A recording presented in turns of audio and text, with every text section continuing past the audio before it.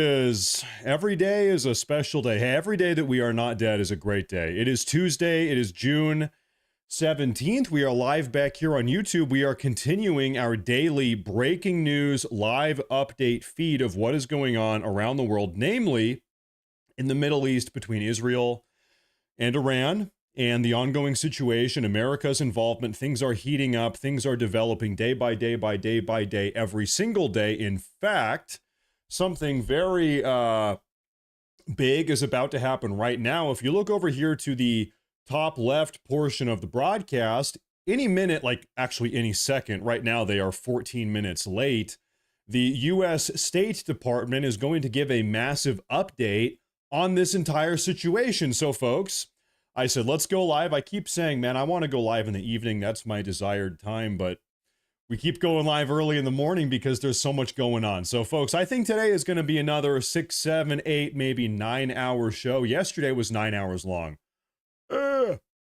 So it's okay though. We're keeping on top of everything. Listen, we are living in crazy times. Okay. Things are unfolding second by second. So today, here's what's going to happen. We are going to watch this breaking news State Department update, and then we will continue our coverage into the afternoon, into the evening, breaking down every single update as it comes out. I've done a little bit of preparation today. Every day I get a little bit better at this. Okay, so bear with me. Now I'm tracking 2 times as many breaking news update feeds as I was yesterday. So now we might have 2 times the breaking news as we did yesterday. So we're going to be really up to date today. And we're going to follow along with all of this stuff as it unfolds. Now, as you know, I'm sure some of you guys have seen some of this over the last couple hours throughout the night and earlier this morning, this last night and earlier this morning. We have a lot of developments to talk about, and we will get to that stuff soon.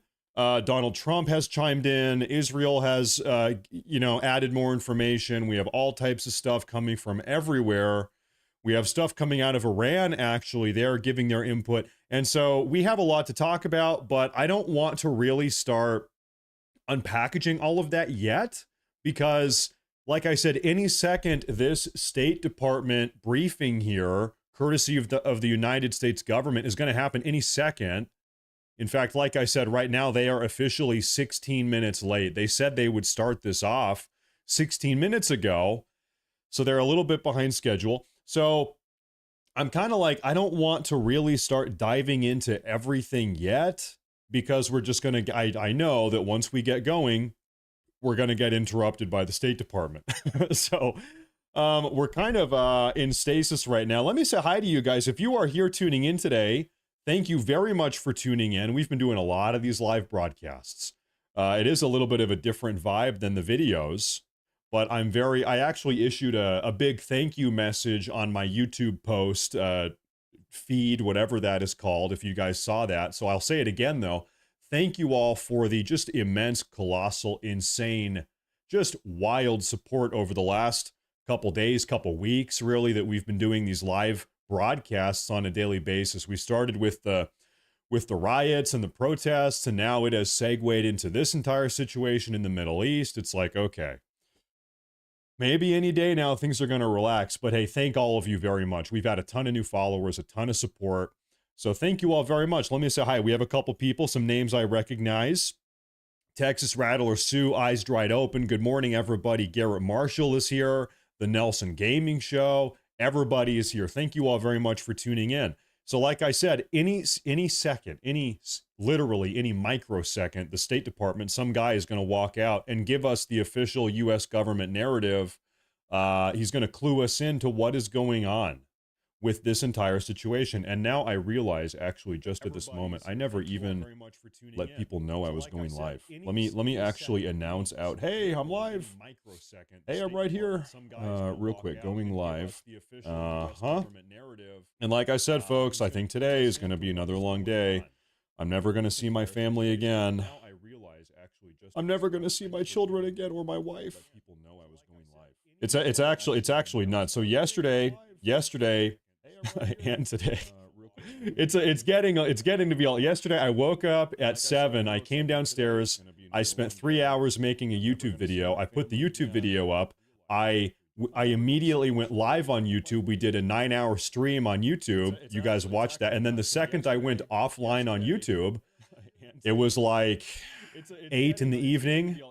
I immediately got to work writing up another YouTube video that I recorded today. I made it this morning.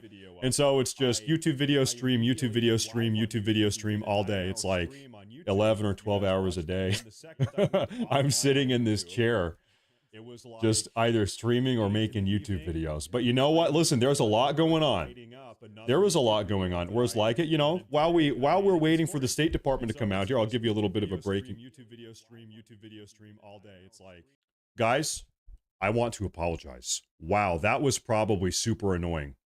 I have had my headset up on my head. I haven't been hearing it. I just put it back on my ears, and it was echoing that entire time for the last like 10 minutes. Wow, that was probably super annoying. Very unprofessional. Sorry about that. That was probably really annoying. Okay, well, that is over. That is done. Okay, anyway, no, I have a 10-year-old German Shepherd. I have a 10-year-old German Shepherd, and she was acting kind of weird the last couple days, but now she's feeling much better. I was worried. Are things getting bad? Nope, the dog is all good. She was just sick for 2 or 3 days. So anyway, dog is healthy again. No, I apologize about that echo. That was probably super annoying. I apologize, guys. Yeah, I'm fired. Please don't tell my boss. Do not tell my boss. He's going to be pissed. I might even get fired. That would be bad. Oh, you didn't even hear any echo. Oh, well, okay. Well, I don't know. Okay, well, anyway, it's fixed now. Regardless, so folks, right now we have a Tel Aviv live cam, we have a Jerusalem live cam. You know, while we are waiting for the State Department to come out, yeah, no, nothing's happening yet. This is going to happen any second, though. I can give you some breaking news updates right now, and then we'll do a little bit of a recap after the State Department update has concluded. So I see this, folks, breaking news as of 2 minutes ago. Sources right now are telling CNN President Trump has become more inclined to strike Iran's nuclear facilities. As of 2 minutes ago, CNN is reporting President Trump is becoming more inclined to strike Iran's nuclear facilities. We also have another report as of 20 seconds ago. The IDF just chimed in 20 seconds ago, the Israeli Defense Force. They said Iran still retains significant capabilities to strike at Israel. So what you've noticed, if you've been paying attention over the last couple days, is that it seems like the ballistic missile barrages coming out of Iran have become a little bit degraded, a little bit less severe. They're able to fire fewer and fewer ballistic missiles towards Israel. And the reason why is because Israel has been carrying out highly targeted bombing campaigns, totally obliterating many of the Iranian sort of rocket launcher vehicles. They have their ballistic missile launchers on the back of vehicles, of big trucks. And so they're mobile. And so right now, the Israeli Air Force is flying over top of Iran, targeting these vehicles and blowing them up. We saw a report earlier today that now Israel, with help from the U.S., has complete and total they've completely secured the Iranian airspace. So now Israeli fighter jets, Israeli bomber planes are able to fly all over Iran with complete and total impunity. And here's our update, folks. State Department right now.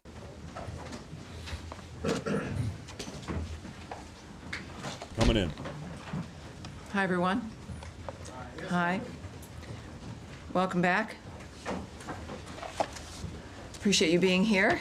Thank you.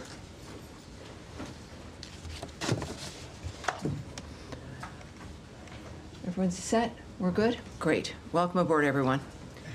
Thank you again for being here.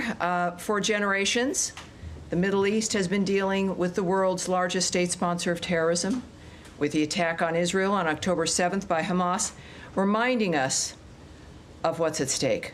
Due to the wisdom of the American people, President Trump's election to a second term has offered the world a chance to see an American leader committed to solving many of the world's existential threats with determination. Mm-hmm.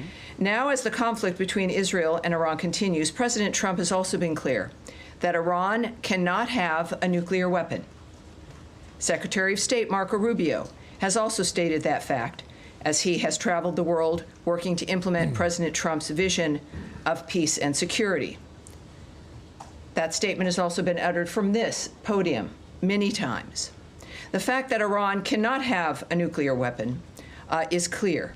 As the White House reminds us, since taking office, President Trump has clearly stated no fewer than a dozen times that Iran cannot be allowed to have a nuclear weapon, for anyone who's unclear on that fact. President Trump has made the same pledge no fewer than 40 times before taking office, even as far back as 2011. One of the highest priorities of the Trump administration is the safety and security of the American people. To that end, the Department of State has established the Middle East Task Force to help coordinate support for U.S. citizens, our U.S. diplomatic missions, and personnel and diplomatic engagement. The task force is operating 24 hours a day. Over the past week, to help keep U.S. citizens informed, we have issued more than 30 security alerts to countries in the region and updated the travel advisories for Iraq and Israel. We remind U.S. citizens not to travel to Israel or Iraq and not to travel to Iran under any circumstances. Do not go. We continue to monitor the complex and rapidly evolving situation on the ground as we continue to assess and address the needs of U.S. citizens. We urge all U.S. citizens to regularly visit travel.state.gov for the latest travel advisories and security updates, and to enroll in the Smart Traveler Enrollment Program, also known as STEP, to receive timely alerts and guidance from the State Department. For Americans needing assistance, and there we have a bit of the website there for you, call +1 202 501 4444. That number again is +1 202 501 4444. If you're on that website, you can also click on that red box. It will take you to a page where you can search for the embassy of your interest, where you are, where you would like to connect to be able to get help from the embassy in the country where you are. And of course, the number's there as well for your closest U.S. embassy. I also want to add a couple other things here as we're dealing with this. This is live. This is the U.S. State Department certainly a rapidly update on what is going on. Evolving dynamic, but to conclude the topper here today, I want to recognize the State Department and other U.S. government teams around the world working under threat on behalf of the American people, particularly those in Israel and Ukraine, who spent another night sheltering in bunkers as they came under attack. Our priority is the safety of Americans overseas and here at home. It is the priority of Secretary Marco Rubio. It is the priority of everyone who works in this building, and the thousands of American citizens who work anonymously and whom you will never see, who are working in embassies and consulates around the world and working with those local nations to be there for American citizens and to help facilitate American diplomacy. Our priority is the safety of Americans, yes, here at home, but also overseas. We thank all of those working on behalf of the American people, all of you watching from home and from around the world. We thank you, and for everyone around the nation, we know and honor your work as we begin another briefing here, ready to take your questions. All right. All right. Yes, sir. This is what it's all about. Thanks. Thanks for that. Could you give us some more details on this task force, how it's going to work, and specifically if it's going to help Americans potentially leave the region, be repatriated, or depending on the countries that they're in, and any more details you can give on that? Right. I won't be giving you, just as a reminder of how today is a little bit of a different day for the briefing. There is always things that I can't say to you. And yet we have a long back and forth. Sometimes we have a little bit of a debate. I won't engage in that today. My responses will be perhaps a bit quicker than usual, and I'll be moving around more quickly to reach as many of you as I can. There will be less that I can answer for you because of the circumstances that we're dealing with around the world. Okay. So it is, just want you to know, it's not personal. But we're working on certain things like the task force as an example. All right. The task force is a group of people who are working, taking the calls of people, of American citizens around the world, making sure that they get connected with what they may need in that region. I won't go into the details of all that the task forces do, of course, but it's about information, making sure people here at the State Department and people that we get the information we need, but also people around the world, American citizens, get directed to the information that they may need as well. All right, so tell us. I'll leave it Okay. at that, but this is something that the State Department does when there's a situation that the requires info. it, and this is one of those times. Tammy, I'm sorry. Could I just ask Sure, about the Matt, phone sure, number? of course. That phone number that you get, if you call that number, which I can do right now, who do you get? You get an individual who is Task force or? no, you don't get the task force. That phone number is a general phone number. The task force is busy, but it is a separate unit that is established to take the calls to assist American citizens who call to the embassies. Particularly, you're going to be referred to embassies who can help you get what it is you need. So good question. Thank you, sir.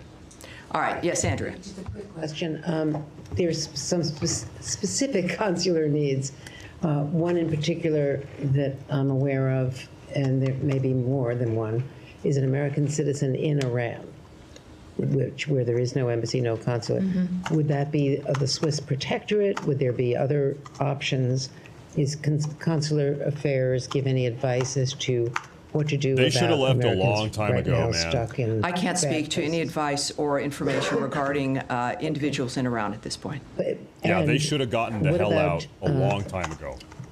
American Israelis or Israeli Americans either wanting to come out or wanting to get back home. LL, I believe, has resumed flights in some small measure for people who, some people have kids in Israel and they were visiting the States.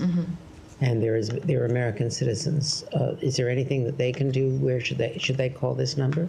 Well, obviously, if you know, and we encourage every American when you travel, is to contact your local embassy or consulate, let them know you're there, make sure you know where they are, have those numbers, and that's what I would recommend, no matter where you're traveling, but certainly in the Middle East, is know where those entities are, know where the embassy is. So if you're in Israel, obviously it's Tel Aviv or it's Jerusalem. Are they open? Well, they will answer their phone. So there's contacts that can happen. This is a live State in the midst of all Department of this. update on And what of is course, going on I think that's in Israel the advice versus for Iran. wherever you are. This is live But right now from the clearly, U.S. State if you're in a Department. certain area, it's obvious in this case that there are certain limitations in that region, and that contact the embassy, the one that is nearest to you, and you will.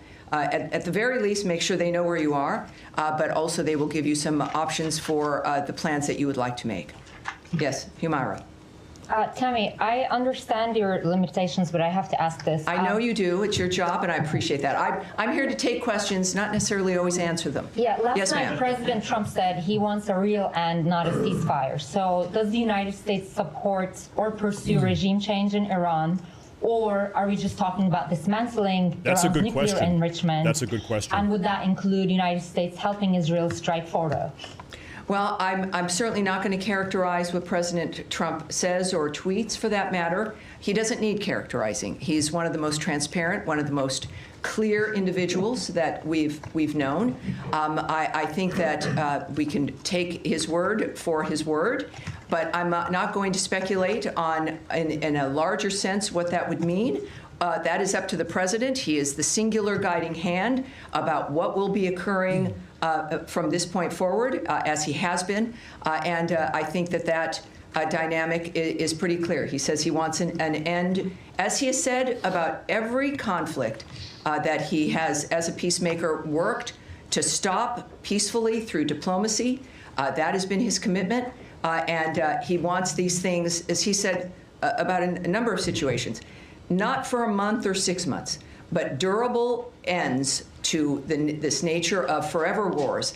And that has been his posture, and that's his posture now. Okay, I have an easier follow-up. Yes, ma'am. How many people... I'll take a hard one, too. I'd say. How many people so far have contacted U.S. missions in Israel or elsewhere, American citizens, seeking help to depart the country that they're in the Middle East? Yes, I won't discuss those details or the numbers involved with the Are you embassies. guys planning to facilitate charter planes to get people out or military evacuation? I will not discuss what our plans are in that regard. Yes, ma'am. Just to follow up on that really quickly. Sure. Are you guys considering at all operations that would help Americans who want to leave the region from evacuating? I know that our commitment is to the safety and security of Americans around the world. All right? Yes, sir. And Yes, sir. Go ahead. Tammy, would the She is- U.S. government like to see a regime change in Iran? First of all, I'm certainly not going to remotely address that. It would require me to speculate or speak on behalf of the president, which I will not do. What we've seen, though, is clear, is months and repeated statements that all he wants is a peaceful world. His activity and the nature of the actions that the United States has taken and his special envoys have been rooted in one thing, which is negotiations, looking for diplomatic solutions to generational problems that he wants solved diplomatically. That has been his constant posture. And there has been nothing that has changed in what he wishes for, what he would hope to accomplish. And so, of course, that's not something I'm going to address. Is the She is very good at saying absolutely nothing. comes to the intelligence about Iran's nuclear weapons program? That is a question for the White House and perhaps the NSC. That's not something I can answer here. Nadia. Thank you, Tammy. The president said he wants to see Iran offers unconditional surrender. I'm not going to ask you to comment on the president's statement, but I'm going to ask you if the secretary is involved in any kind of diplomatic missions with his allies, with the Germans, with the French, trying to offer something to the Iranians as a way out. Well, I again would not speak on the details of any diplomatic conversations if they occurred, between whom, what those details would be. We know, of course, the Secretary and the President were at the G7. Their constant work from the moment they came to office has been to, and certainly Secretary Rubio, was to open up conversations and to lead the world through diplomacy to make a difference. But that's the only thing that would guide me when it comes to the nature of the decisions they're making at this point.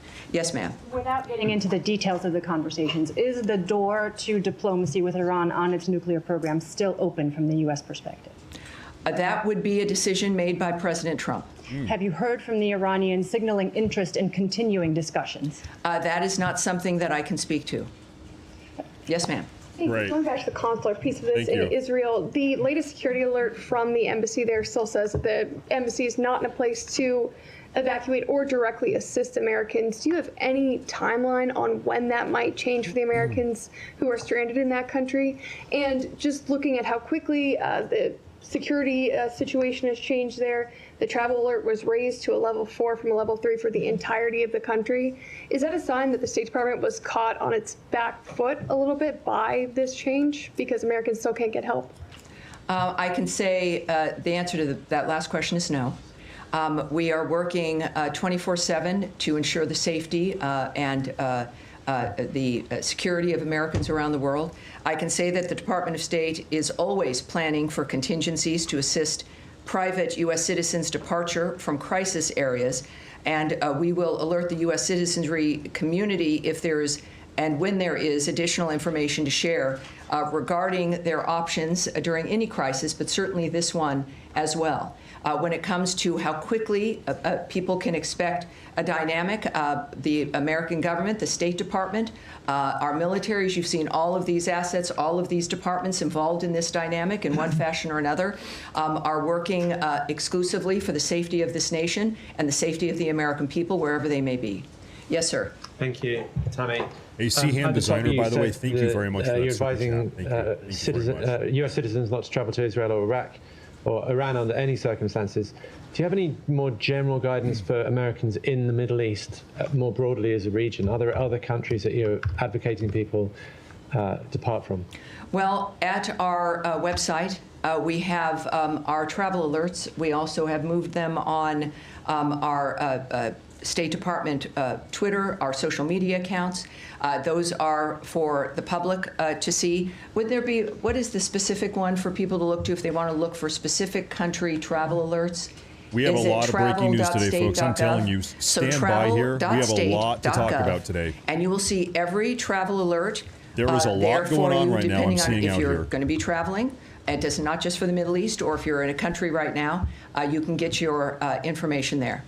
Yes, sir. Thank you. Two questions. In your topic, you also recognize American diplomats serving in Ukraine and Israel who spent another night in a bunker. Yes. But one of American citizens happened to be killed by the Russians last night in Ukraine. Do you have any comment, and will the U.S. government act to protect American citizens in Ukraine? Yes, we are aware of last night's attack on Kyiv, which resulted in numerous casualties, including the tragic death of a U.S. citizen. We condemn those strikes and extend our deepest condolences to the victims and to the families of all those affected. The president, in the recent past, has made his thoughts clear about striking the civilian areas in that regard. And just to reiterate again, which is at the thread throughout all of the work that we do, is the department has no higher priority than the safety and security of U.S. citizens abroad, and we can confirm the death of a U.S. citizen in Ukraine, and we stand ready to provide all possible consular assistance. And out of respect to the family during this obviously horrible time, we have no further details to offer in that regard. And second topic, in light of Israel-Iran tension, some of our colleagues from VOA Persian services were called back reportedly. How much does do the events of past few days signify the role of VOA and other outlets to counter these narratives from U.S. enemies? Yes, I'm not going to go into the details of what we're doing when it comes to communications into that region or into specific countries. Yes, sir. Thank you, Tammy. Two Iran-related topics. Number one, the administration kind of kept this conflict between Israel and Iran at arm's length over the first few days. And now, since last night and especially into today, we're hearing the president say, we more. We have control over the skies. We know where the supreme leader is. That's right. He's kind of taking more ownership of the situation directly. Is that feeling trickling down to this building as well? Is there more of a ownership of the situation in the State Department as well? Well, I again can't characterize the feelings of the President of the United States. We know that he is our lead. We know that he is the guiding hand. We know that he is one of a few who know all the details, and he is clearly has a mission and an agenda that has involved diplomacy and changing the world for the better for people. In the meantime, of course, things change. Our experiences change. He's making comments that are a reflection of what what matters to him, and of course, what matters to the president matters to the State Department and every other department. I think that it is fair to say that his leadership and his re-election to the second term was because people here in the United States were tired of the status quo, and what the world has seen is a peacemaker and someone who can make a difference, and that's what they're looking forward to. Final question. Can I get in one more? One more. There's no special envoy for Iran. Several key locations in the Middle East don't have a confirmed ambassador. We speak often about the day after situation in Gaza. What about the day after situation in Iran? Is the State Department ready for it? Well, the State Department and the Trump administration, while you may not see things immediately, just because it's not maybe in the news or you're not present for things that occur, doesn't mean they're not occurring. I would remind everyone that the State Department, as I've found out, is sort of like the military. It's 24/7. It is not something that is a basic 8 to 5 dynamic. And it's because people are working around the world constantly. It is literally their mission. Personally, their work is what they do and are committed to. So while you may see a certain thing in a static framework, it doesn't mean that we have not worked on that or are not working on that or that things will begin to happen. So it's just a reminder that it's not about the day after. Real quick, once this is done, folks, we have a lot to talk about. I'm saying there's a lot going on right now, but I'm going to wait till this is over, okay? When it comes to the history, not just of a building and of a department of the United States, but the history of people working on diplomatic issues throughout the world. And they work for this department. They are committed to those issues, and that is what makes the State Department so effective, in addition to the leadership that is afforded by Marco Rubio, as guided by Donald Trump. Yes, sir, you've been waiting. Tammy, the NATO summit is in The Hague next week. Yes. President Trump and Secretary Rubio came back early from the G7 summit because of the nature of what's going on in the Middle East.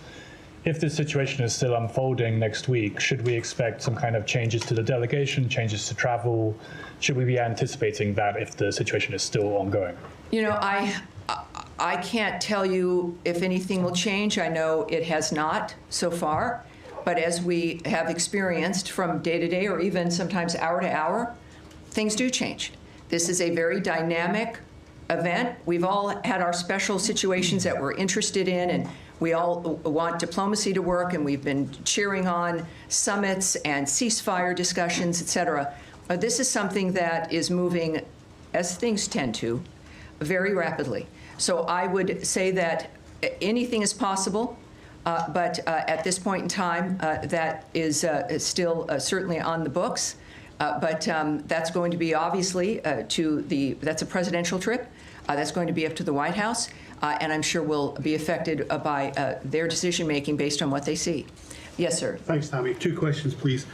First of all, can you tell me, sir? Alan Fisher from Al Jazeera English. Very good. How do you do? Fine, thank you. The U.S. intelligence assessment on March 26 was that Iran was not working towards a nuclear bomb. What's changed? That the U.S. position seems to be that it was very close. Well, again, I can't speak to intelligence assessments, what may or may not have changed, or to the fact that it is President Trump and his team who are seeing things that matter when it comes to the decision making, and I think that that's what's happened here. Second question is, if the president in his first term was willing to give the Taliban 18 months to come up with a deal, why was there only 60 days given to the Iranians to discuss something which is much more complicated? Again, I'm not going to discuss the details of the decisions made by the president. Andrea? I'm just saying that was Tulsi Gabbard's testimony in open session to the committees. Well, yes, and as I've noted, today is not that day. Next, yes? Yes, sir. Tie and the white shirt. Thank you. Is that you just suggesting that Andrea, we're moving on, please. Let's please be able to manage this. Sir, in the back there. Thank you, Tammy. My question is, the other week we were talking about the negotiations between Iran and the U.S., and the president was very optimistic about it. And now drastically everything has changed, and we are talking almost about a full-scale war between Israel and Iran. How do you name the procedure right now? Has the negotiations failed, or how can we name it? My second question will be, the Iranian state TV has been targeted by the Israeli Air Force. How do you see that? Do you see a state TV channel as a legitimate target? Well, you'd have to ask Israel about their decisions when it comes to the choices with what they strike and what they don't. And on your first question, which now is already, what was your first question? My first question, after all this, after these escalations, how do you name well, process? I would say that you would look to the President of the United States for how he is characterizing what has occurred. And he is very open and transparent with that, and does it with his many conversations with the media and also on Truth Social. He is clearly accessible, certainly with his remarks, and he has said a number of things on social media that I think might answer your question. Yes, Saeed. Thank you. Very quick question on Gaza. Can I do that? Of course. Well, are we continuing still with it? I will come to you on Gaza, Saeed, I promise. But let's continue with the topic at hand. So yes, sir, in the back. Thank you so much, Tammy. 2 questions. One question on Iraq related to Iran. Iranian-backed groups Kataib Hezbollah threatens the U.S. against interfering in the Israel-Iran conflict, which they said any American intervention. By the way, real quick.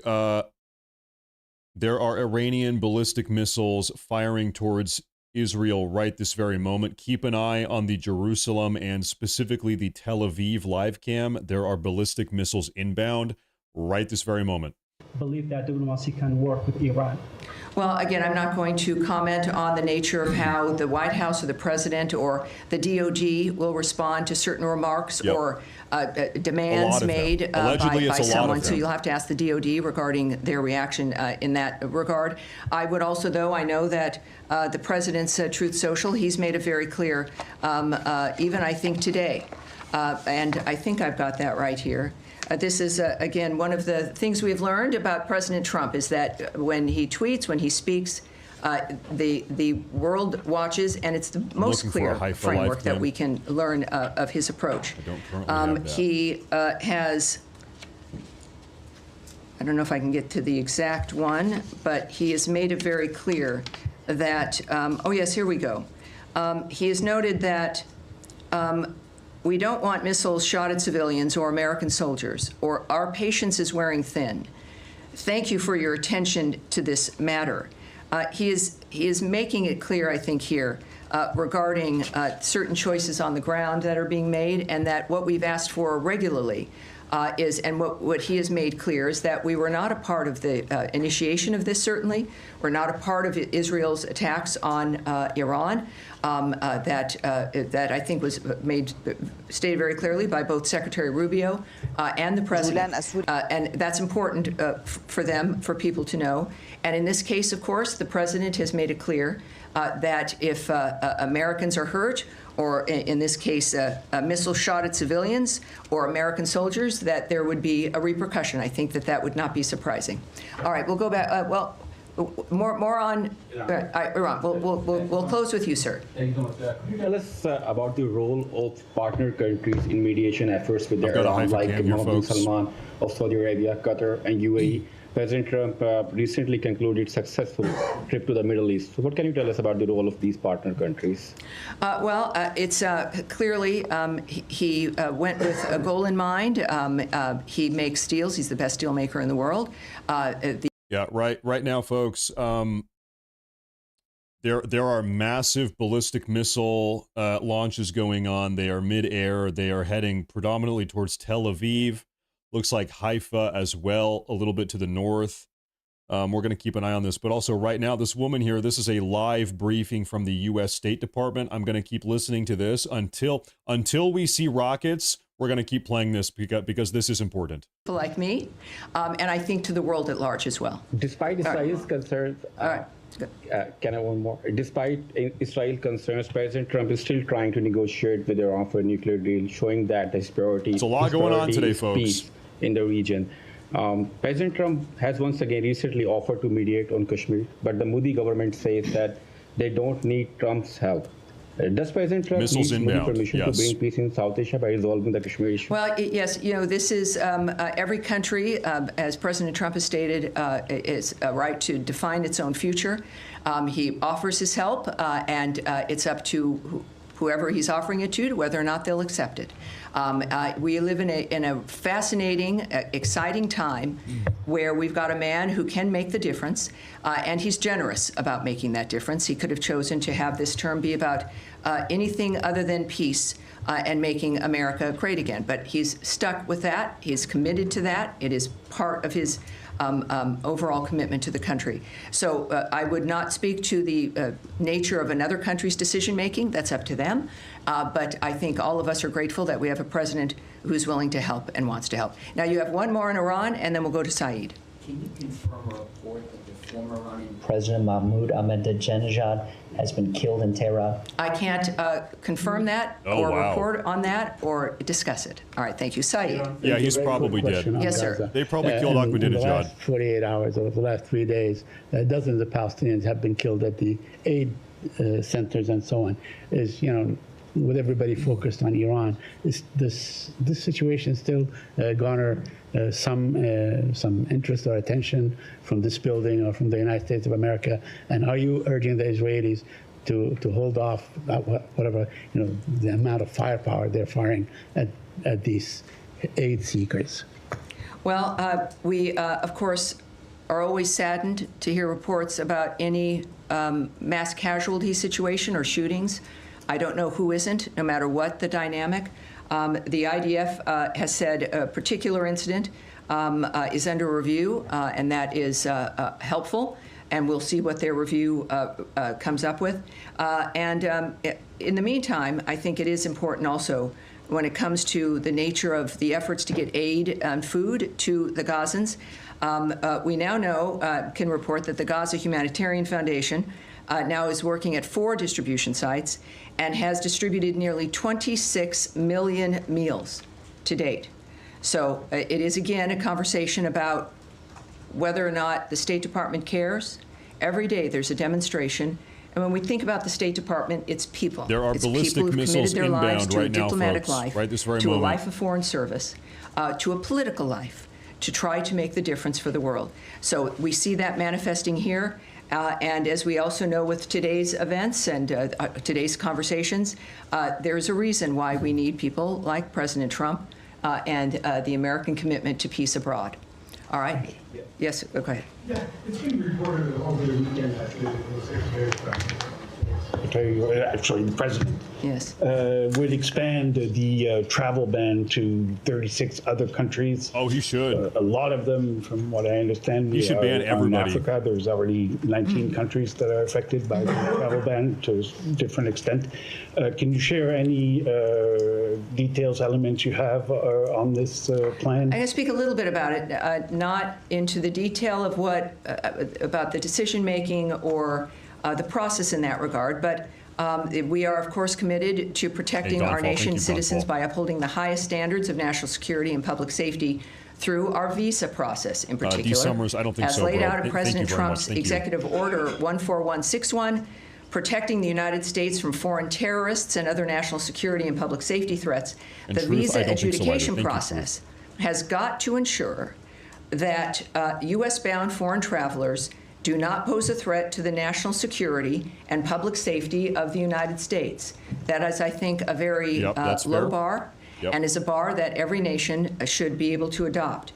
To protect the national security and national interests of the United States and its people, the Department of State and other U.S. government agencies assess other countries' security capabilities, information sharing, and identity management practices, exploitation of the U.S. visa system, such as overstay rates, and failure to facilitate the repatriation of their removable nationals. So, noting where a country, perhaps as you did, is located, the geoposition, the actual location of a country, is not a factor, or what continent that country is on. These are about very specific aspects about whether or not the United States feels it can trust the information we rely on those countries for to determine whether or not they'll get a visa. We don't, we rely on the vetting and the presentation of information from other nations in order to say, yes, you can, or you can't come.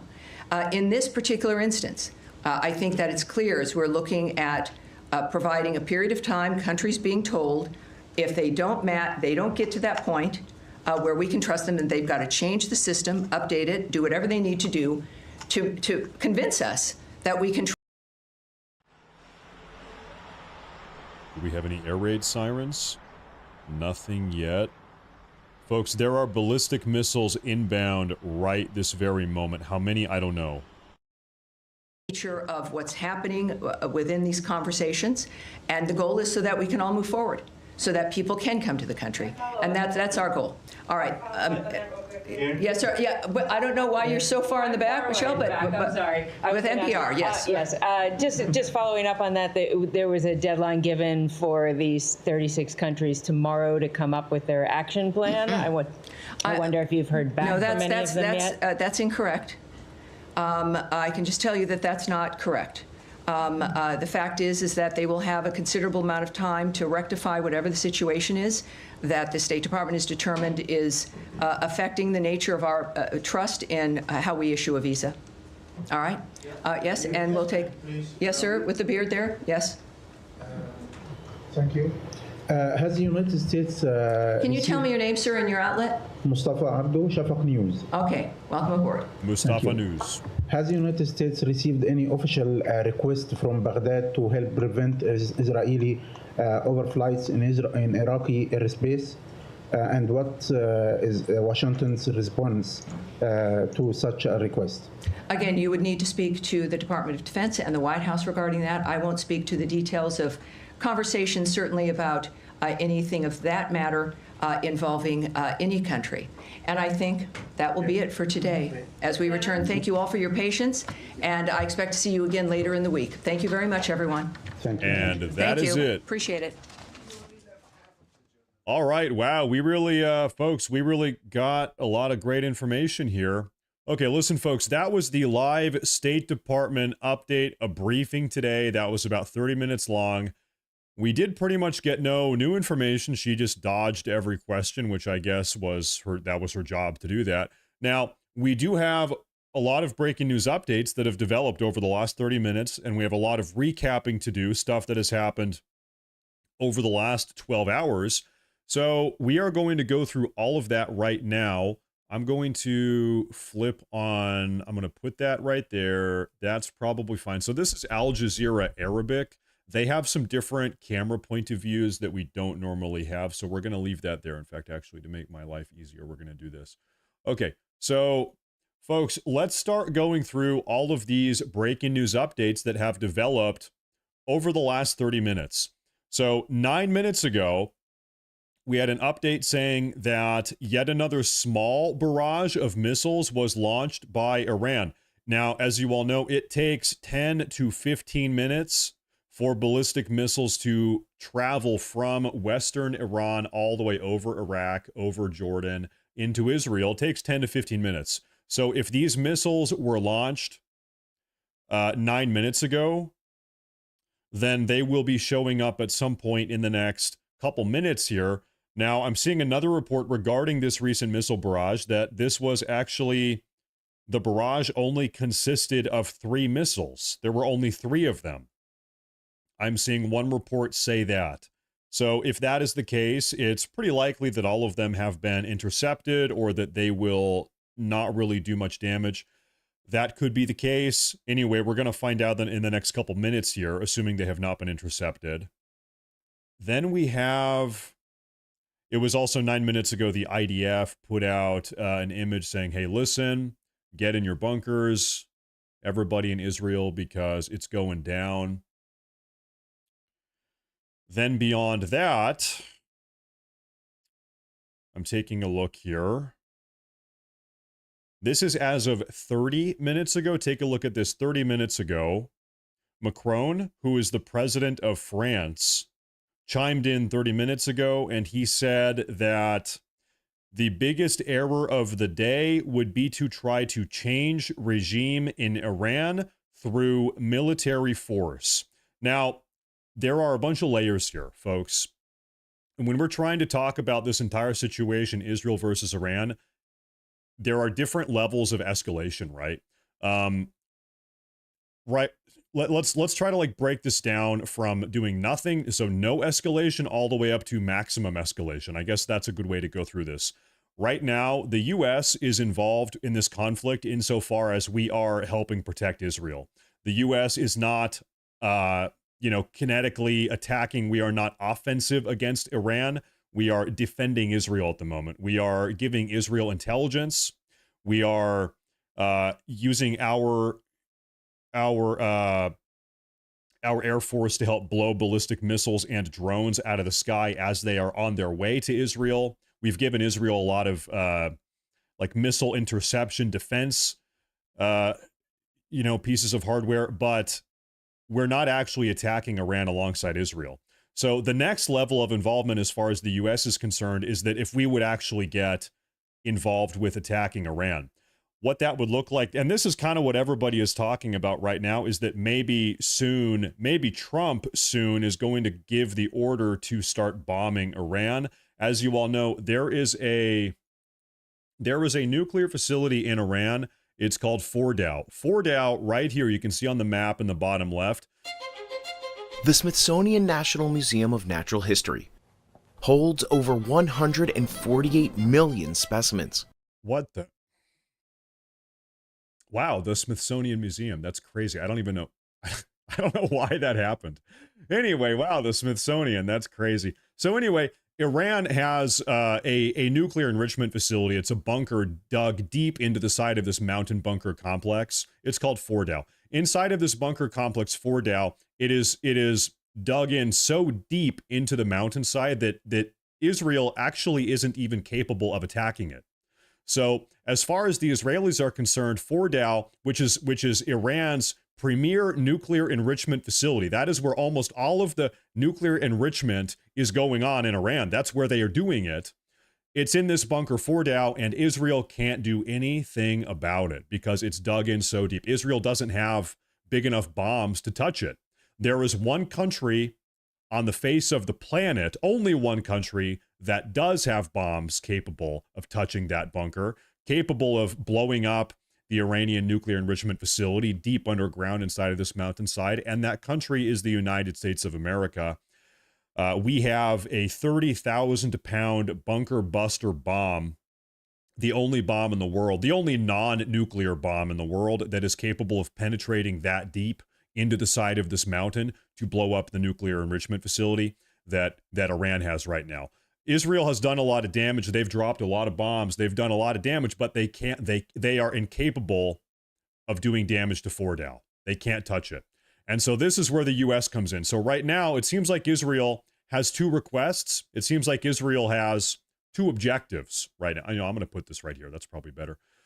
It seems like Israel wants to not only take out Fordow, which would necessitate, it would require direct American involvement, not defensive involvement, but offensive involvement. We would have to break out the B-2 Spirit stealth bombers, fly up over Iran, and start dropping these 30,000 bombs, 30,000-pound bunker buster bombs. Otherwise, it's not going to happen. So right now, it seems like, I don't know, maybe President Trump is kind of leaning into that. Maybe President Trump wants to do that. President Trump released a couple statements earlier today. We're going to take a look at those here in a moment. But I'm kind of giving you all of the background information right now.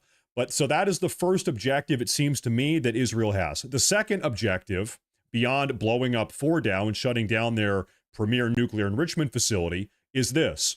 It seems like the Israelis want a complete and total regime overthrow in Iran. The Ayatollah has got to go. Khamenei has got to go. The entire Iranian regime has got to go. They want regime change. These are two very different objectives. One objective, maybe the U.S. flies on over there, drops a bomb, we blow up the nuclear facility, and then America kind of steps back from direct offensive involvement, and then we kind of take a step back and things maybe de-escalate. I don't know. At that point, it is objectively true. The Iranian capacity to enrich nuclear material, uranium, would be pretty much effectively crippled by blowing up Fordow with this 30,000-pound bunker buster bomb. We would blow them back to the Stone Age, effectively, nuclear speaking. However, regime change, that is a very different task. Regime change, that is an entirely different ballpark. That's not dropping one bomb. We could blow up Fordow and take out their entire nuclear enrichment facility with one bomb.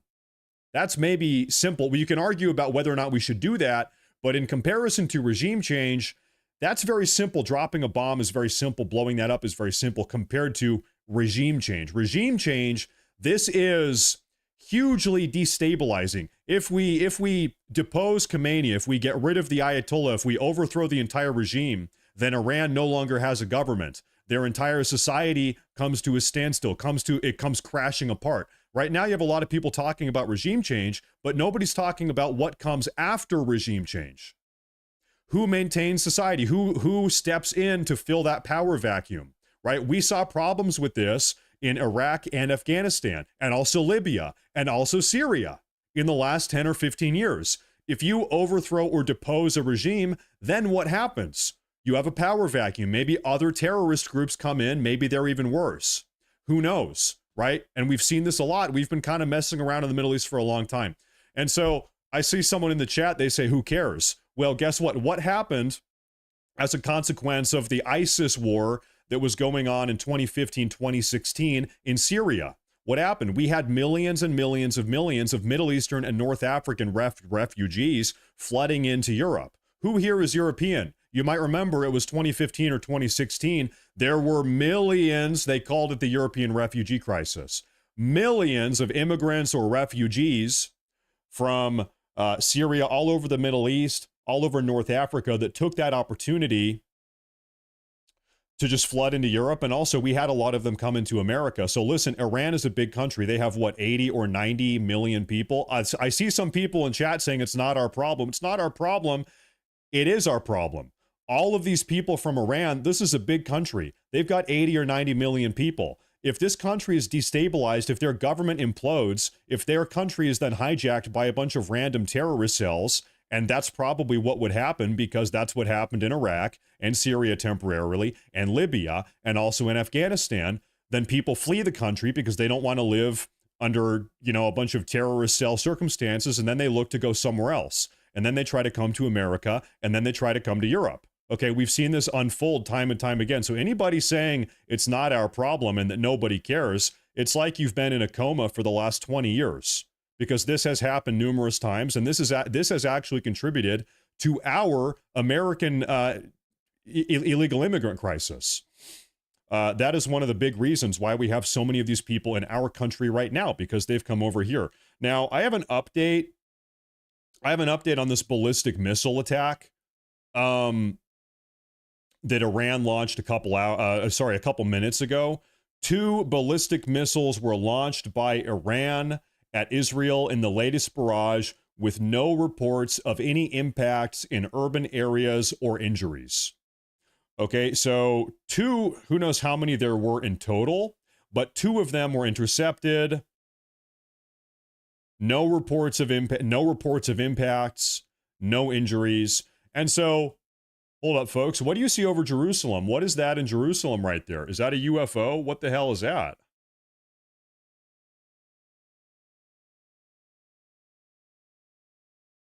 For real though, what the hell? Did you see that? What in the hell was that?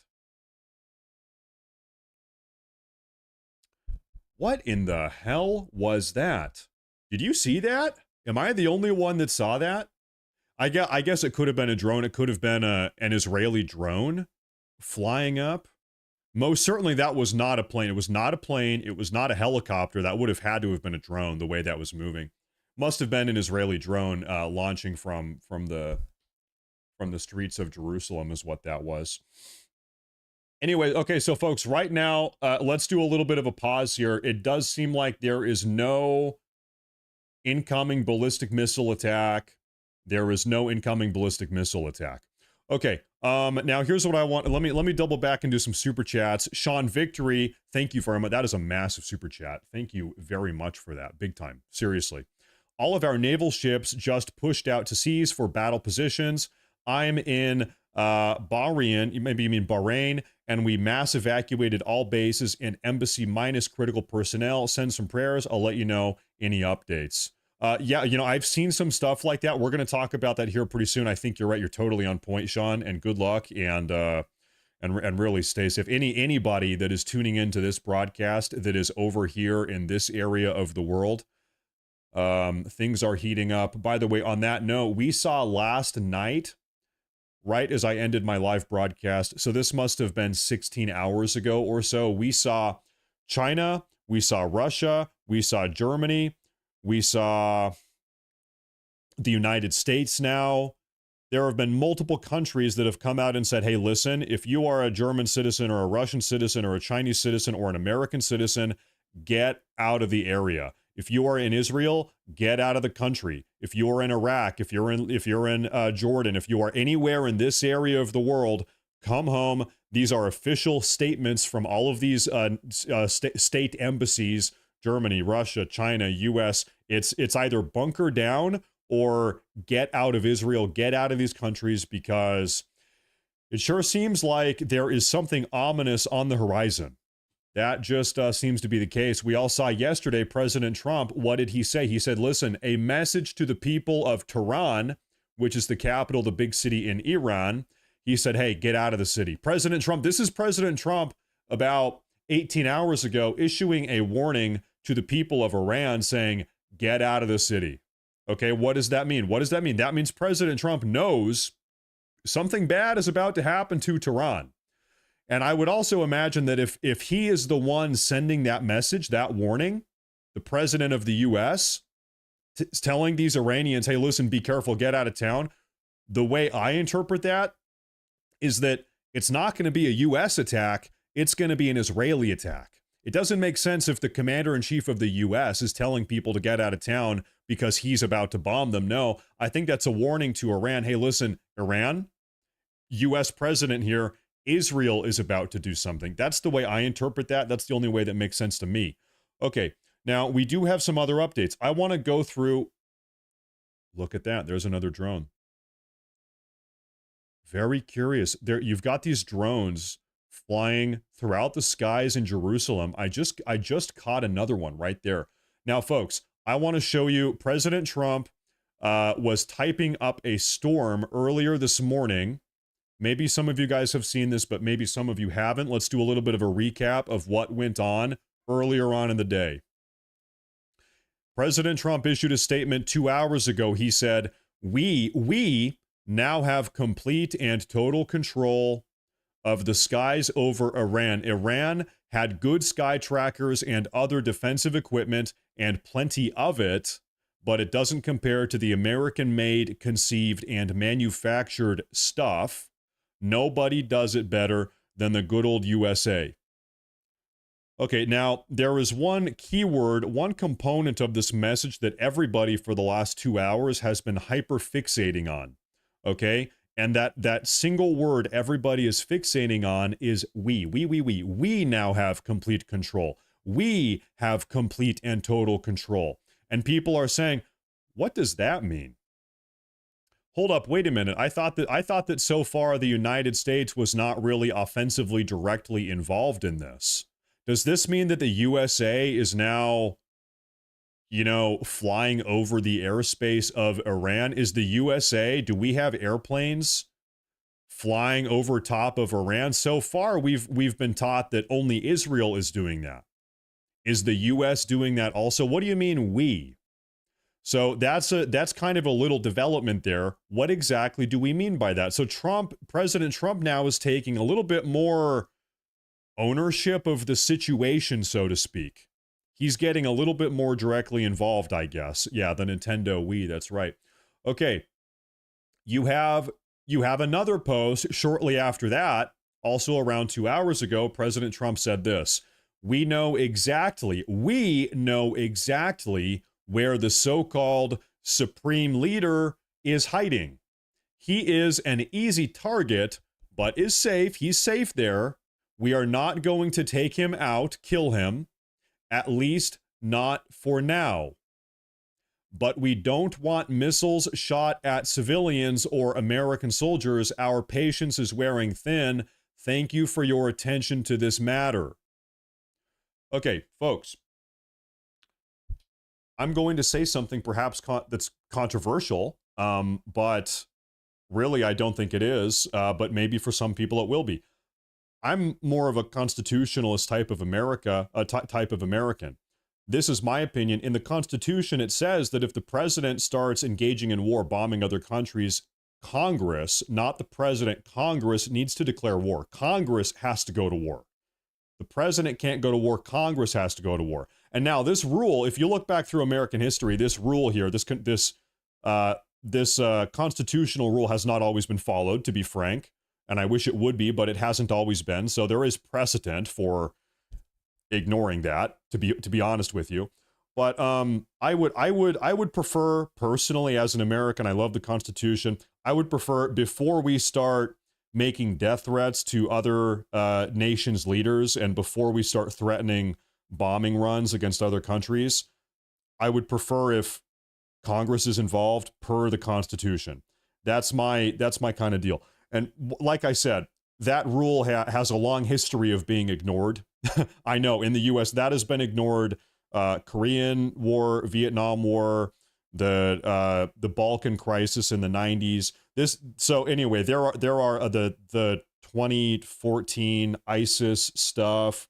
Barack Obama ignored it. Anyway, so there is a very long precedent of this rule being ignored. But I do want to say, I wish it would be followed. Anyway, but I also live in reality. I know how this stuff works. But then President Trump drops a follow-up here. And this is what he posted. This was the extent of the message. He said, unconditional surrender. Unconditional surrender. So earlier today, just 2 hours ago, in about a 30-minute window, President Trump says, President Trump says that we now have complete and total control over the Iranian airspace. There's nothing they can do about it. Then he goes on to say that we know exactly where Khamenei is, the supreme leader, the Ayatollah of Iran. We know where he is. If we want to kill him, we can, but we're not going to do it yet. And then on top of that, then he demands the unconditional surrender of the Ayatollah, of Supreme Leader Khamenei. And by the way, you need to understand the context here. This demand for unconditional surrender immediately follows what is effectively a death threat against him. So undeniably, regardless of your opinion on this or opinion of that, things are heating up. That's just the objective truth. Whether or not you think things should heat up or should not heat up, the reality is things are heating up. Okay, some people say it's good. This is actually, as you folks might have noticed, this entire situation here is very divisive amongst Republicans. All of the Democrats right now are saying that we shouldn't do this, we shouldn't be involved. You know, they're all condemning any of this situation. Republicans right now are somewhat split. Republicans on this issue, should we be involved? There are a couple questions here on the Republican side of the aisle. Should America be involved at all? And if we should be involved, then the question is, to what extent should we be involved? So if you say, yeah, we should be involved in some degree, well, then the next question is, how should we be involved? Should we help Israel bomb target locations, strategic locations in Iran? Should we send out a B-2 Spirit bomber and drop this 30,000-pound bunker buster bomb and blow up that nuclear enrichment facility called Fordow? Should we do that and then we're done? Should we deploy 200,000 American soldiers back into the Middle East, which is what we did in 2003 with Iraq? We deployed about 200,000, maybe 150 to 200,000 American soldiers. Do we need another war in the Middle East? A total deployment? Do we help Israel overthrow the regime of Iran? If so, how do we do that? What does that look like? So there are all of these questions in the air, and you might have noticed there's no one obvious answer. Amongst Republicans right now, amongst America First voters, amongst Trump supporters, this conversation is incredibly divisive. Everybody feels very passionately about their opinion. There is no monolith of an opinion. There are several different factions here. The argument is ongoing. Now, I see this here. We have a little update here. One moment. This actually ties into all of this coming out of Fox News. Just in breaking news as of 20 minutes ago, President Trump is, quote, seriously considering a strike on Iran's nuclear facilities. Take a look. You know what? I'm sorry, my headset turned off. If I don't use my headset, then it flips off. Give me 1 second here. 3, 2, 1, and I think we're good. There we go. Breaking news. The president very, very active on his Truth Social this hour. That's because, according to Axios is reporting, President Trump will meet with his national security team in the White House Situation Room at 1 p.m. Eastern today to make decisions about U.S. policy to... Hold up, rewind. I want to get the time right. According to Axios is reporting, President Trump will meet with his national security team in the White House Situation Room at 1 p.m. Eastern. At 1 p.m. Eastern. That was 90 minutes ago? 90 minutes ago? Something like? No, I think 2.5 hours ago, President Trump met with his national security team. Okay, and also, by the way, I'm going to finish playing this. Today to make decisions about U.S. policy toward the war between Israel and Iran. Three U.S. officials have told Axios, and this is key, why this matters. The U.S. official said Trump is seriously considering joining the war and launching a U.S. strike against Iran's nuclear facilities, especially its underground uranium enrichment facility in Fordow. It is built into a mountain. They cannot get to it without our bunker-busting weapon. They need it, and they'll need our... Once again, we are the only ones capable. America, we are the only people capable, the only nation, the only military capable of blowing up Fordow. Nobody else has a bomb. that is designed to bunker bust at a deep enough level to blow this up, to blow this bunker up, other than the United States. I don't know, maybe Russia has some secret bomb, but they're obviously not involved in this situation in that way. So the point is, Israel needs us to blow this up. Right now, Israel's entire plan, they need us to blow this bunker up. And then the question is, of course, should we do that? Does America have a vested interest in doing that? Is that something we should do? Should America start dropping bombs, or rather maybe just one big bomb in Iran? That's, like I said, one of these very big divisive topics. And by the way, to be clear, I see people saying Moab. The bomb in question here is actually not the Moab. The Moab is a different bomb. The Moab is technically a bigger bomb than this bunker buster bomb that we are talking about. But the Moab, although it has a bigger payload, is not designed to bunker bust and to penetrate the ground in the same way that this other bunker buster bomb is. So the Moab is a different big bomb, but it's not specifically a bunker buster. This other bomb is called the GBU-7 MOP, something like that. This bomb is specifically designed to pierce into the ground quick and fast, deep, and blow up bunkers. So the Moab is another big bomb, but it has a different purpose, different function. Now, speaking of the Moab, you know, history kind of loops, history kind of repeats itself. I want to say it was early 2018 when President Trump during his first term dropped a Moab. He did drop a Moab on an airfield in Syria where ISIS was operating out of, I believe. This has been so long now, 7 years ago, I remember. Anyway, what I remember most clearly about the time that Trump dropped the Moab during his first term, the Moab is called the mother of all bombs. Anyway, I'll never forget this. When President Trump dropped that Moab in, I think, early 2018, I remember Trumpers were pissed. I remember the Trump base, a lot of them, not all of them, but a lot of them, similar to now, there was a huge portion of the Trump base that was pissed that he did that. Because, and by the way, the narrative was exactly the same. The narrative was, Trump, we did not elect you. This is his first term. Trump, we did not elect you to drop massive freaking bombs in the Middle East. We just got done with that with George Bush and Barack Obama. Okay, we just got done with that. The reason why a lot of people voted for President Trump back in 2016 was because Trump was the anti-war candidate. Trump campaigned on the fact that the Iraq war was a mistake, that Barack Obama's drone bombing operations was a mistake, that America should not be involved in the Middle East anymore. And so I'll never forget, there was a huge portion of the Trump voter base that was not happy that he dropped that Moab the first time. And guess what? Now we're seeing this same fracture or split on the America First, Make America Great Again side of the aisle.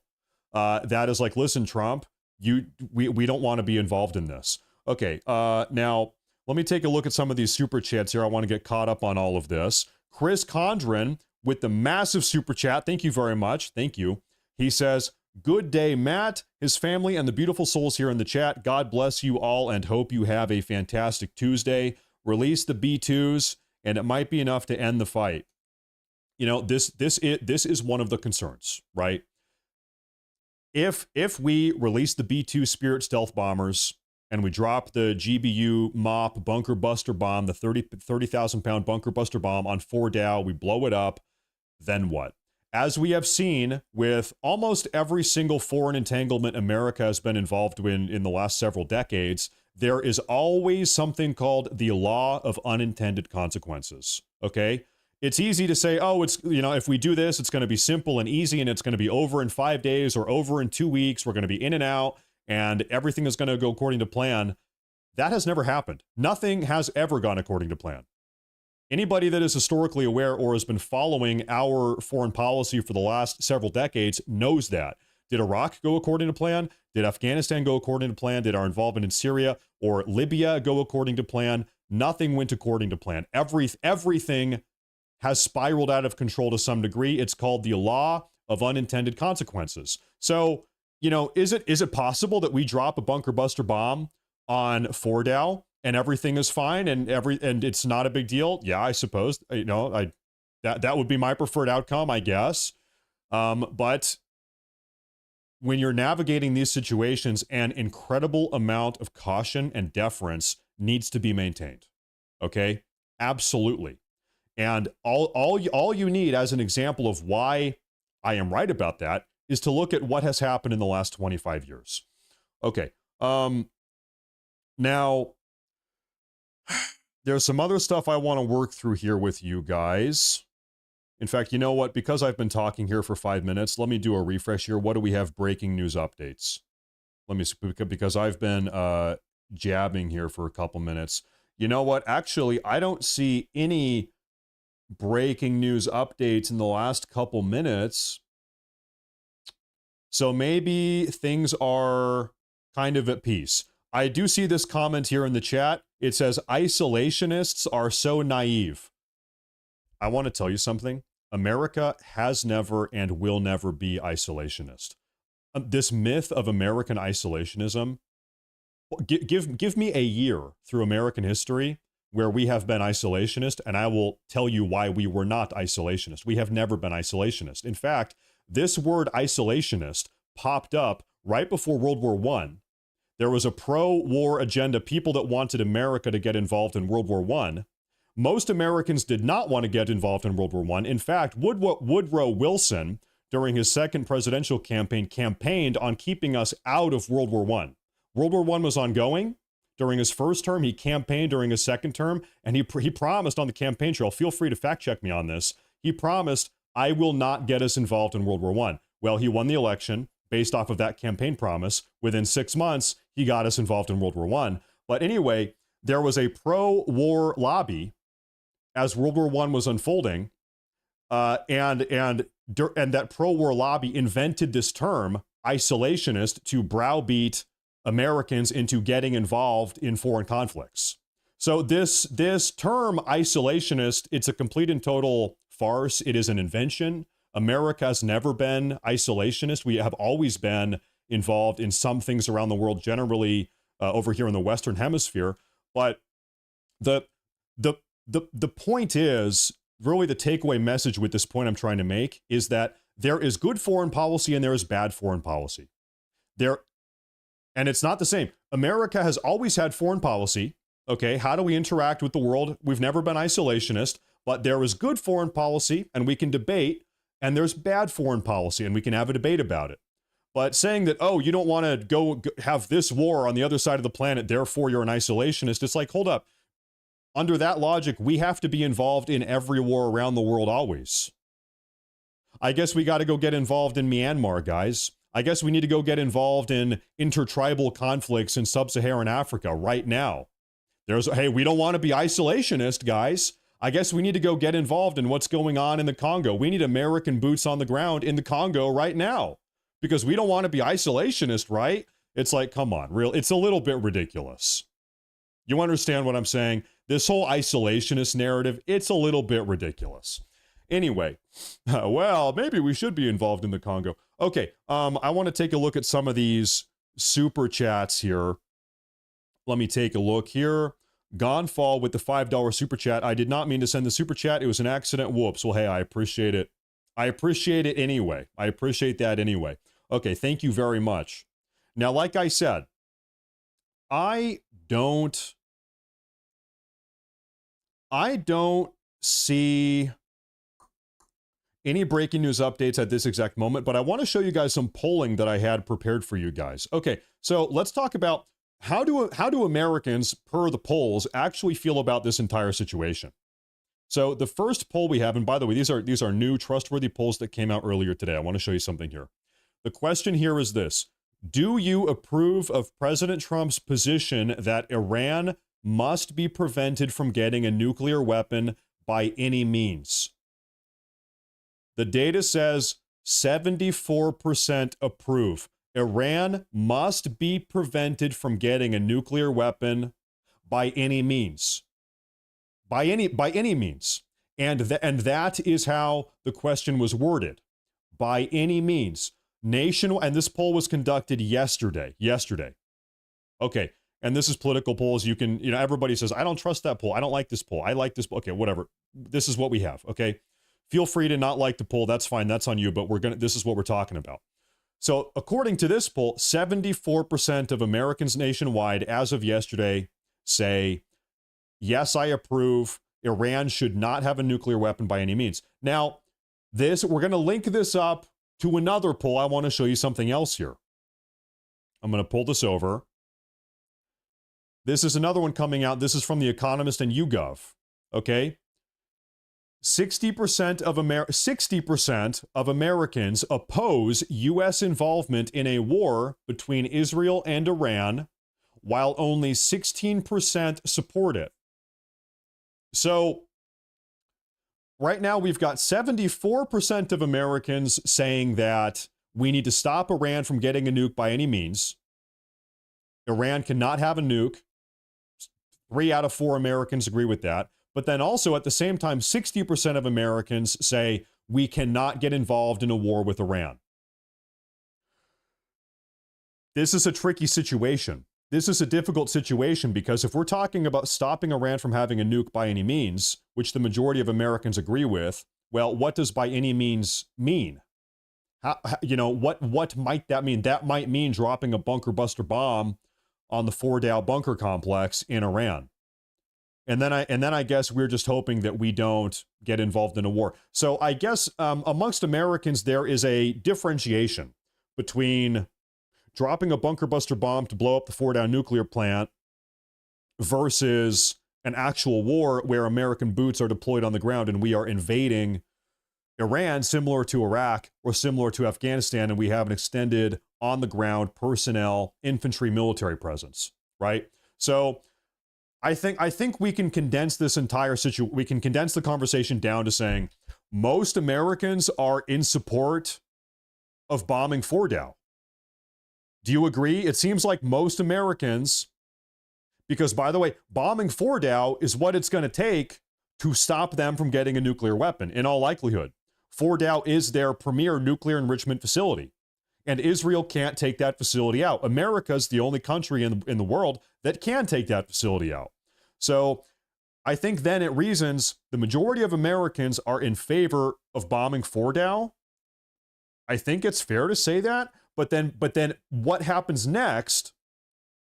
The majority of Americans are not in favor of a U.S. military deployment to Iran or the Middle East again. So Americans are saying, bomb the nuclear enrichment facility, but do not deploy American boots on the ground. We're not risking American lives for this. That seems to be the sentiment. That's what I'm kind of piecing together here.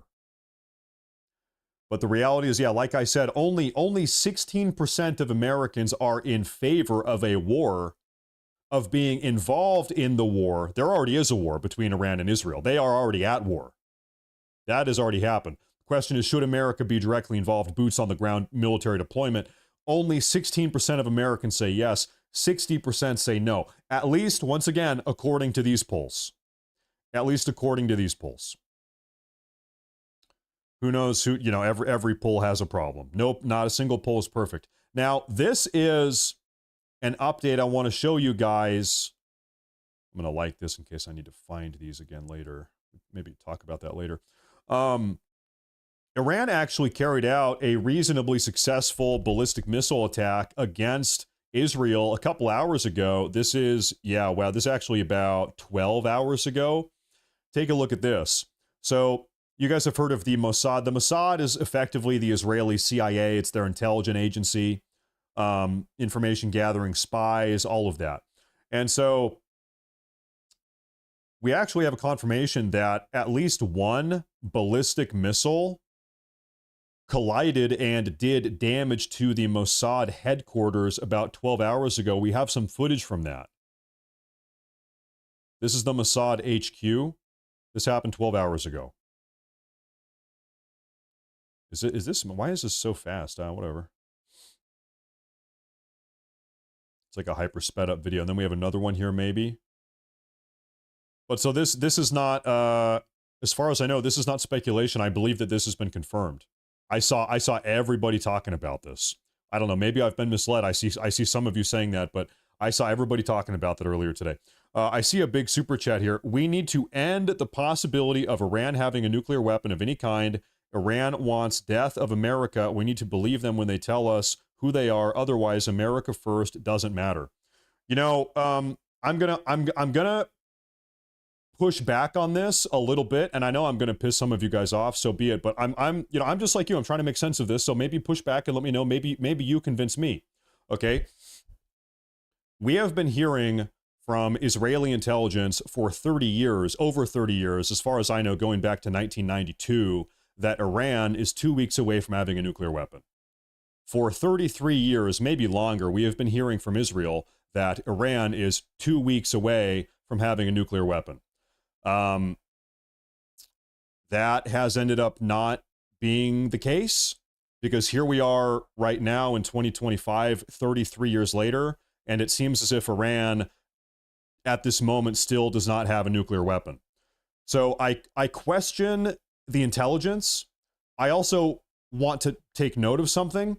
Our American Director of National Intelligence, Tulsi Gabbard, 2 months ago in March, 3 months ago, our own DNI, who has access to all of the American intelligence 2 months ago, maybe 3, said in a congressional testimony that Iran does not have nuclear weapons on video. I can play the video for you.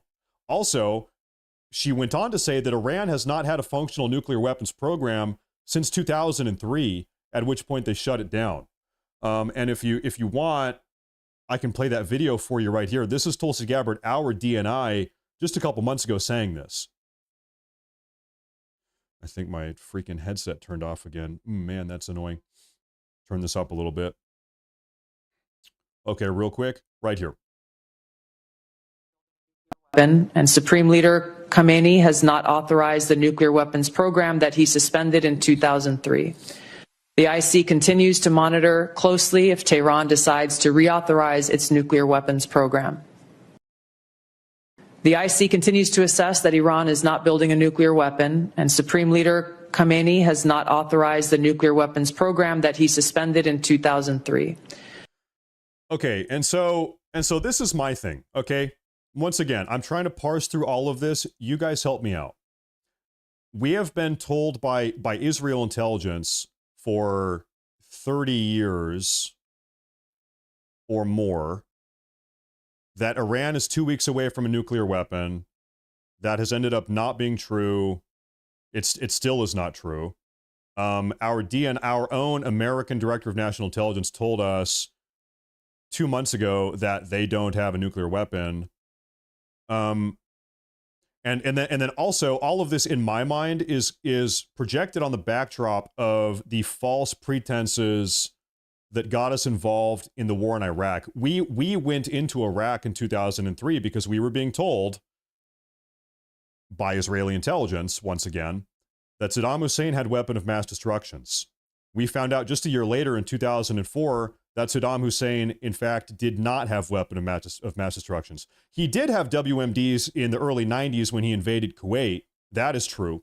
But by 2003, we know for a fact he did not. So we have a history of getting involved in Middle Eastern wars based off false claims, verifiably false claims. Now we know about the Iraq situation. They did not have WMDs. We have a history of getting involved under false notions or false pretenses. And I'm worried that that is happening again with this Iran situation. Because once again, we've been hearing about these Iranian nuclear weapons. They're 2 weeks away for 30 years. Hasn't ended up being true. And then also, like, here's our DNI saying that they don't have them 2 months ago. So I'm gonna be. I feel like any rational, competent American needs to be a little bit suspect of this entire situation. I don't think you can blame any American that is looking at this dynamic without a little bit of hesitancy or suspicion. Okay, I feel like I'm totally justified in my suspicion. Also, folks, keep in mind, this is where I'm going to really make some of you mad. Even if Iran does have nuclear weapons, they are not a threat to America.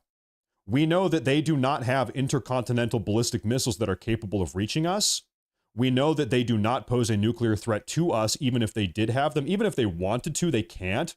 We know that they can't. And I can give you an example of why what I'm saying is true. There is another nuclear-equipped rogue state elsewhere in the world that hates America, has made nuclear death threats against us. They're called North Korea, and we know that they actually have nuclear weapons. We know they have them. It's not a rumor. It's not speculation. We know that they have them, and we are not worried about them because we know that they cannot touch us. They literally, even though they have nukes, they are not a threat to us. They're too far away. They can't touch us. It's not possible. And as such, we have not invaded them. We have not strategically bombed North Korea. We're not doing that. Why? Why are we doing that preemptively for Iran when we don't even know if they have nuclear weapons, but we are ignoring North Korea when we know they have nuclear weapons? So in my brain, and by the way, I don't hate Israel. I really don't. I think Israel has a right to defend itself and do whatever they want. It seems to me, however, that this situation with Iran and our involvement is more about protecting Israel than it is about protecting America. Is it fair to say that? It seems like this demand for America to get involved and blow up Israel or blow up Iran is not actually really about protecting America as it is about protecting Israel. And I guess you can make an argument that we should do that. You can argue that, but don't try to tell me that this is about protecting America, because it's very clear. It's like clearly not. Iran cannot attack America. Now, if you I think, and by the way, I'm try to be like open to both sides here. If you want to try to make a very compelling argument that America should step in and protect Israel, that Israel is at risk and we need to help them, I think you can make a compelling argument. You can make that argument. Just don't try to deceive me about it. That's kind of where I'm at. This person is spamming the word jihad in my live chat. I'm going to go ahead and time them out. Like if you want to make the argument that America shouldn't get involved to protect Israel, then just make that argument and maybe we can talk about that, right? But it's kind of a different conversation. Okay. Now, I'm going to go ahead and look for some more. I'm going to go through my super chats here. I see Joe R. The difference between then and now is that the IAEA, a lot of vowels, and Security Council, who have always sided with Iran, have both said that Iran is not cooperating or in compliance with them. Yeah, over the last couple months. That is true. That is true. And thank you for that super chat. Aaron Worley, thank you very much. Thank you very much. I appreciate that. Alan, I'm going to flip back to a live stream here. You guys can have that on the screen. I'm reading through super chats here. Okay, Leprechaun, I highly doubt Trump would change directions so quickly unless he has been given credible evidence that Iran is close to producing a weapon.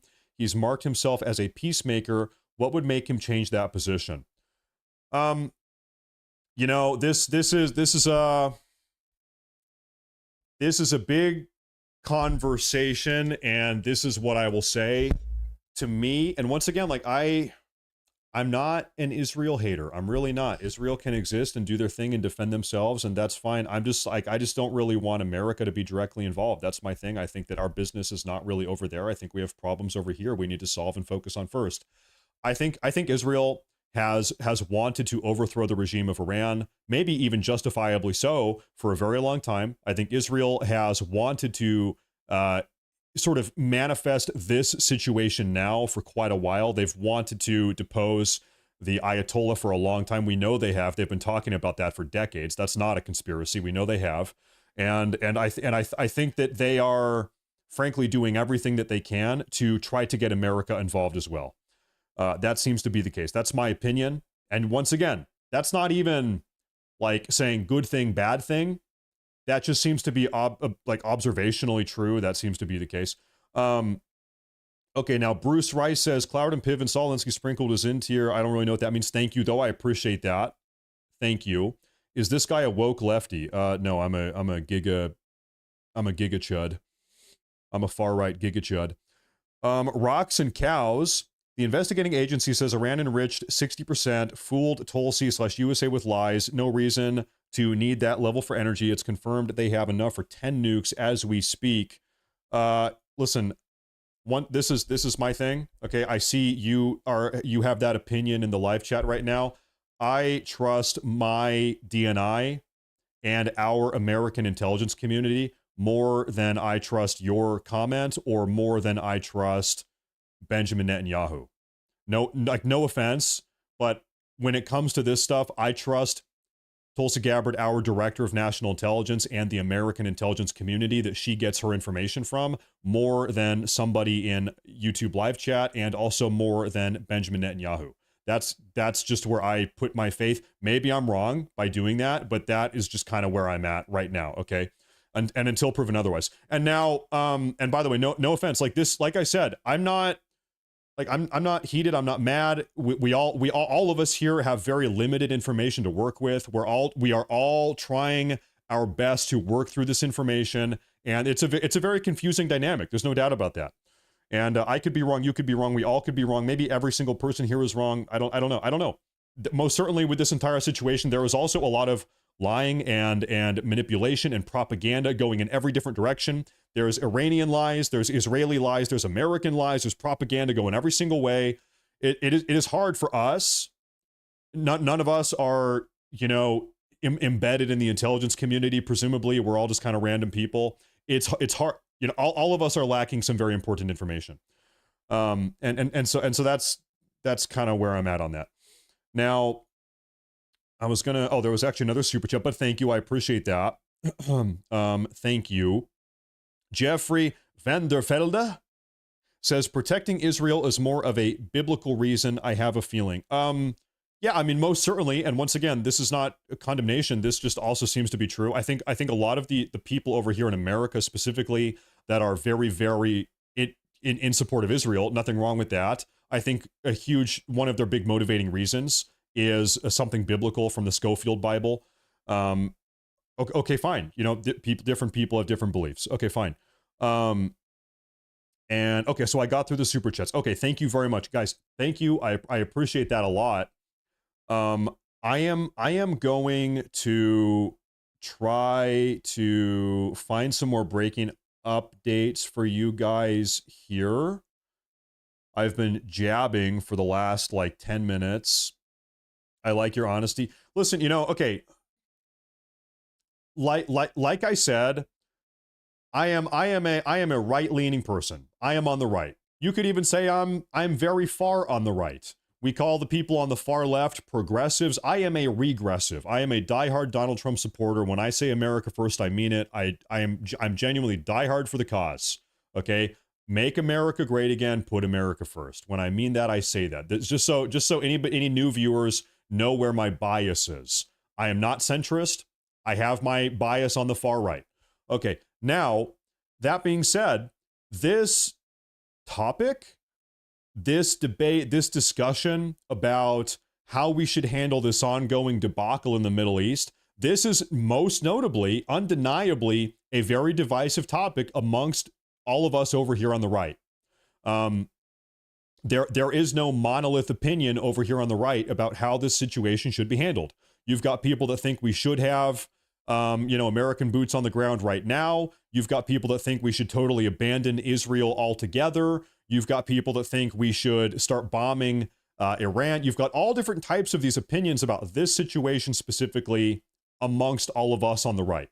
And so this is my goal or my struggle right now as a right-wing YouTuber and live streamer, is trying to, I guess, responsibly or reasonably navigate this entire situation with a level head. Really what I want to do is try to understand where everybody on my side of the aisle is coming from. Is that fair? So those of you that think that these are the biblical end times and we need to go help Israel and that's going to usher in the rapture or whatever, I just don't know all the details. Okay, I want to know more about that. Those of you that think that we shouldn't be involved at all in this and okay, we can talk about that. Those of you that think we should drop a bunker buster bomb, but that's all, and then no boots on the ground. Let's talk about that. Let's talk about all of it. Okay. I think it's important to have these conversations. So I'm trying to be over here on the right side of the aisle as understanding as I possibly can be. Now, with that being said, I've been jabbing a lot. Well, hold up. I think we have some more super chats here. Let me double back super chats real fast, and then we'll look at some breaking news. Please listen to the comment she makes in the seconds after that MSM posted. That 17th second was chosen very intentionally. If you can link me that, then I would love to take a look at that. And thank you. I haven't seen that. If there's more to that, you think. Thank you very much. I appreciate that. Actually, you know what? On that point, let me play this 17 seconds again, and I don't have the rest. If you think there's more to that, Trump actually followed up. He responded to this, and then we have another follow-up about all of that. Okay, so I'm going to play this clip, I'm going to show you this, and then I'm going to show you that. Take a look at this first. This is 2 months ago, Tulsi Gabbard, our DNI. My headset keeps turning off. One moment. It takes a second to turn back on. Okay, so this is Tulsi Gabbard, our DNI 2 months ago. The IC continues to assess that Iran is not building a nuclear weapon, and Supreme Leader Khamenei has not authorized the nuclear weapons program that he suspended in 2003. The IC continues to monitor closely if Tehran decides to reauthorize its nuclear weapons program. The IC... Okay, so this is Tulsi Gabbard a couple months ago. Donald Trump was asked about this, quote, last night while he was on Air Force One coming back to the U.S. from the G7 summit. Listen to what Trump had to say about this. You've always said that you don't believe Iran should be able to have a nuclear weapon, but how close do you personally think that they were to getting one? Because Tulsi Gabbard testified in March that the intelligence community said Iran wasn't building a nuclear weapon. I don't care what she said. I think they were very close to that. Okay, so listen, Donald Trump, last night, he said, I think Iran is very close, and he said, I don't care what Tulsi Gabbard had to say. This is Donald Trump last night. I want to give you the full story here. Donald Trump said, I think they are close, and I don't care what Tulsi Gabbard had to say 2 months ago. I think they are close. And so, you know, we had like a 12-hour window throughout the night where everybody was like, oh, big drama, Tulsi Gabbard versus Donald Trump. Who's right? I don't know what's going on behind the scenes here. Well, we had an update about 2 hours ago. Take a look at this. Just in, this is 2 hours ago, Director of National Intelligence Tulsi Gabbard confirms that she and President Trump are, quote, on the same page when it comes to Iran's nuclear timeline. Great news, quote, this is from CNN. Tulsi Gabbard said this to CNN. President Trump was saying the same thing that I said in my annual threat assessment back in March. Unfortunately, too many people in the media don't care to actually read what I said. Now, this ties into another theory. I want to go a little bit more into this. This is one of the theories. Who knows if it's true? I don't know. But let's unpackage this real quick. One of these ideas is that Iran has been sort of strategically sitting their nuclear enrichment capability at around 50 or 60% for the last couple months. They kicked it up to 50 or 60 as a deterrent. So they're not going all the way up to nuclear weapons grade uranium, which is 93, 94, 95%. Let me actually give you some numbers here. So if you're trying to make a nuclear power plant, you need uranium that is enriched up to 3 or 4%. Right now, Iran has been maintaining 50 or 60% for the last several months. For a nuclear weapon, you need 92, 93% enriched uranium. Okay, so what we know allegedly is that over the last couple months, Iran has kicked up uranium enrichment up to 50 or 60. They could go higher if they wanted, but they're not. They're hovering around 50, 60 right now as a deterrent to say, hey, Israel, because you guys might have noticed after October 7th, the Middle East has been on fire. Hezbollah, Hamas, the Houthis, Iran is getting worried. Iran has been scared. Khamenei is worried. His regime is facing existential crisis. Okay? All of his terrorist cells across the Middle East are slowly being dismantled by Israel with support from the U.S. And so the idea is that amidst all of this drama and chaos in the Middle East, that Khamenei, the Ayatollah, has said, okay, we're going to bump it up to 50 or 60%. We're going to let everybody know it's going to be a deterrent. We're not stepping over the line. We're not all the way up to weapons grade uranium, but we're showing that we could do it if we want as a deterrent. This is not my theory necessarily, but I've seen this theory all over the place, so I think it's maybe worth talking about. So just try to break all of this down. To try to send a message. Hey, we could do it if we want, but we're not. We're not, but we could. Don't push us, because we could, and we're proving to you we can, but we're not. Okay? That's one of these ideas. Now, obviously, that deterrent has not worked. We are now, a week or so into a back and forth barrage, missile barrage, back and forth between these two countries. And you will note something. This is where things get a little bit crazy to think about. So right now, is it fair to say yes or no that Khamenei, the Ayatollah, has every reason to be scared? This guy right now is shitting bricks, as they like to say. He has every reason to be worried. He might be assassinated. In fact, Donald Trump earlier today, he posted publicly for the entire world to see, hey, guess what, Khamenei, we know where you are. We're not going to kill you yet, but we could if we wanted. That was a death threat. President Trump issued a death threat against Khamenei about 4 hours ago, earlier on in the day. Okay? Khamenei right now, the Ayatollah of Iran, the supreme leader, he has every single reason to be scared for his life right this very moment. His country has been getting battered and absolutely blown to high hell for the last 7 or 8 days. Israel, in a joint effort with the U.S., we have complete and total air superiority. Iran can't even lift off an airplane right now. We are Israel is systematically destroying all of the Iranian ballistic missile launchers. So Iran is pretty much screwed. Right now, Iran is facing the Iranian regime. I'll put it that way. The Iranian regime at this exact moment is facing complete and total existential crisis.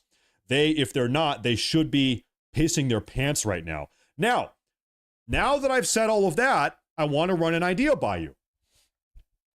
If Iran actually does have nuclear weapons or enriched uranium sufficient enough to make a dirty bomb, or if they still have the operational Fordow nuclear enrichment facility, meaning they could make a nuclear weapon if they wanted. And by the way, these ideas, dirty bomb, they can make a dirty bomb, they can make a nuclear weapon, or they already have a nuclear weapon. That's what all of this attack, that's what this situation is built upon, right? These ideas. So the question is, if they have that capacity, either they have a nuclear bomb, they can make a dirty bomb, or they could make a bomb soon. Why have they not done it?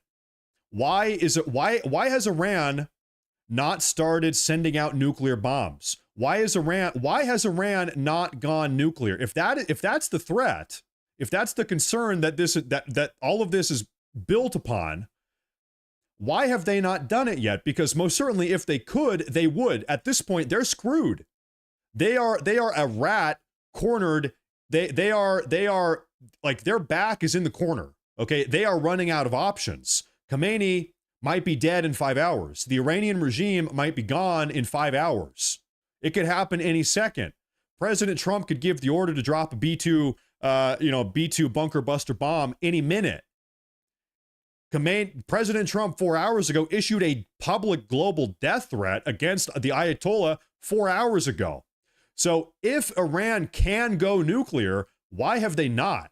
Why have they not gone nuclear? If I'm supposed to believe that Iran is this, has this nuclear capability and that's why we have to go in and do this, then why have they not done it? Because you would think that given these circumstances, they would. Because if they don't, they're screwed. You know what I mean? It's like one of those. It's like, okay, where are the nuclear bombs?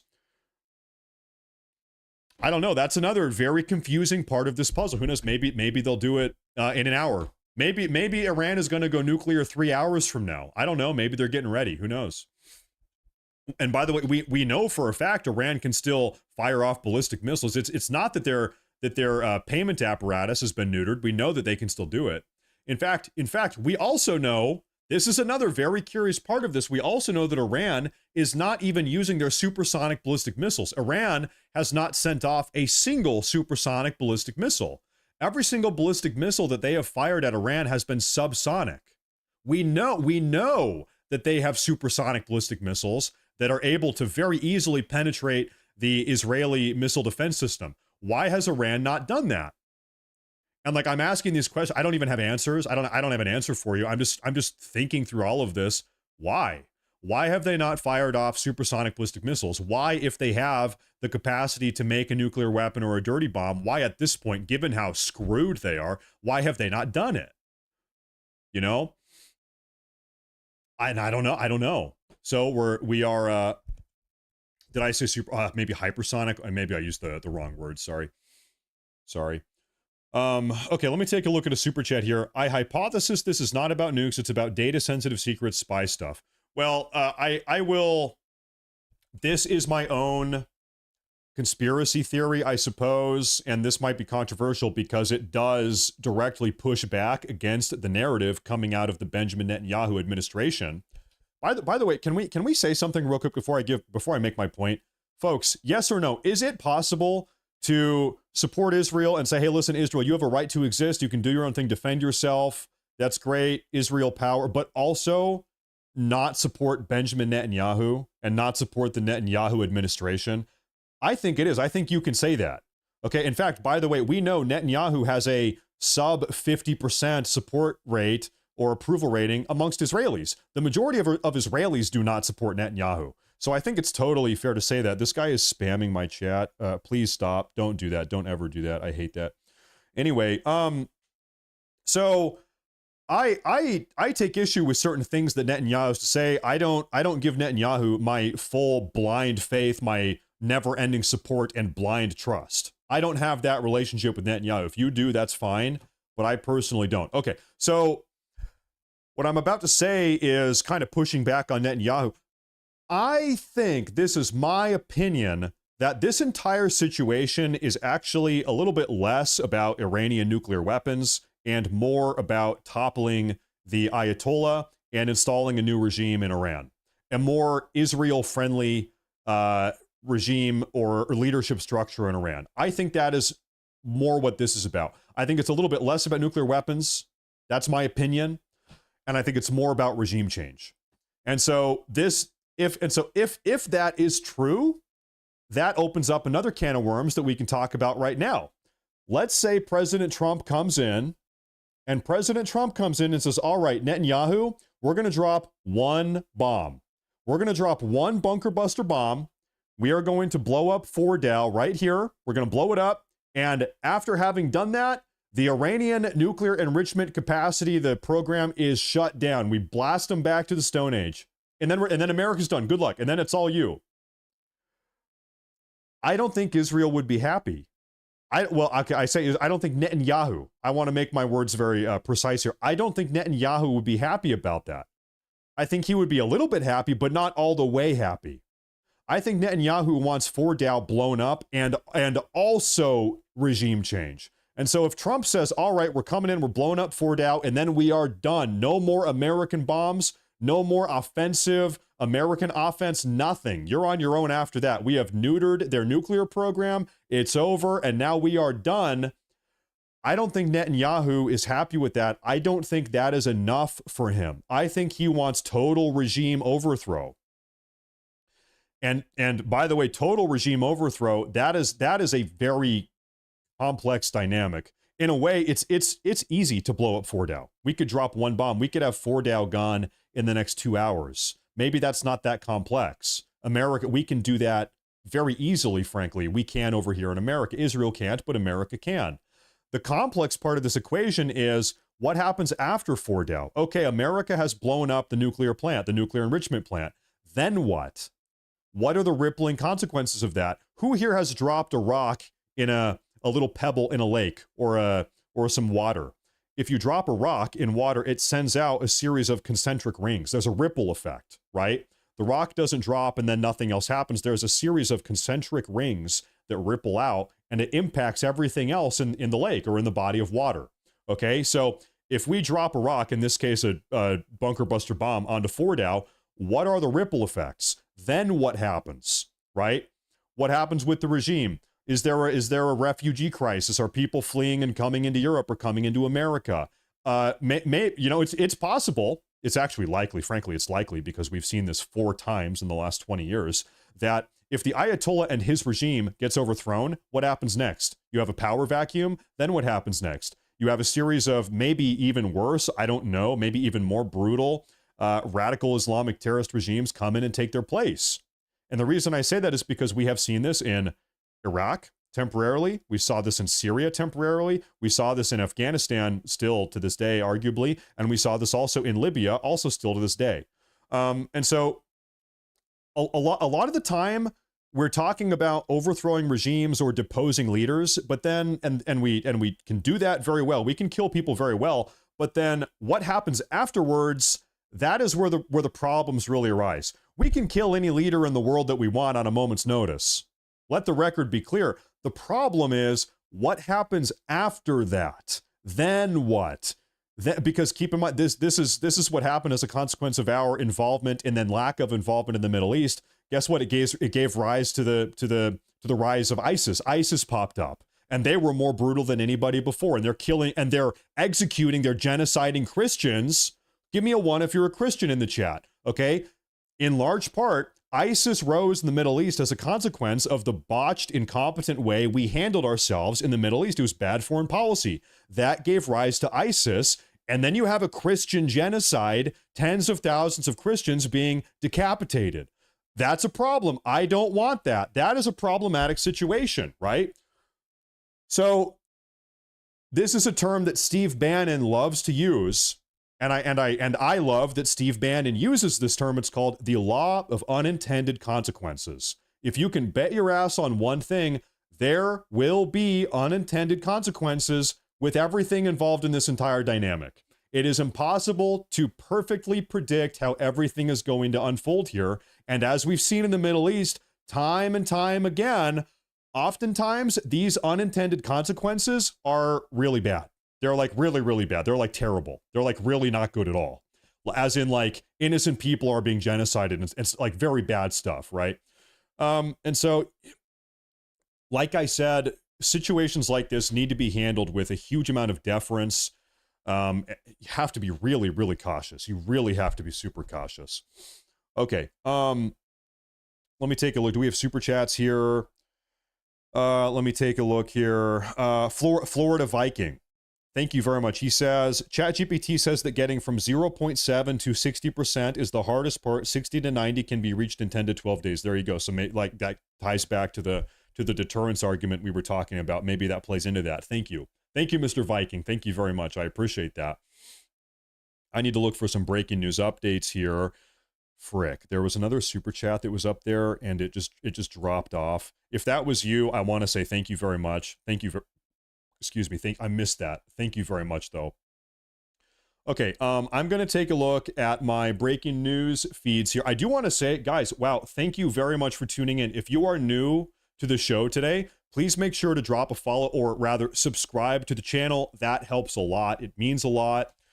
You know, I made a post on YouTube about this earlier today, but these live breaking news streams, they're an entirely different beast. It's a totally different skill set than making YouTube videos. So if I'm making a YouTube video, I have time to think about what I'm saying. I type up my script, I record it, I edit it, I can go back and change stuff.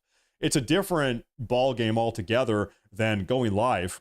10,000 people tuning in, trying to cover breaking news, trying to get it all in front of you guys, and I'm talking to the chat. So it's a totally different thing. And so I appreciate all of you guys that are tuning in and showing support and being here and coming to the channel. Thank you guys very much. I really appreciate that a lot. It's a different mindset.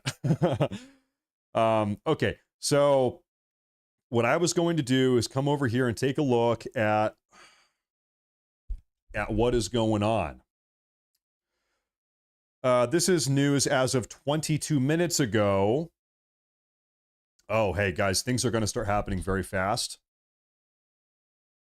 Okay, guys, just now, the President Trump national security meeting has now ended after over an hour. So for the last hour plus, President Trump has been in a top-level national security meeting discussing what are we gonna do about this? What the hell are we gonna do about this? Well, guess what? That meeting has ended as of 20 minutes ago. And so maybe we're gonna start getting some updates from President Trump or representatives of the Trump admin And once again, please, guys, if there's one thing I hate it when you spam in the chat.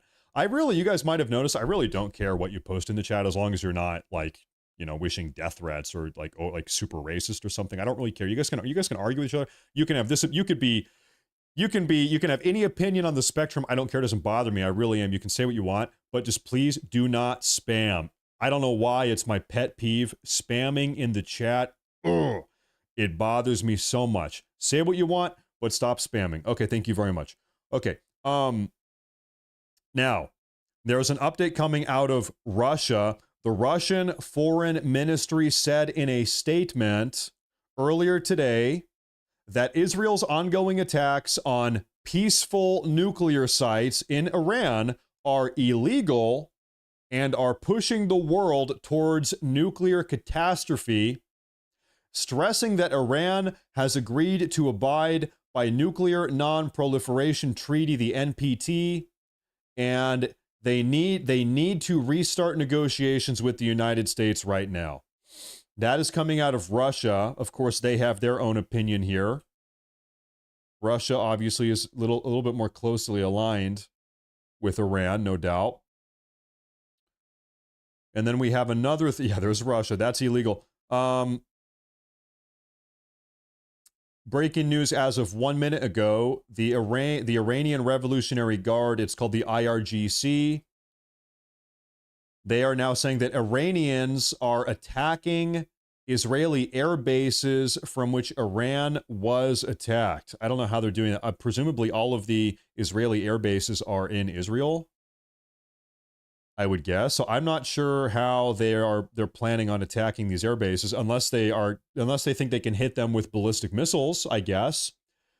For the last 2 days, though, it seems like Iran's capacity to launch ballistic missiles has been effectively neutered. They really are not sending many ballistic missiles anymore. And the reason why, it's not that they don't want to, it's that Israel has just been blowing the living hell out of all of the Iranian ballistic missile launchers. They're losing them day by day.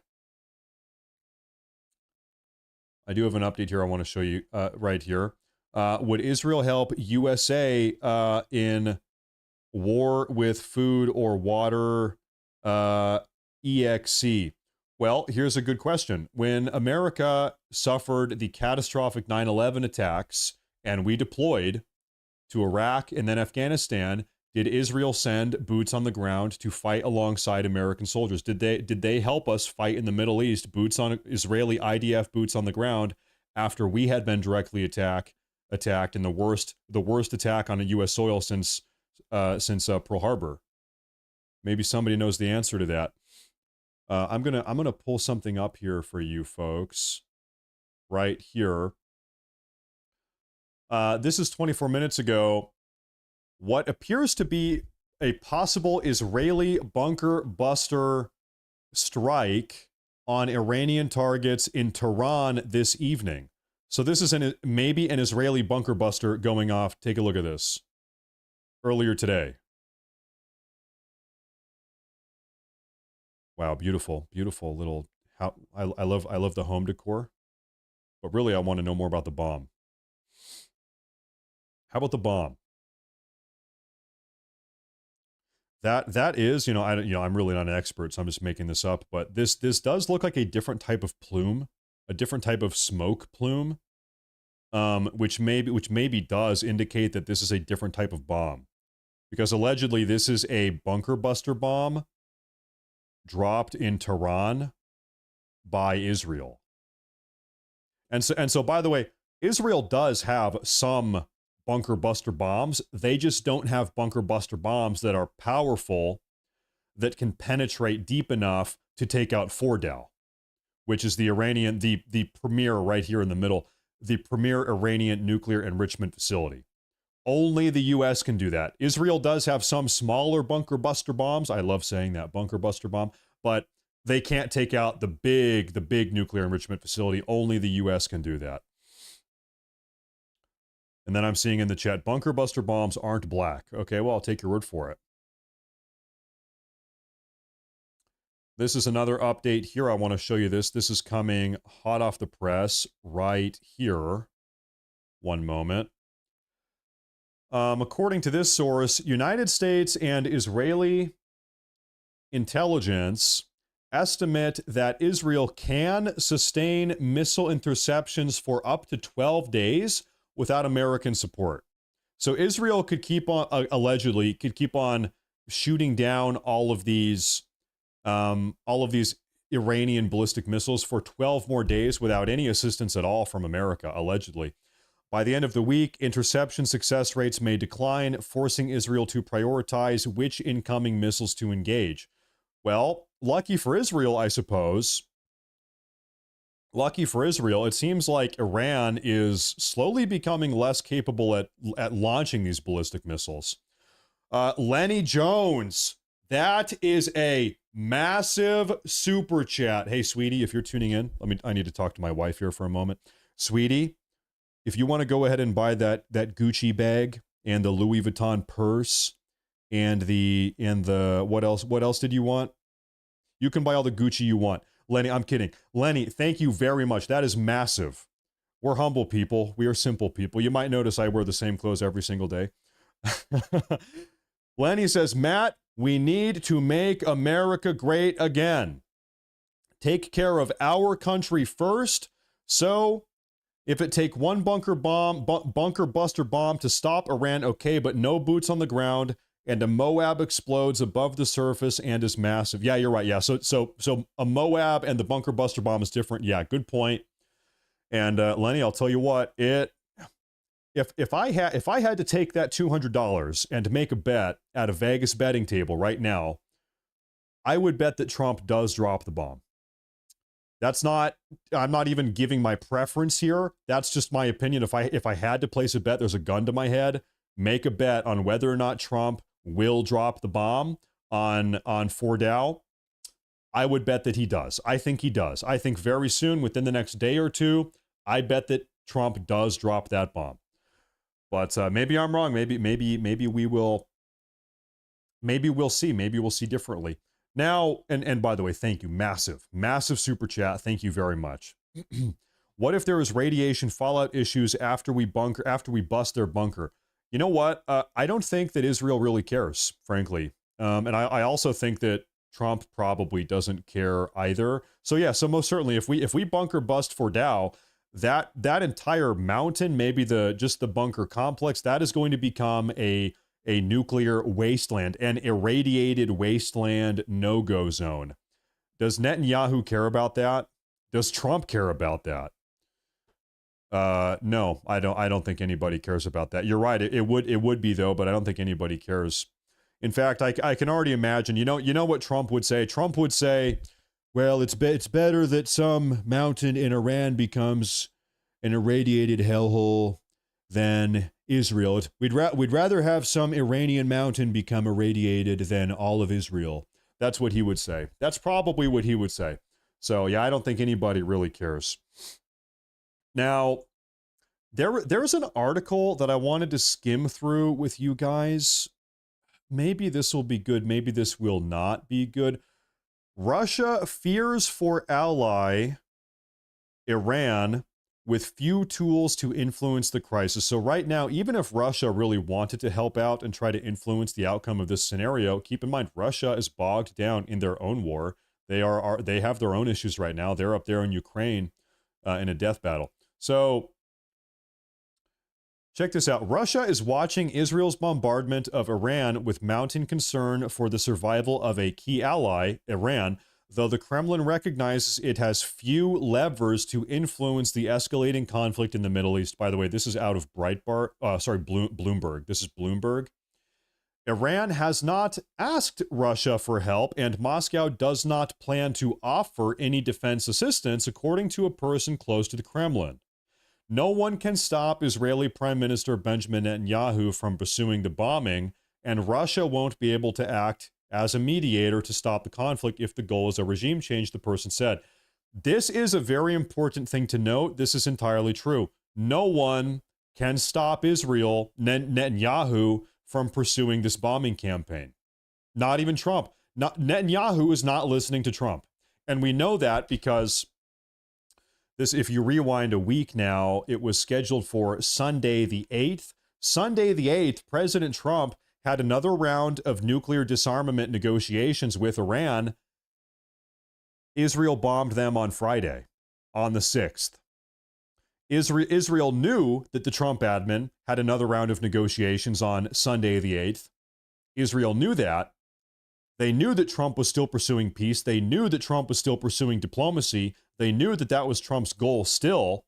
But Israel decided to go ahead 2 days prior on Friday the 6th and start carrying out these air raids on Iran. So what does that mean? That means that not even Trump can control Benjamin Netanyahu at this point. Netanyahu is doing what he wants. That is undeniable.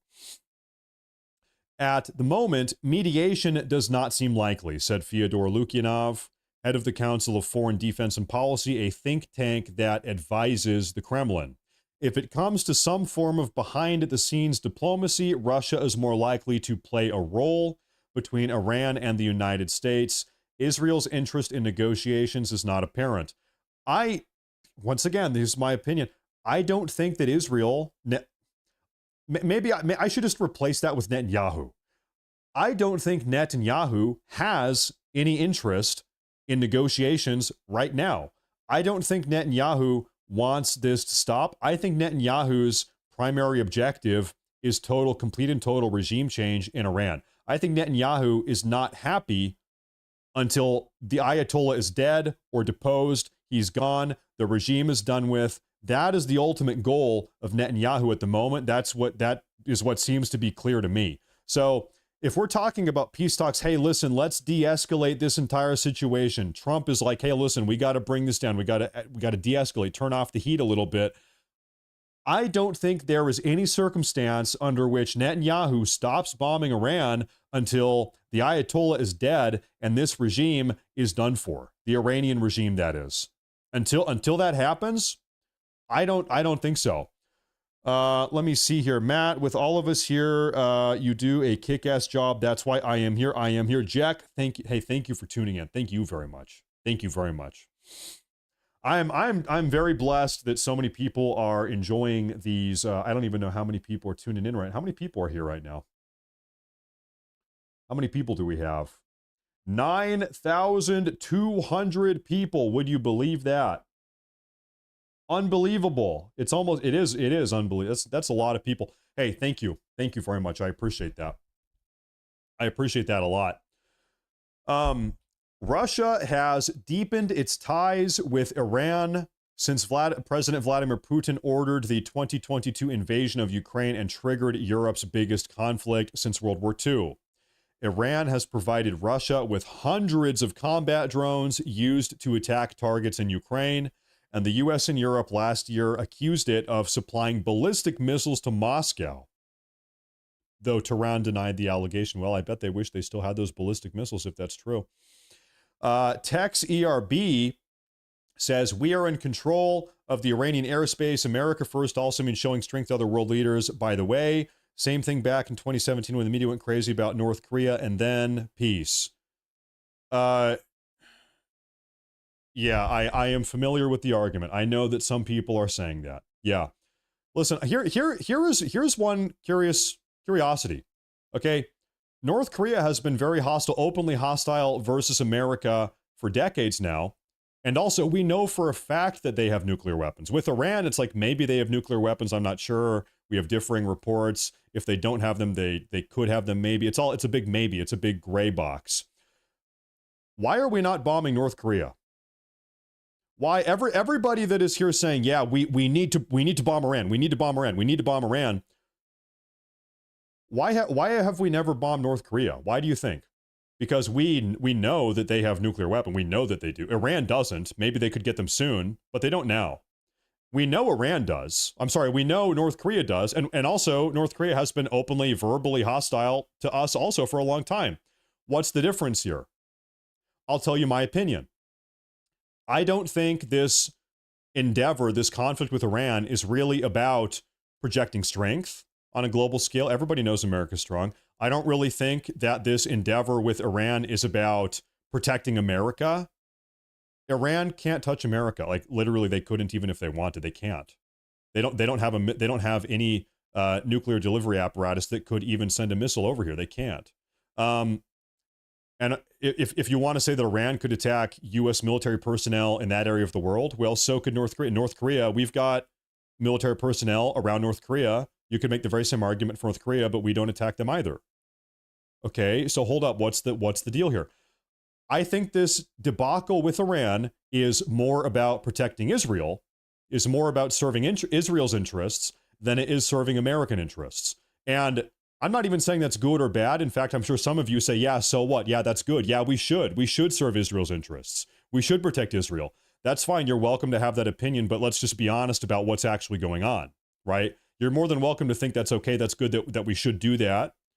But you know, let's just be honest about this. I don't really think this is about broadcasting strength. I don't really think this is about, you know, protecting America from Iranian nuclear missiles. I think this is about protecting Israel. That seems to be the case. Okay.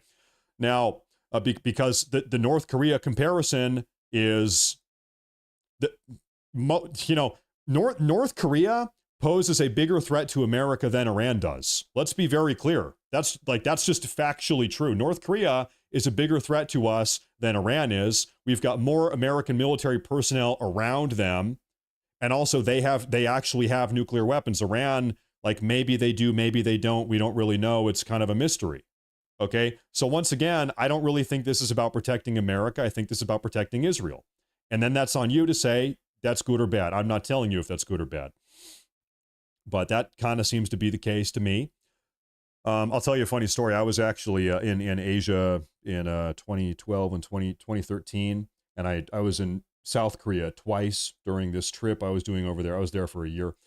And when I came back to the U.S., I actually got pulled aside in a U.S. airport going through customs, and I was interrogated, maybe by DHS or TSA, whoever it was at the airport. They were saying, "What were you doing in South Korea? What was going on? Where were you? Where did you stay? Why were you there?" I was like a half-hour long sort of interrogation. And the reason why is because when I was over there, incidentally, totally randomly, this is 2013, maybe late 2012, North Korea was popping off. They were very aggressive. They were releasing videos on the internet that were like showing nuclear bombs going off over New York. They were making big threats, right? Big time threats. And so I guess they thought I was a North Korean spy. I don't know what they thought, but anyway, they interrogated me. I was interrogated. Who knows? Goodness.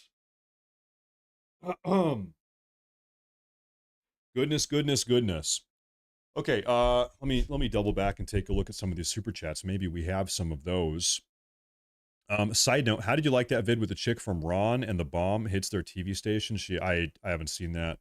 Oh no, I did see that. Yeah, that was nuts. That was crazy. The woman, the Iranian woman that was carrying out a live TV broadcast and then her station got blown up. Yeah, that was crazy. Well, am I? No, I'm not. I'm not a North Korean spy. I'm not. Okay. This is Al Jazeera Arabic. So I don't know if we actually have any live American news coverage of this. Oh, guys, I want to give you guys a follow-up on a story. I want to give you a follow-up on a story that unfolded late last night. Take a look at this. So late last night, there were these two tanker vessels in where exactly were these? They were in the Persian Gulf is where they were. That's right. And these things caught on fire. And here's a video of that. And last night, everybody was speculating, oh, they got hit by an airstrike. They got blown up. This is some type of strategic situation. I don't know. They were part of the conflict. So just look at that's terrible. Wow. That's a lot of damage. That's actually very scary. But anyway, what actually ended up happening, this was not a military strike, even though it is in that part of the world. They just crashed into each other. These boats actually just crashed into each other, totally accidentally. randomly as all of this other stuff is going on in Israel and Iran. Everybody thought this was a military thing, but it was just maybe they were drunk. It was drunk driving. Who knows? Bad luck. That's like, dude, the ocean is a big place. How do you crash into each other? I don't even know how this happened, but they sure did. That's terrible. Okay. Hey Austin, thank you very much. You really want Iran to limp away from this one? I'm gonna be honest.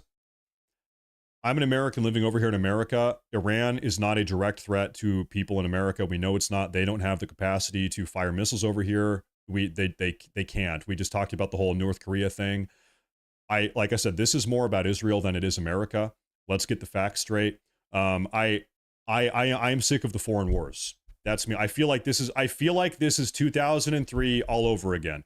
The American people are being told that we need to go to war in the Middle East again because some rogue state in the Middle East has weapons of mass destruction, and the proof or evidence of this is kind of tenuous at best. And so we have to go, and we have to have a bunch of young Americans get deployed over there again. We have to start bombing things. And it's like, we just did this. I feel like we just did this. Our country is messed up as it is. We have a lot of problems right now. I'm very concerned about this situation. I'm very, very concerned about this. You know, we absolutely cannot have another deployment back over to the Middle East. Honestly, at this point, I would bet money that we do bomb this Iranian missile facility, this nuclear enrichment facility. I think we do that. Given I think we do that, I'm sitting here praying. I'm praying that that's all that it is. I'm praying that that's all that it is. I think we should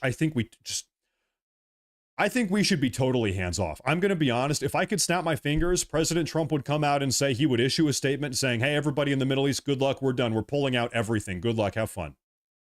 And you can be mad at me all you want for that, but that's my opinion. Okay. I wish President Trump would issue a statement right now saying, hey, we are pulling everybody out of the Middle East. We're done sending money to the Middle East. We're done sending military resources to the Middle East. Everything we're done. And we're pulling back to the U.S. We have our own issues. People elected me. They put me in office to fix America, not to fix the Middle East. That's my opinion. President Trump promised us on the campaign trail, no new wars. I hold him to that. No new wars. He campaigned on that for years. No new wars. One of the reasons why President Trump stood out in the 2016 election amongst all the other Republicans is that President Trump was the one Republican candidate in 2016 that actually had the balls to say, we never should have gotten involved in the Middle East. President Trump, and this is what he campaigned on the first time. He said, we never should have deployed to Iraq. We never should have gotten bogged down in Afghanistan. We never should have done this. And so, you know how everybody looks back on Iraq and Afghanistan, and now all this time later, we say, yeah, that was a bad move. We shouldn't have done that. I'm telling you, and I know I'm about to make an appeal to the future, so take this as you will, but I'm telling you guys, if we get involved in this, if we have another war in the Middle East, 20 years from now, we're going to look back on today and say, what the hell were we thinking? In 2045, we're going to look back on 2025, and we're going to say, why did we do that? That was so stupid. Why the hell did we do that? Because that is what we are doing now about what happened in 2003.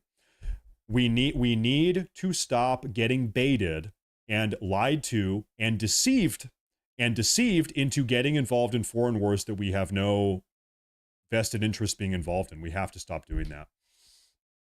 We have to stop doing that. Okay. So let Iran threaten us eventually again. Let the adults handle this one, Matt. Hey, Eric. North Korea has threatened us. A lot of countries have threatened us. Why aren't we bombing every other country? There are dozens of countries around the world that threaten us constantly. Why have we not wiped Kim Jong-un off the face of the map? Once again, it's because this war is not really about American security interests. This war is about Israeli security interests. And that's fine. I'm not saying that's bad. You are more than welcome to think that young Americans should be deployed to the Middle East to go defend Israel. That's your prerogative. That's your opinion. I disagree. There are tons of other countries that wish bad things against us. They've been saying terrible things, wishing death upon us. We don't get involved in them. And the reason why is because North Korea, for instance, is not a threat to Israel. So we're not bombing them. That's my opinion. Feel free to disagree. And once again, I'm not even really anti-Israel. If Israel wants to go and bomb the living hell out of Iran, more power to them. I don't really care. Like, frankly, I don't. I just don't think America should be involved in it. That's my opinion. That's just how I feel. And you know, there are lots of channels that are like pro-war. They think America should be involved in the Middle East again. You know, this is not one of those channels. Frankly, this is not that channel. So there it is. Okay. Casey Lake had a $10 super chat. Said, Matt, this is a based approach to stay out. People need to understand that this is why we didn't join the League of Nations post World War I. Our nation was, for the first 150 years, up until World War I, arguably the Spanish-American War in the late 1890s, America was really Western Hemisphere focused. We followed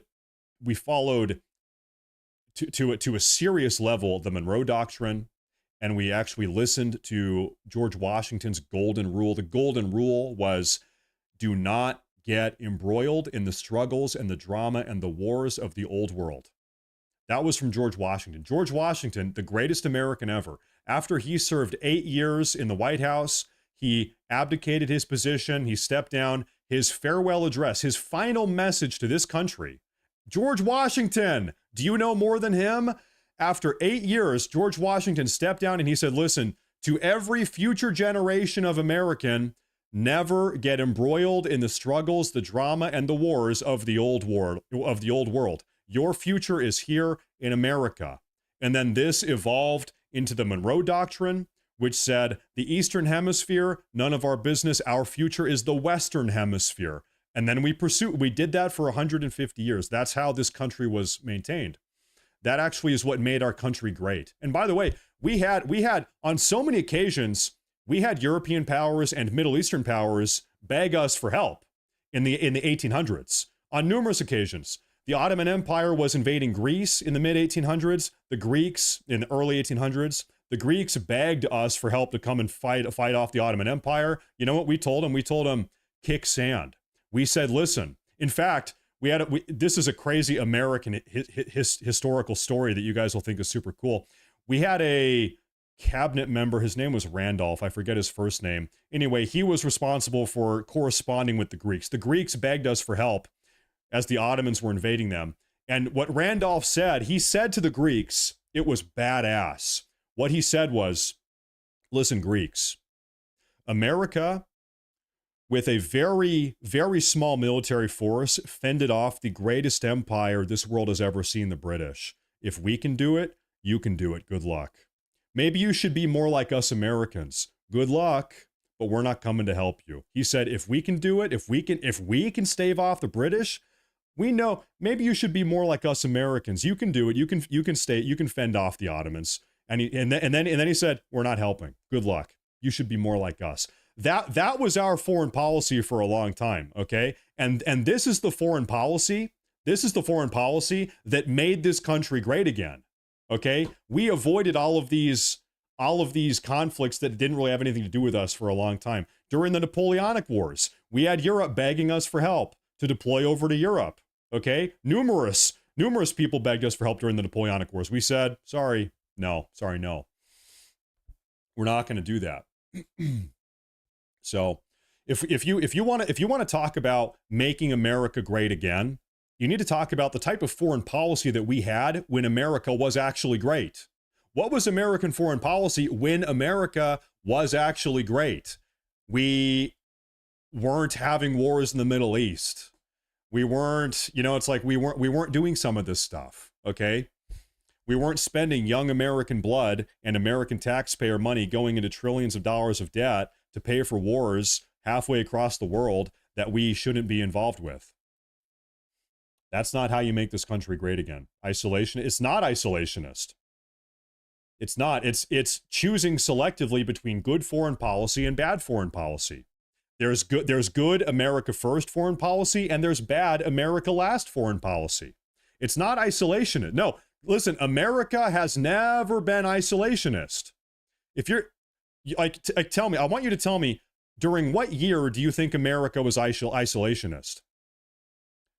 You ask the Apaches if we were isolationist. You ask the Spanish if we were isolationist during the Spanish-American War if we were isolationist.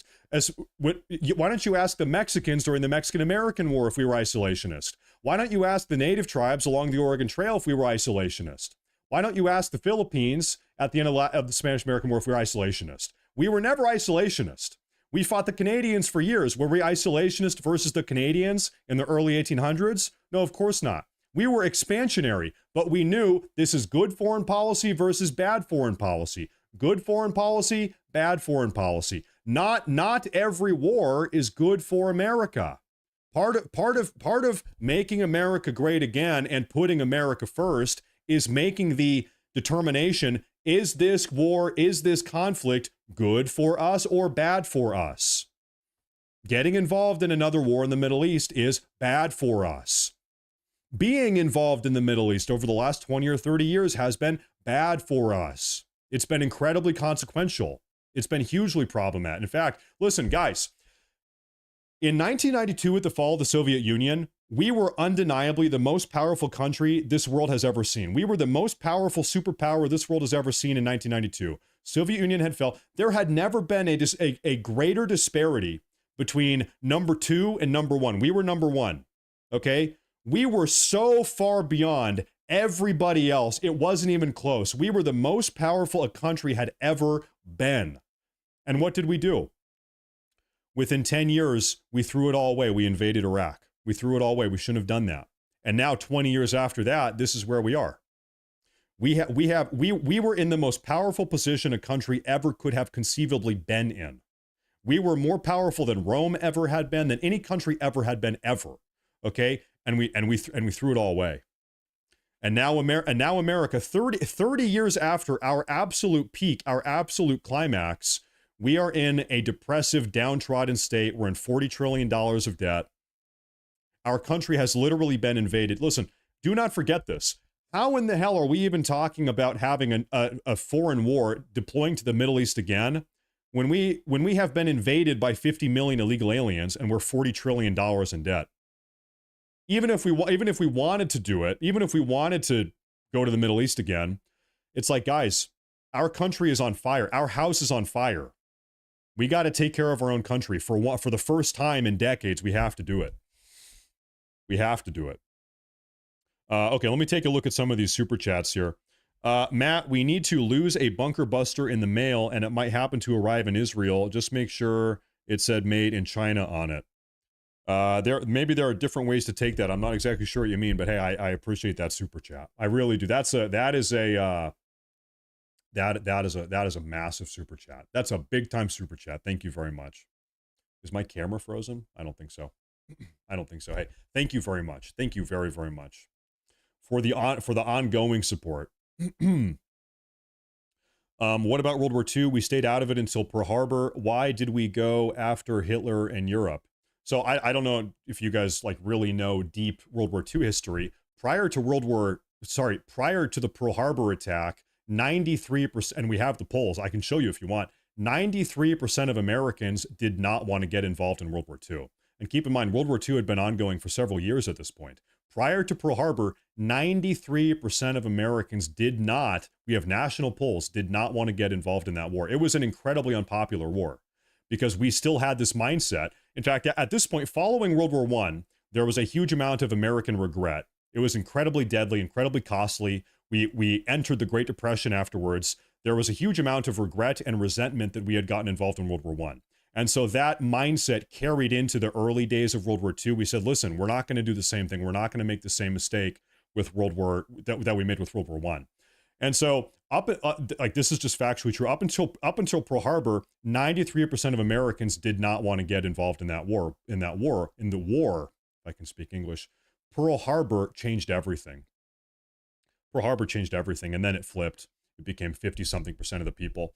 And then I don't know, maybe we can cut that conversation there. But anyway, the point is Pearl Harbor fundamentally changed everything. It changed the American mindset regarding World War II. In 1948, not so long ago, the U.S. military placed Israel there to keep perpetual war going on. It's like if China said, "Power move over. We are living in Kansas now." I don't know. I don't know. Hey, I appreciate the super chat. Thank you. Thank you very much. I appreciate that a lot. Thank you very much. Thank you very much. Let me see here. I'm looking for breaking updates here.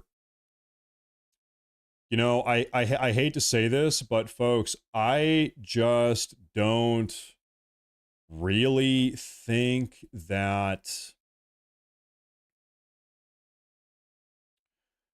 this is the most eventful day regarding Israel versus Iran. I see an update coming out of the IRGC. They just said that Iran has prepared missiles and other military equipment for strikes on U.S. military bases if the U.S. joins the war. If the U.S. joins the war, Iran has released a statement saying that they're going to start targeting U.S. military bases if we get involved. Yeah. Hey, thank you, Mustard. Thank you very much, man. I'm trying to see something else here. U.S. officials tell the New York Times that Iran could mine the Strait of Hormuz if the U.S. were to enter the ongoing conflict. So this is actually a little bit of a development here I want to show you. This is the Strait of Hormuz right here. This is one of the big talking points, is that if an all-out war breaks out, the U.S. gets involved, Iran, here's the Strait of Hormuz. It's, I want to say 20% of global maritime oil trade goes through this port or this strait, 20%, which is a lot. That's 1/5. So Iran has actually just said that if the war breaks out, Iran didn't say this. It's a report saying they could do this. Anyway, that Iran could start laying, what are they called? Aquatic mines, underwater mines in the strait to blow up trade vessels. That they could do that. Then we had, and by the way, also as you all know, this other strait here into the Red Sea has effectively been, still to this day, locked down by the Houthis, the pirates.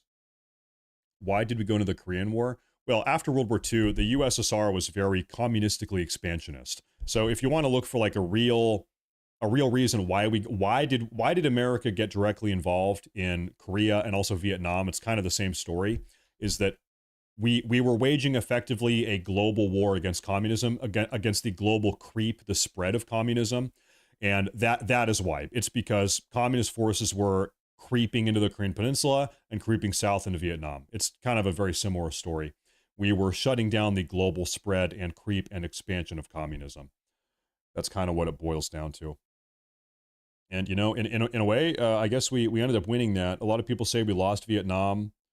Korea is still at a standstill. Korea, the Korean Peninsula still technically is at war. It's kind of a Cold War, but they're still technically at war.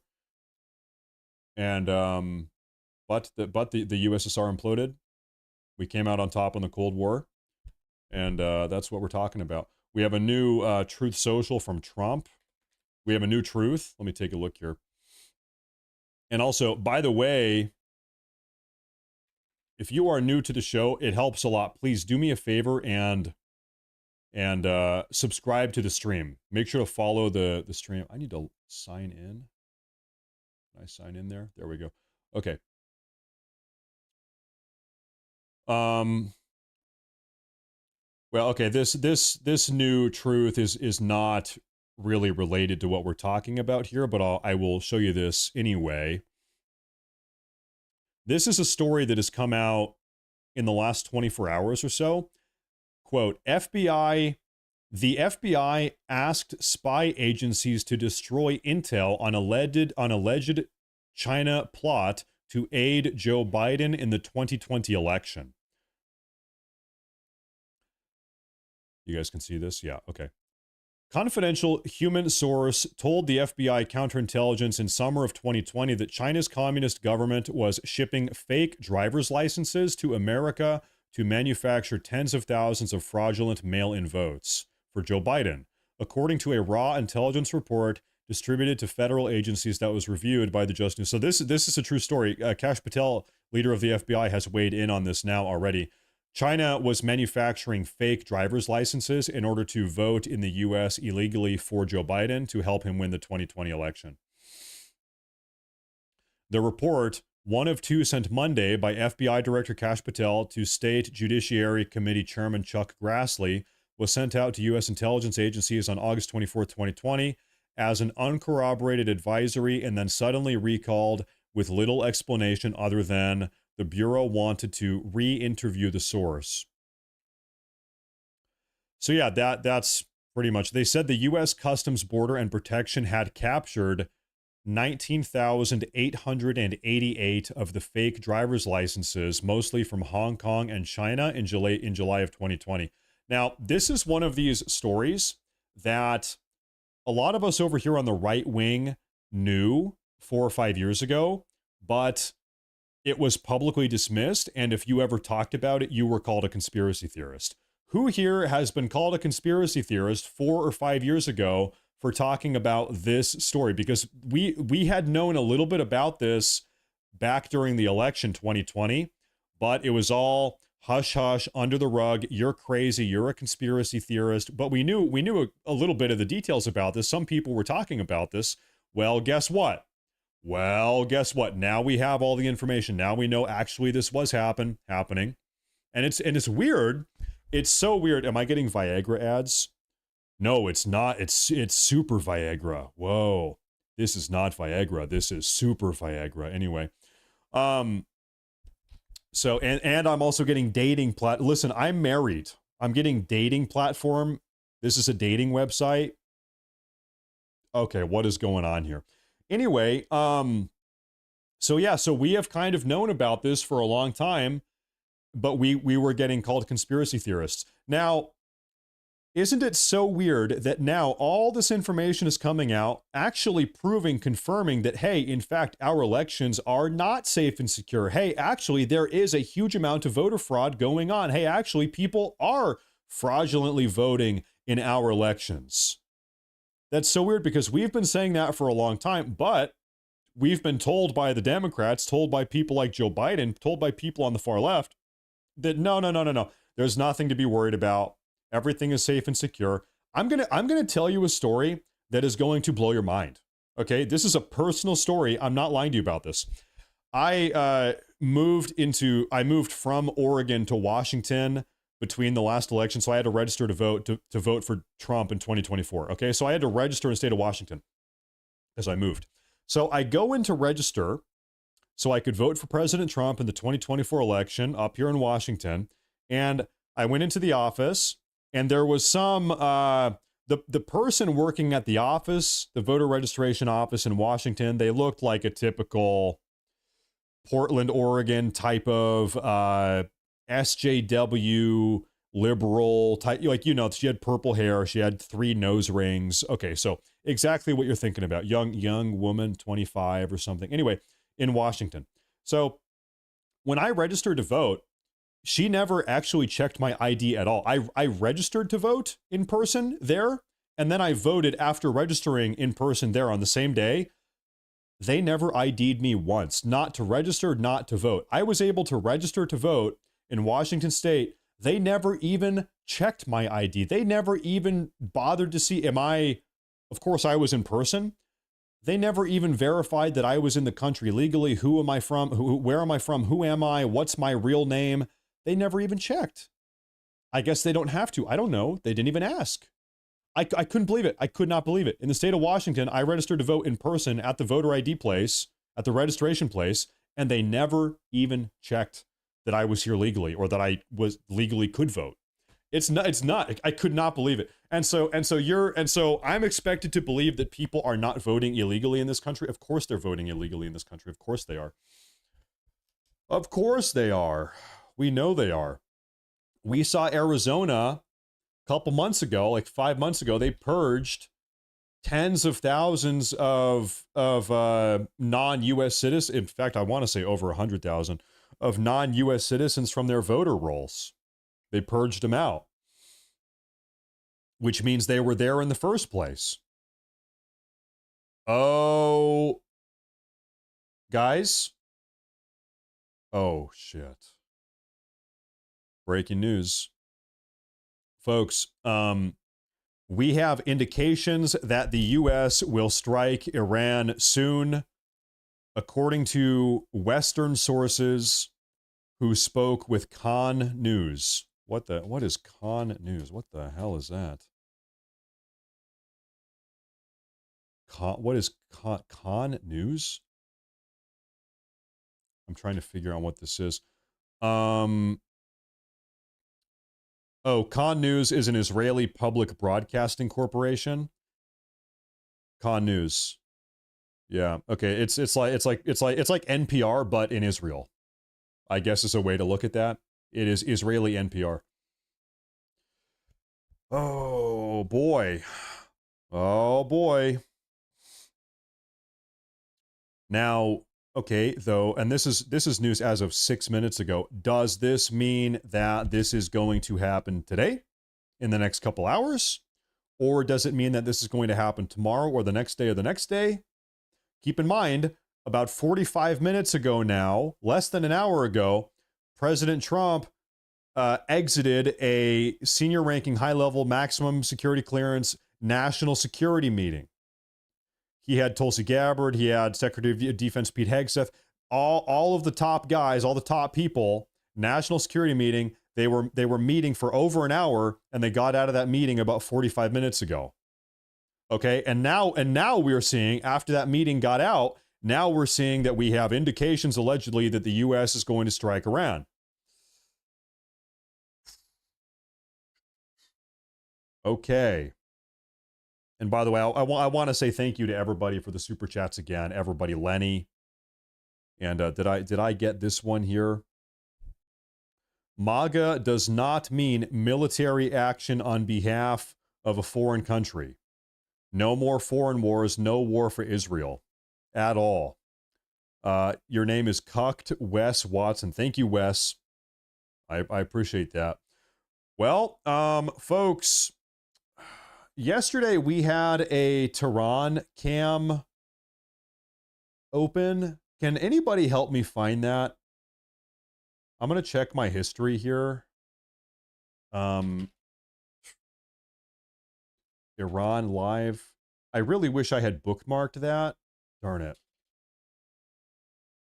If anybody can help me find a live camera feed coming out of Iran, folks, it might be the case that the U.S. is going to be striking Iran soon. We have one source indicating that. By the way, this feed here, OSINT Defender, as far as I'm concerned, is one of the most trustworthy sources. We have multiple sources I'm keeping an eye on. This page, I actually highly recommend it if you guys want to follow a page on Twitter. OSINT Defender here is a really, really high value news feed for all of this foreign stuff. So I recommend them. A lot of good information coming from them. Now, I'm looking for this. Yeah, I am looking for a view of Tehran. So give me a moment. If anybody has one. Oh, Fashizi. Yeah, this might be the one from yesterday. This might be the one we had. And this is, okay, this is, okay, maybe, okay, I'm going to put this up for now. Maybe we can get a better one. So we have one, you can see Tehran is right there. Tehran is right there. Can I flip that off? Yeah. And, but maybe the OSINT Collective YouTube channel has a live feed. Oh, okay. Uno momento.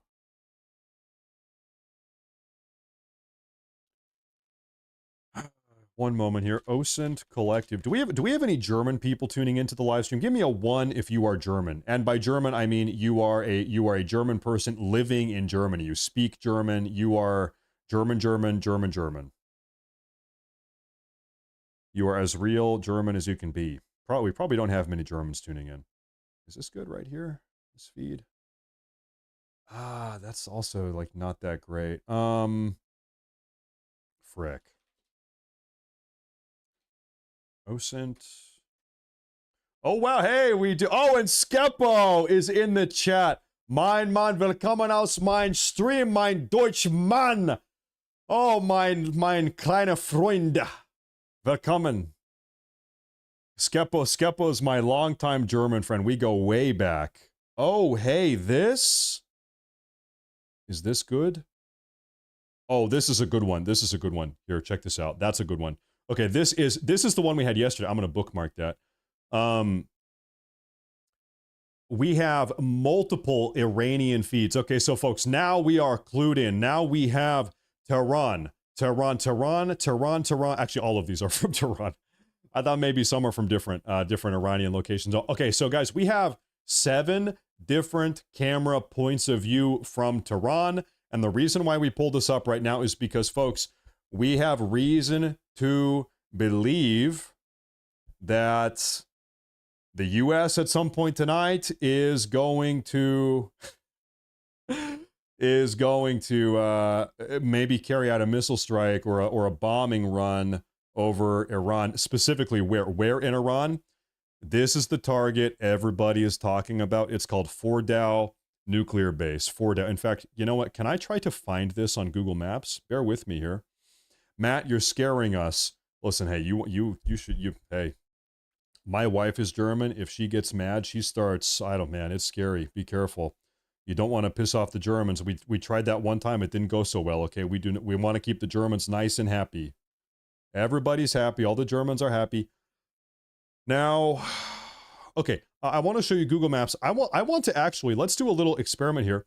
Can we actually find on the map where exactly this Iranian nuclear base is? It's called Fordow. One moment here. Fordow, Iran. Oh, wow, folks. Yeah, wow, there it is. Okay, hold up. I'm going to pull this up for you guys. Yeah, okay. So, close that. No, hold up. That's Fordow.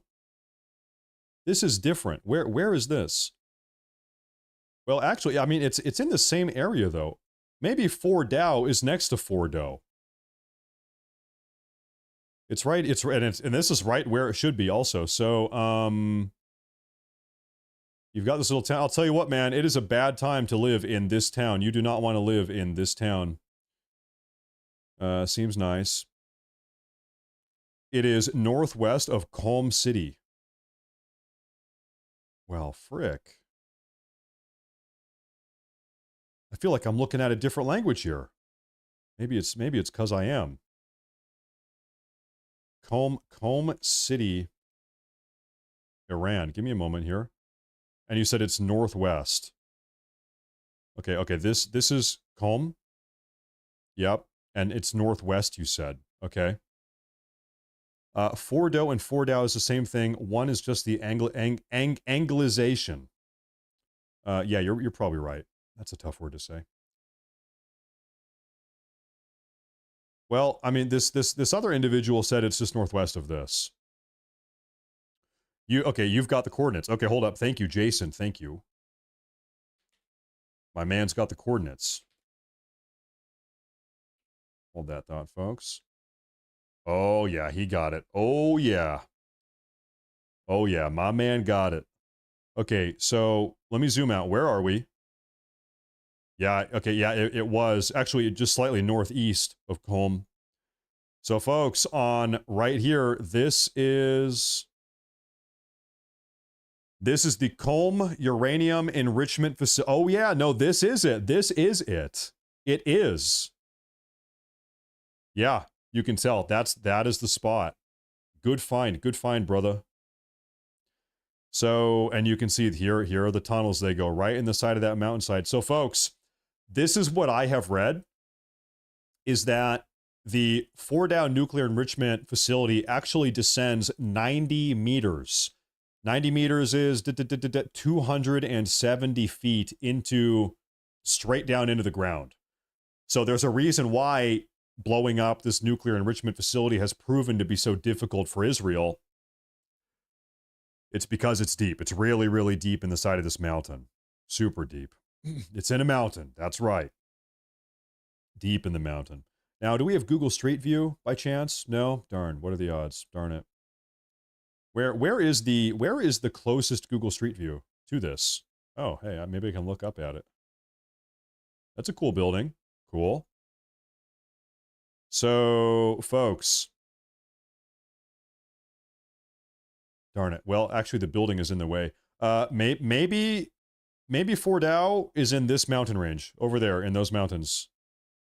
Yeah, no, definitely it is. Yeah, Fordow is in these mountains right over there because we are looking southwest, and that's exactly where it is. Yep. Did I hear what Tulsi said? No. Let me check for updates here. Hold on, hold that thought. I'll let you guys look at the military base here or the enrichment base for a moment. Okay. One moment, please. You know what really sucks? When I'm doing streams like this, I like to have music on. I like to play cozy cafe jazz music or something. I don't know, set the mood a little bit. But on YouTube, I can't. On Twitch, I can, but on YouTube, I can't because they have this super aggressive copyright thing, and it ruins the entire show. So no music for us, no background music. If you want, I can sing, though. I could sing to you guys. If that would make you feel better. That would probably make you feel worse, actually. Okay, I'm looking for what Tulsi said. Well, I don't see any update from Tulsi at all, actually. So what did Tulsi say? I don't see any update at all.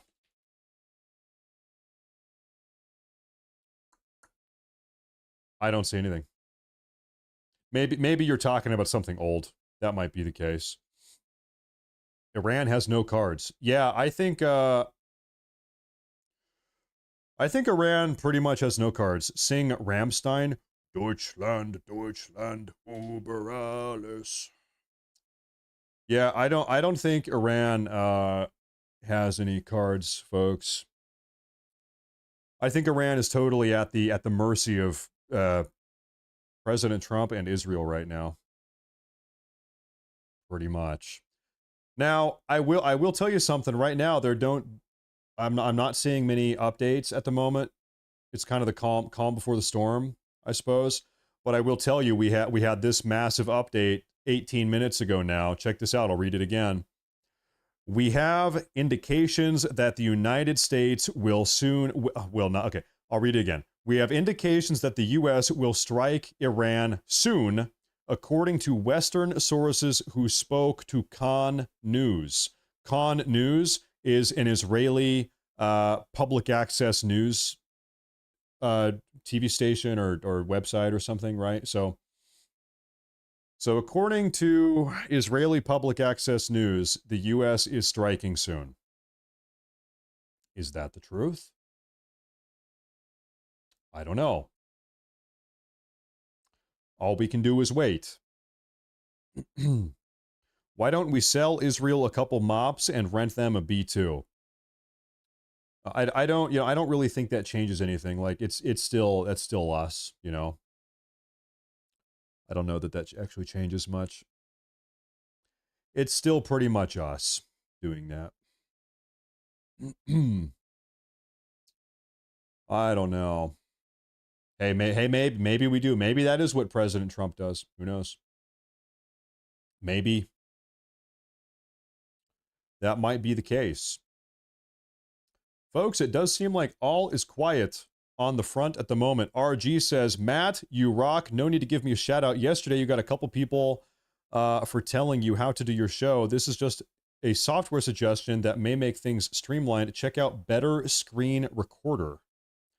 Yeah, I've never even heard of that. Right now, everything I do is through OBS. I'm sure you've heard of OBS, Open Broadcast Software. In fact, while nothing is happening right now, I'll show you. This is what I can wave it myself. Yeah, that's it. That's what I use. So yeah, I'll look into that. Maybe that's a better alternative or a supplemental thing. I've been using OBS for over a decade. I'm very comfortable with OBS now. I've been using it for a long time. It is true though. I'll be honest, you know, I could, if I wanted, I could spend some time increasing the production quality of this broadcast.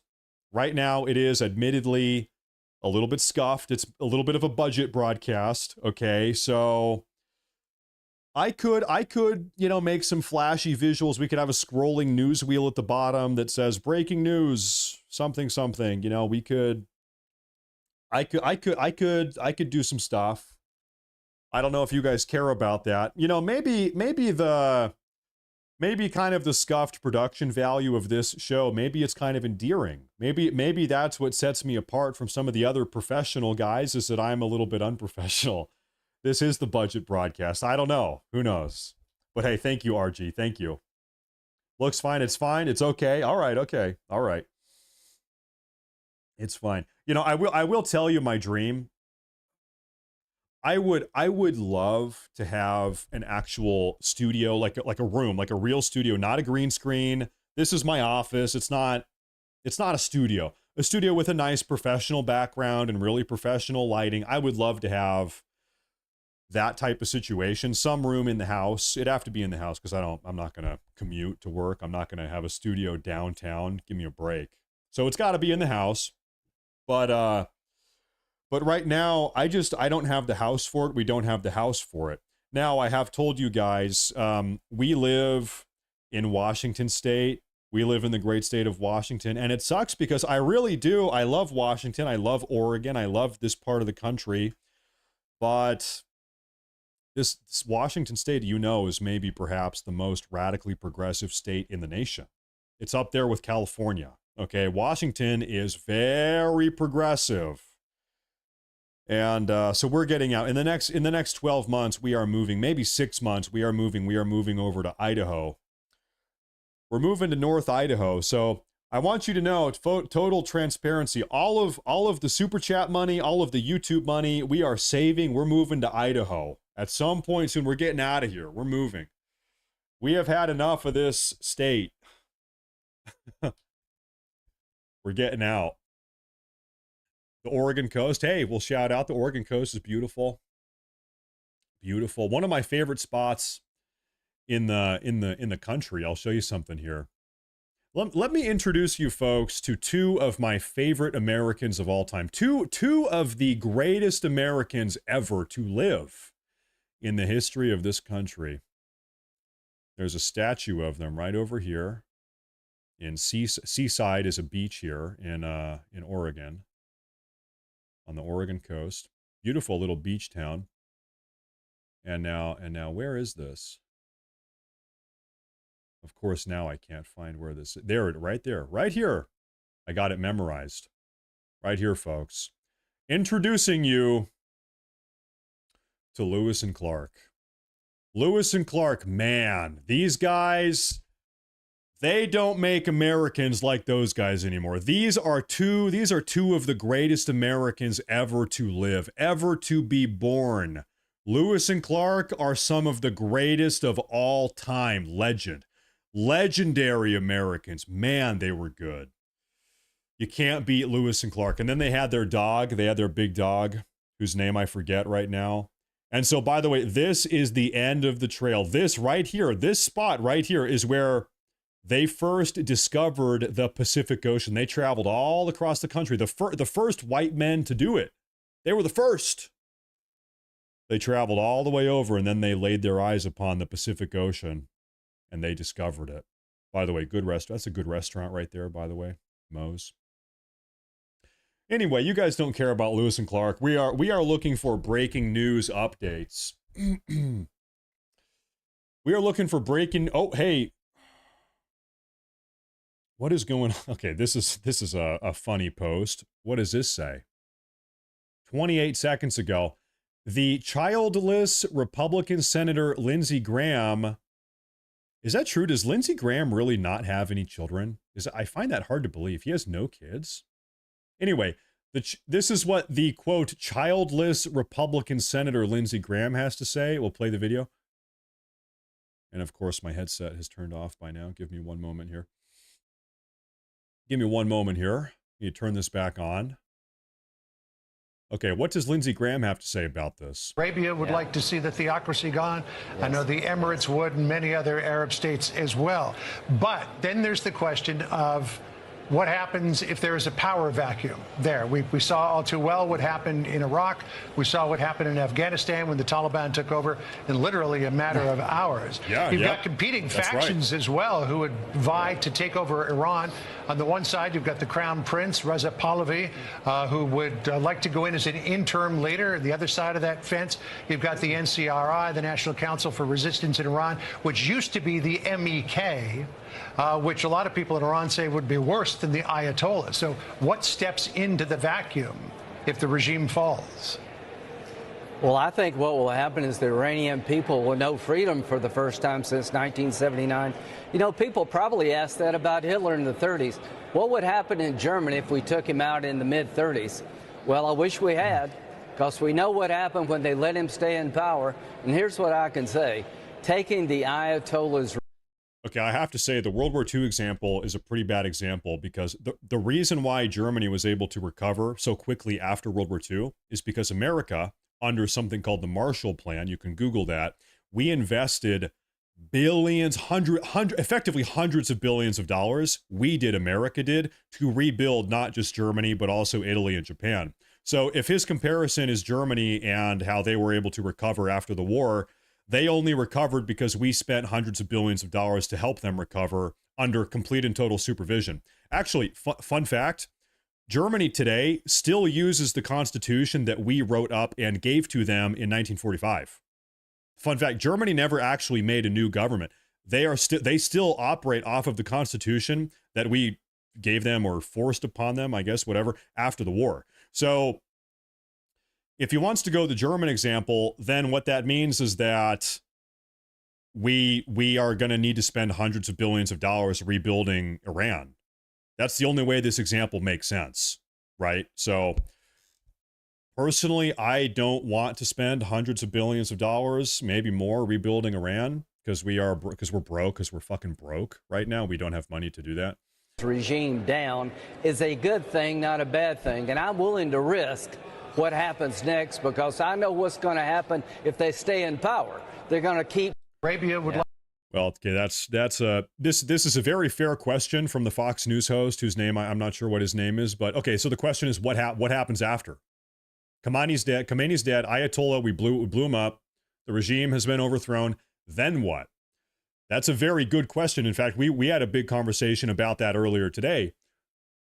The answer from Lindsey Graham, I'm not sure that that this is the best answer. I think maybe we could have a better answer. He's risking nothing. Yeah, he's risking nothing. That is true. That's true. Okay, I want to take a look at some super chats here. RG. Okay, I read through that one. Thank you again. Thank you. And then it was Michael P. Michael P with a massive 100. He says, Matt, for the Exfil Fund to the Free State of Idaho, MAGA thanks you for all you do on your outstanding work. You know, I once again, I'm very blessed to have all of you guys. Really, the biggest blessing about the YouTube viewers and the live stream viewers, it's not, someone might say, oh, it's the super chats. It's really, I'm just surrounded by so many people. I'm gonna get permission to get a little bit gay with you guys. I'm gonna sound a little bit gay here. I have grown up in the Pacific Northwest up here, which is the most radically progressive area of the entire country. I have been surrounded by radical progressives my entire life. All of my friends, my family, my entire family, everybody in my life, other than my wife, is far left. Everybody I spend time with, I see in real life, they're all far left. And so now it's kind of funny, for the first time ever, really, now I'm like talking to people on the internet that like actually kind of share some of the opinions and beliefs that I have. It's like, oh, wow, this is nice. There are people out there that actually like feel the same way about things that I do. That's kind of nice. I didn't know you guys exist. It's like, where have you guys been my entire life? I didn't know you guys existed. Where have you been? Where have you been my entire life? Where have you been? I've been surrounded by far left progressives for the last 30 years. Where have you been?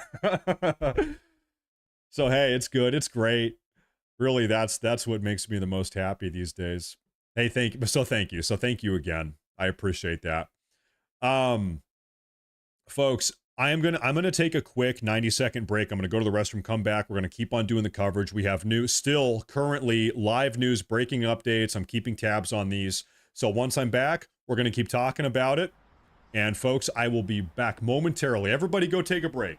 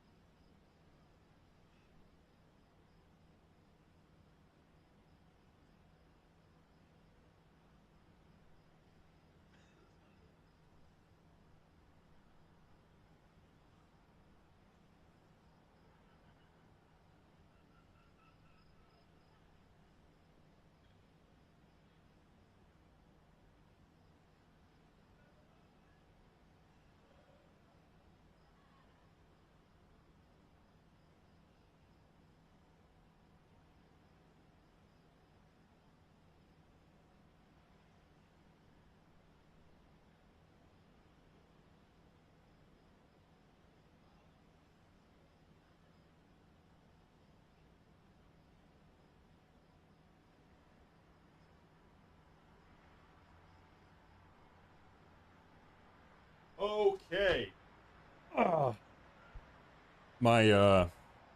That is my almost 10-year-old German Shepherd back there named Laika. For the last couple days, she was feeling a little bit under the weather, a little bit sick. She didn't want to go play. She didn't want to go for a walk. She wasn't eating food. And I was getting worried. But yesterday morning, she woke up. She was feeling great. Now she's happy. She's smiling. She's playing. So I think she just was sick. Dogs get sick too, just like people. She was under the weather for a couple days, I guess. Okay, did I wash my hands? Yes, I did. I'm a little fun fact about me. I'm kind of a compulsive hand washer. There's nothing worse. Nothing is worse than having dirty hands. I have to wash my hands. Okay, I'm going to try to find some more updates for you guys here. I'm looking around. Let me see. I'm going to reload all of my sources here. And what do we see? What is happening on the live front here? Folks, it is quiet. I'm seeing one report about 30 minutes ago saying that it is likely that we are going to hear from President Trump soon. So folks, if you're tuning in, this is kind of where we're at now. Things are quiet at the moment. We have two reports. One, that we might be hearing from President Trump soon. He just had a National Security Council meeting about an hour ago. That got out. We might hear from him soon. We have another report saying that coming out of that National Security Council meeting that ended an hour ago, the U.S. might be getting ready to bomb Iran tonight. Tonight, the U.S. might start carrying out, dropping one bomb or multiple, I don't know. Okay? So right now, we're just kind of, hey, playing by ear now. Michael P. with the $50 super chat. Thank you. Thank you very much. It's sad, Matt. I used to love traveling to Seattle, PDX, and other places in British Columbia too in the late 90s through around 2010 or so, but it's gotten too crazy. Love the German Shepherd. It's gone downhill. It's been one of the great misfortunes of my life is to watch my home be destroyed by drug addiction, homeless, mental health issues that are being improperly handled. Illegal aliens, big problem up here, and also Antifa. I don't know. Listen, actually, because we're kind of chilling right now, I want to show you guys some of the footage that is going on in downtown Portland still last night, the night before, probably happening right this very moment. You guys thought that stuff ended, the anti-ICE stuff, with the No Kings Day. No, it is continued on in Portland, and we actually have footage of this. Portland ICE. We have a lot of videos coming out of Portland now. It is bad. And I'm gonna give me a minute. I'm gonna pull some of these videos up. Yeah, no, it's not good. I'm gonna get like 5 of these ready for you guys before I start showing them. Oh my, dude, okay, I'm seeing some stuff. Last night was very bad. Give me one moment here. Stand by, stand by, stand by. Ooh. Dude, these people need to be arrested. In fact, I actually used one of the pieces of footage in the video I uploaded this morning, if you guys watched my daily video. Now, I think the plan is 1 video per day and then a live stream. Is that okay with you guys? I used to do 2 videos. It used to be 2 videos and no live stream. Now, it's 1 video and 1 live stream. I think that's kind of where we're at now. This is the other day. But hey, maybe it's for the best. Okay, so I have a couple videos I'll play for you folks here. This was last night in Portland.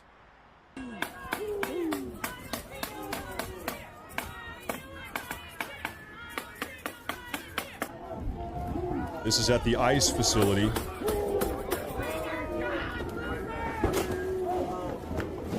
Holy shit.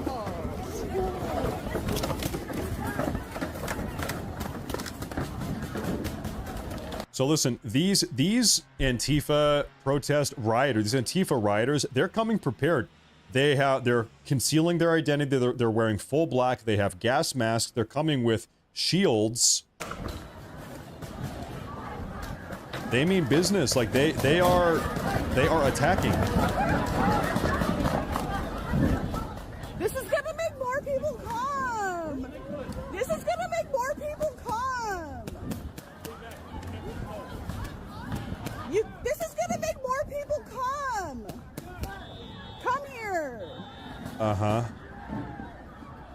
Mm-hmm. This is downtown Portland. But wait, there's more. But wait, there's more. Look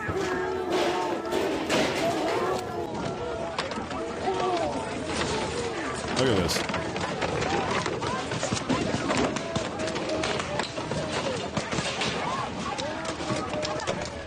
Hey, hey, hey. These guys don't get paid enough. These guys do not get paid enough. Are you clipping that, Twitch? Exclamation mark, clip. These guys do not get paid enough, man. And once again, these Antifa rioters, they're coming prepared. They've got shields. They've got gas masks. They're concealing their identity. Man, just arrest every single one of them. Of course, they're not. There will be no consequences for this because this is downtown Portland, and Portland is a sanctuary city. Portland, the Oregon governor is Tina Kotek. By the way, Oregon's governor, I don't know if you know this, fun fact, Tina Kotek. Here she is. I hate this woman. I hate this woman. Here she is. Trying to pull up an image for you folks. Okay, this is the governor of Oregon. In 2019, she was marching alongside Antifa in the streets of downtown Portland. I kid you not. The governor of Oregon, less than a decade ago, was marching with Antifa through the streets of downtown Portland, and now this is the governor. She's like a literal, she's a, as far as I know, she's a lesbian communist. She's a communist lesbian who has in the past marched alongside Antifa. This is the governor. This is the governor of Oregon. So it's no wonder that this state is just going to shit, pretty much. Tina Kotek. This is also coming out of Portland the other day. What's this? Outside the ICE facility.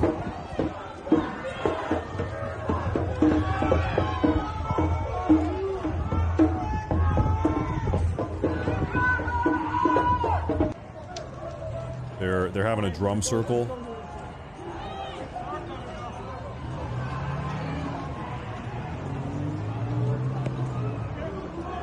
So you saw this earlier. Some of them are bringing, there you see it. That is a leaf blower. Why are the Antifa rioters bringing leaf blowers? It's because they're using the blowers to blow the smoke away, the tear gas. Every time the tear gas comes out, they turn on the blower and they blow it away. It's part of their strategy.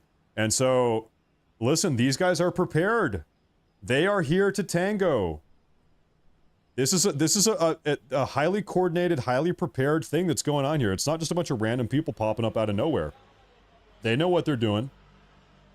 This is another one from 2 days ago. Take a look. It gets even worse. Gets even worse. How's that shit taste?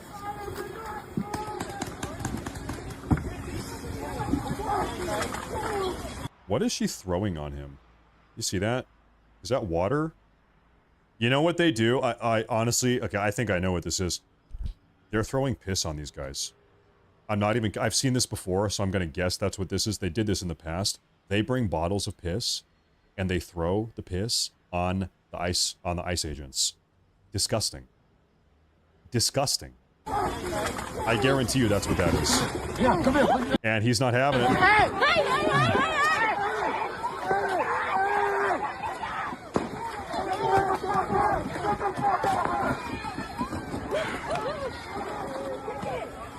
Other way, take it the other way.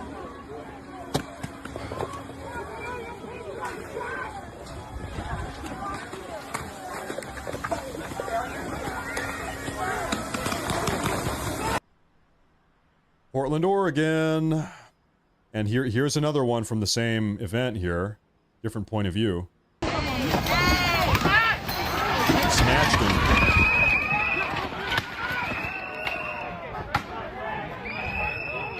Let's go. Lock him up.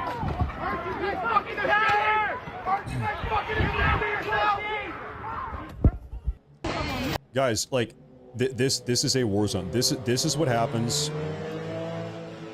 This is what happens when far left radical progressives run your city into the ground for decades. This is a roaming band of Antifa thugs that are trying to storm the Portland ICE facility, that are attacking federal officers. That is what is going on. And why are they doing this? It's because these guys had the audacity to try to deport illegal aliens. So this is in defense of the illegal aliens. This is in defense of the people that have invaded our country illegally. This is nuts. This is what happens to your city if radical progressives get control of it and run it into the ground.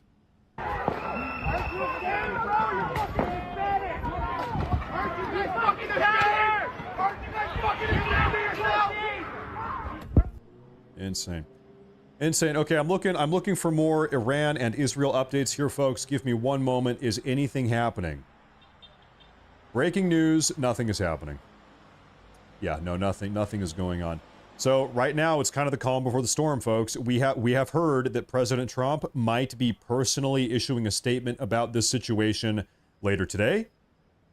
It's still early in the day over here in the U.S., and we have also heard that the U.S. tonight, right now, it is nighttime over there in that part of the world, that the U.S. might be bombing Iran for the first time tonight. Okay? What did Kristi Noem do? Let me see. Kristi Noem reportedly taken to hospital by ambulance. Homeland Security, Kristi Noem was taken by ambulance. Huh? Let me see if I can find something about that. Hold on here. Kristi Noem. Yeah, I see that here. Take a look. Breaking news just into CNN. Sources say Department of Homeland Security Secretary Kristi Noem this afternoon has been taken to the hospital. I want to go straight to CNN's Priscilla Alvarez. Priscilla, what are you learning about this?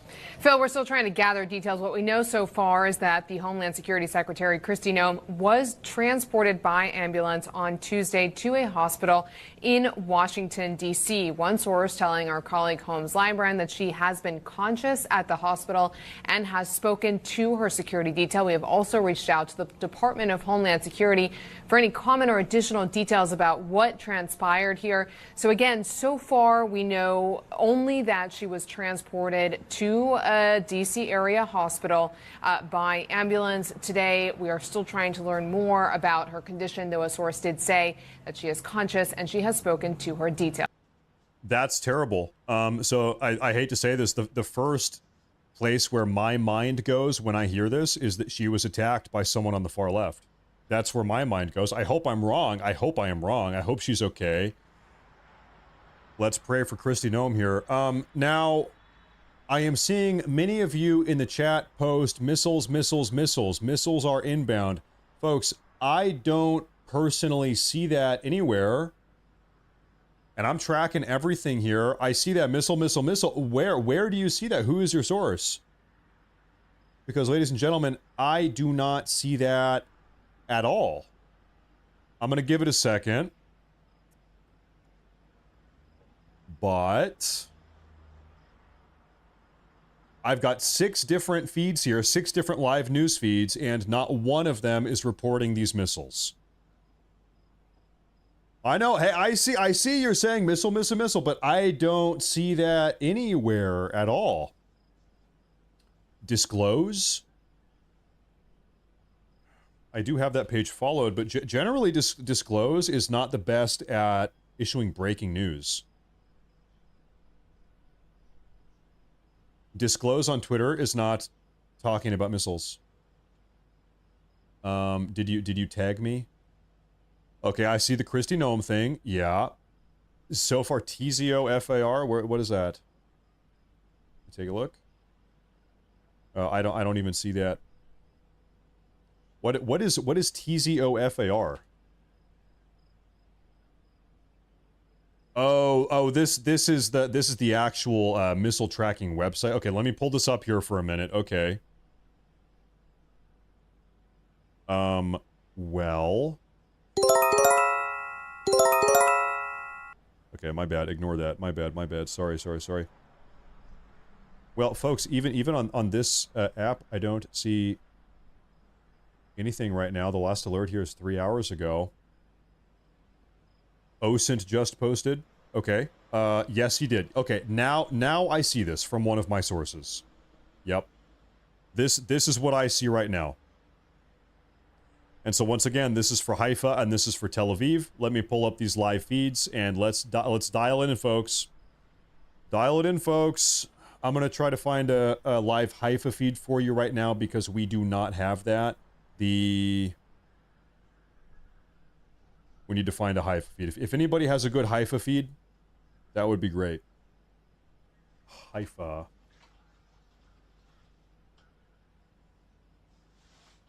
It's always hard to find some of these when you need them. It's always the Haifa feed. The live Haifa feed is very difficult to find. Okay, so you know what? Maybe we do not have a Haifa feed, but at least we do have a live Tel Aviv feed, which generally is good.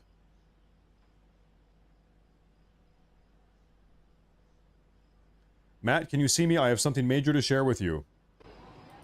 Yeah. Folks, I just pulled up No Agenda TV, and he does not have a Haifa feed either, which makes me think nobody has a Haifa feed. I don't think anybody has a Haifa feed. Now, I can pull up a Jerusalem feed. I do have Jerusalem for the time being. Why don't I go ahead and pull that up for you guys?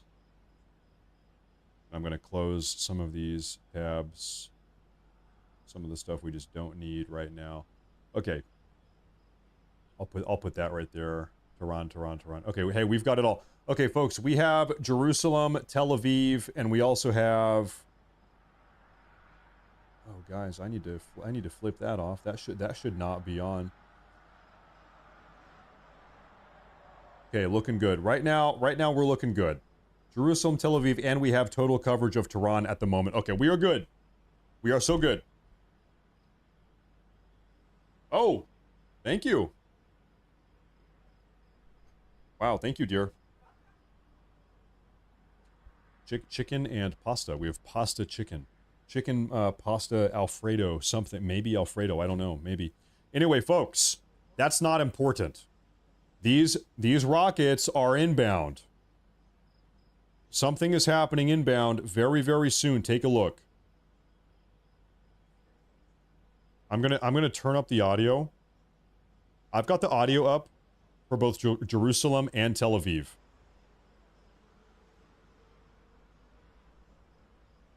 I'm checking updates here. I missed it. Okay, maybe I missed something there. I was looking around. So if it happened, oh, folks, Tel Aviv, pay attention right here, folks. The air sirens are going off right now. Normally, you don't see rockets or missiles being fired into Jerusalem. Almost always they are Tel Aviv. And right now, we've got things coming into Tel Aviv right now. Pay attention. Stop spamming. We're doing this right now.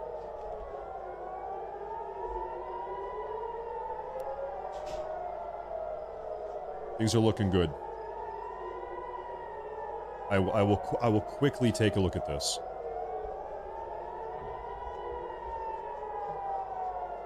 Oh, you see them up there. You see a lot of them up there. Yeah, I'm not going to do that one.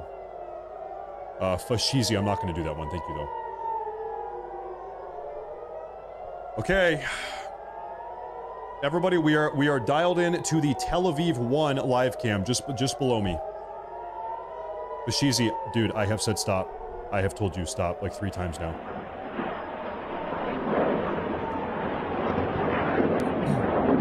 Oh, hey, Jerusalem is popping off too.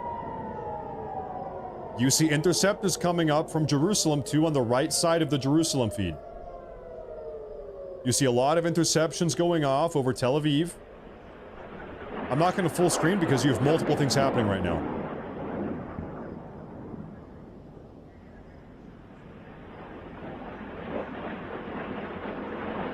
Interceptions above Jerusalem. Like I said, this is very abnormal that Jerusalem is being targeted right now because normally they don't. Normally it's always Haifa and Tel Aviv. It almost seems like the Iranians have been avoiding Jerusalem, maybe because it's a holy city, you've got the temple thing, you've got all this ancient stuff. Okay, I don't know. Folks, that might be it. That was a big bang I heard over there. Off camera. Another interception there over Tel Aviv.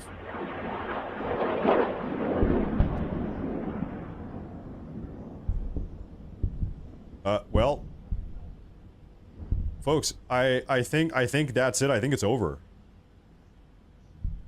So, I don't think any of these actually made contact, although this does indicate something.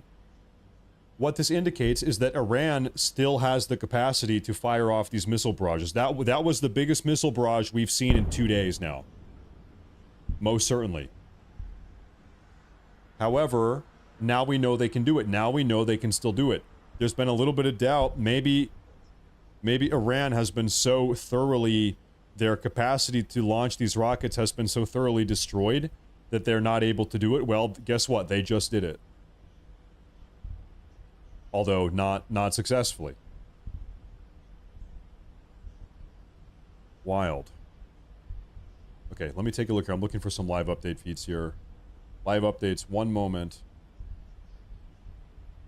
I'm not seeing any confirmations of anything hitting. Perrin Mint, we saw, yeah, guys, Kristi Noem, the head of the DHS, Department of Homeland Security, was rushed to the hospital about 10 minutes ago. We don't know why. Maybe she was attacked or something, I'm not sure. But that is also a breaking news story that we are following at the moment. In fact, I'm gonna bring this up. Real quick, take a look. Breaking news just into CNN. Sources say Department of Homeland Security Secretary Kristi Noem this afternoon has been taken to the hospital. I want to go straight to CNN's Priscilla Alvarez. Priscilla, what are you learning about this?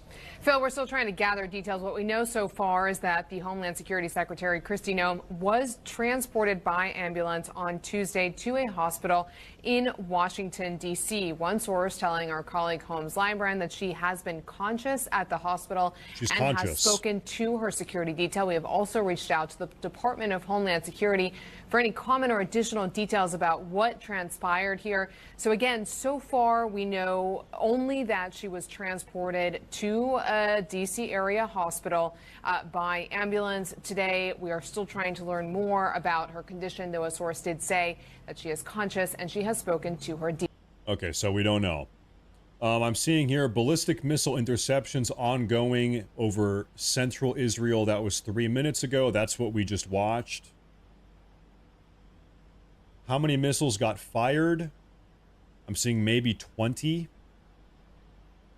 This is where all of the warnings were going out, it seems like. Now we have this live kind of updating warning map here. Dude, it's always Haifa, it's always Tel Aviv. Jerusalem is over there. Very rarely are we seeing them try to blow up Jerusalem. This time maybe a little bit different though. Curious. Who knows? Hope she's all right. Yeah, we hope Kristi Noem is all right. That's right. Yes, we do. Crazy story. My grandfather told me this a couple months ago. I guess I have some distant relatives over in South Dakota, or I think South Dakota. They've got a big farm. And I guess Kristi Noem, when she was a little girl, before I was born, I guess she was friends with my distant relatives, and she would come over and play at their farm. So maybe distant relatives of mine grew up alongside Kristi Noem. I don't know. I don't know her though. I don't know. So anyway, I have a very loose connection to Kristi Noem.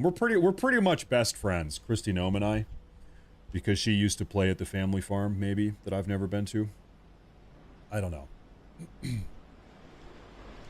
Anyway, well, the missile barrage, I think, is over, folks. Now, I wonder, can we find any... Can I do, like, Fox Live real quick? What do we have here for live coverage? Give me some breaking news here. Okay, I'm going to try to eat my lunch, folks, and I'm going to put on some live coverage for you guys. I'm going to very quickly snarf down my food. Rising in the Middle East, and we're hearing reporting from Edward Lawrence saying the Situation Room meeting had lasted about an hour and 20 minutes, but it came to a conclusion. Also, another post saying the White House official telling him the meeting with the national security advisors in the Situation Room starting soon. They talked about strikes inside Iran on targets, likely the facility where Iran has its nuclear program. Strikes are on the table. Let's bring into the conversation right now senior fellow with JINSA and former national security advisor under Vice President Dick Cheney, John Hanna. John, thank you so much for joining us here on Live Now from Fox. What type of conversations went on inside of that Situation Room, and what are they talking about in relation to potential strikes against Iran? Newsmax just reported that Iran said there will be a huge global surprise tonight that will be remembered for centuries. Could you find a source for that? Do you have anything to show me with that? I trust you, but I also want to see that. And by the way, thank you, Pup Pup. If you could find something about that, in fact, I'll look for it here in a minute once I'm not eating. Built several hundred feet under the ground, Dude, who do you support? I stand in solidarity with North Korea. I just hope that North Korea is okay. I just hope that North Korea makes it out of this okay. We are on Team North Korea over here. Skies of Iran constantly destroying missiles, destroying other nuclear sites, destroying military leadership sites. They have a lot of planes in the air a long distance from Israel to sustain that kind of pace of operations. They could really use some advanced U.S. aerial refueling capabilities, probably over the skies of Iraq, that Israel also doesn't have, that would dramatically enhance its ability to keep its Air Force in the air 24/7. It's very interesting because we continue to hear some of those assets being moved into the region. And this is the graphic from Fox that we are seeing just all around there in the Mediterranean, the Red Sea, just the amount of force, the posture in which the United States continues to have in that region. That's They're a lot. continuing to call it a defensive posture. When will it look offensive? And can you describe maybe what we're seeing in terms of just the amount there in the region? Yeah, no, it's already been several months, Andy, that the president has been, as he engages in these negotiations to coerce Iran into making a deal and giving up its nuclear program peacefully. He's been building up a very credible military deterrent in the region. And now as we get closer to this decision to actually enter the fray on Israel's side to really try and finish this job in a decisive manner, the president's only now adding new increments of force, new increments of defensive and, importantly, offensive fire. Breaking news, ladies and gentlemen. Here we have it. I think you know me. Just in, Iranian state TV says tonight a great surprise will occur. One that the world will remember for centuries. Oh boy. Oh boy. Defense forces are. There it is. Presents real serious challenges to them. Could be done much more effectively. That deep enrichment at site at Fordow by the United States, by several B-2 bombers carrying this massive ordnance penetrators, 30,000-pound bunker-busting bombs that were built specifically for this mission to penetrate that mountain at Fordow.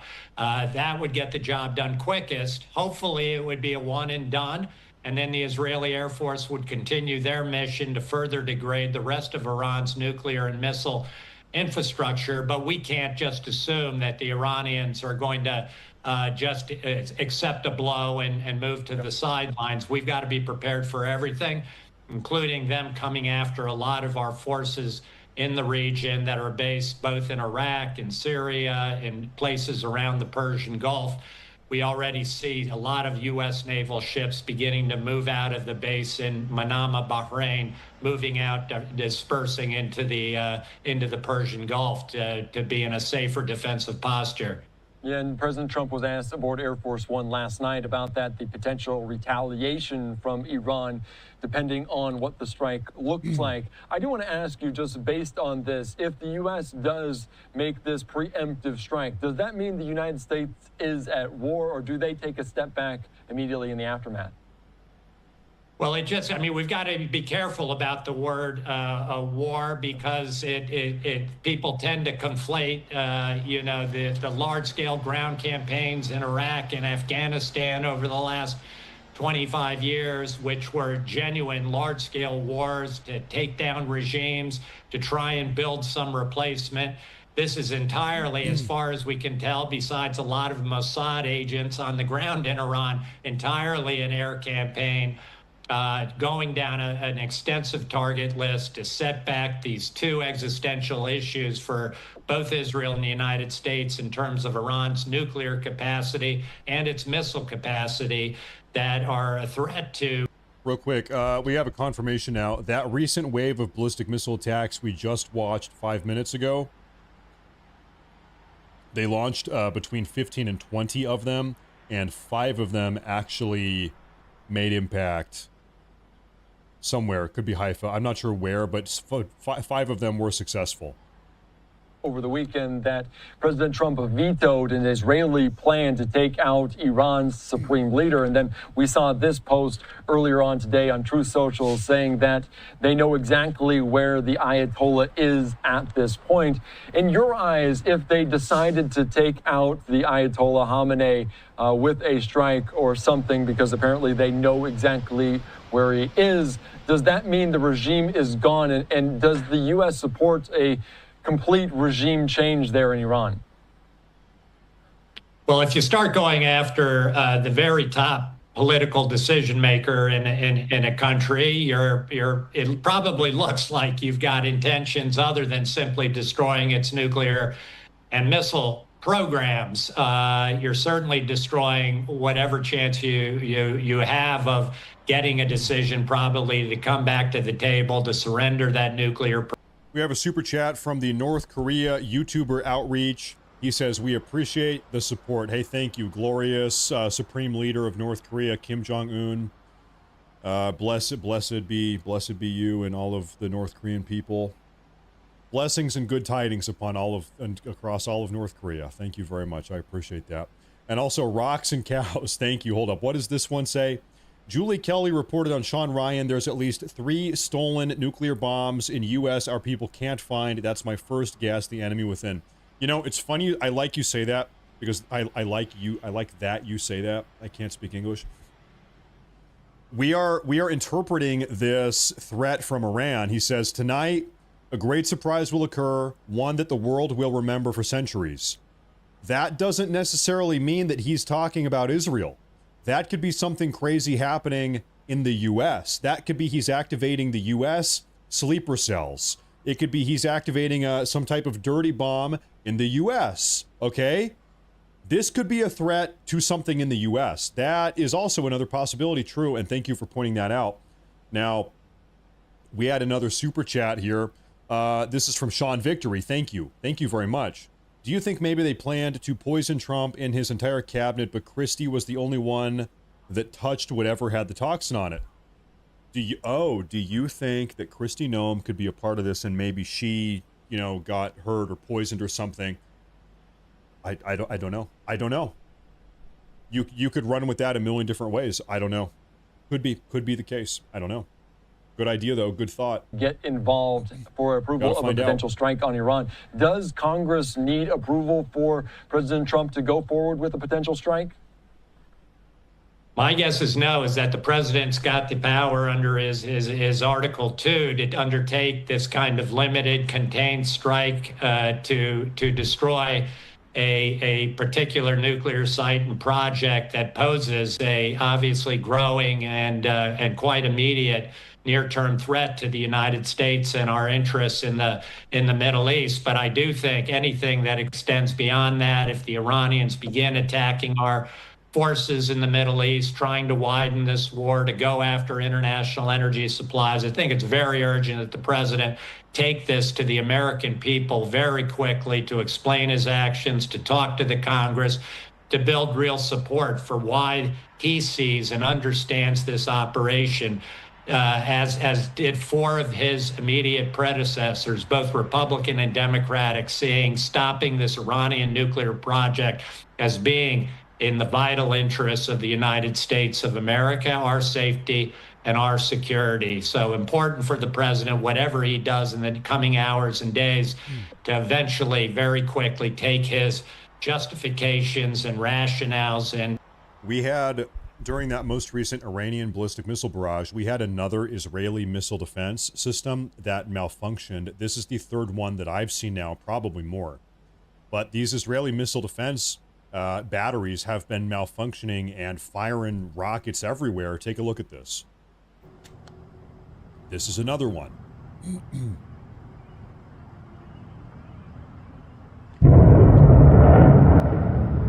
Yeah, that sure is a malfunction. Ooh, it's coming back down too. I have now seen 3 of these videos, and I would bet that there's probably more that I haven't seen. Hey, nothing's perfect, I guess. Telling him what's happened over the last 4 or 5 days in terms of this Israeli military campaign. What is the bomb damage assessment? How much have they set back different elements of the Iranian nuclear program? What is happening at that site at Fordow right now? Do we see the Iranians trying to move in anything? What do we know about how the Iranians will respond to any American entry into this war and attack on Fordow? What are their intentions? Will they really try and start going after U.S. forces? And then he's got to look to his military people to know what options we would have under these different possible contingencies and ways that Iran would respond. What are our vulnerabilities? What measures are being taken to protect our forces, to protect our citizens across the Middle East? And then, of course, the State Department, we've got to be building coalitions internationally to be supportive of what we're doing.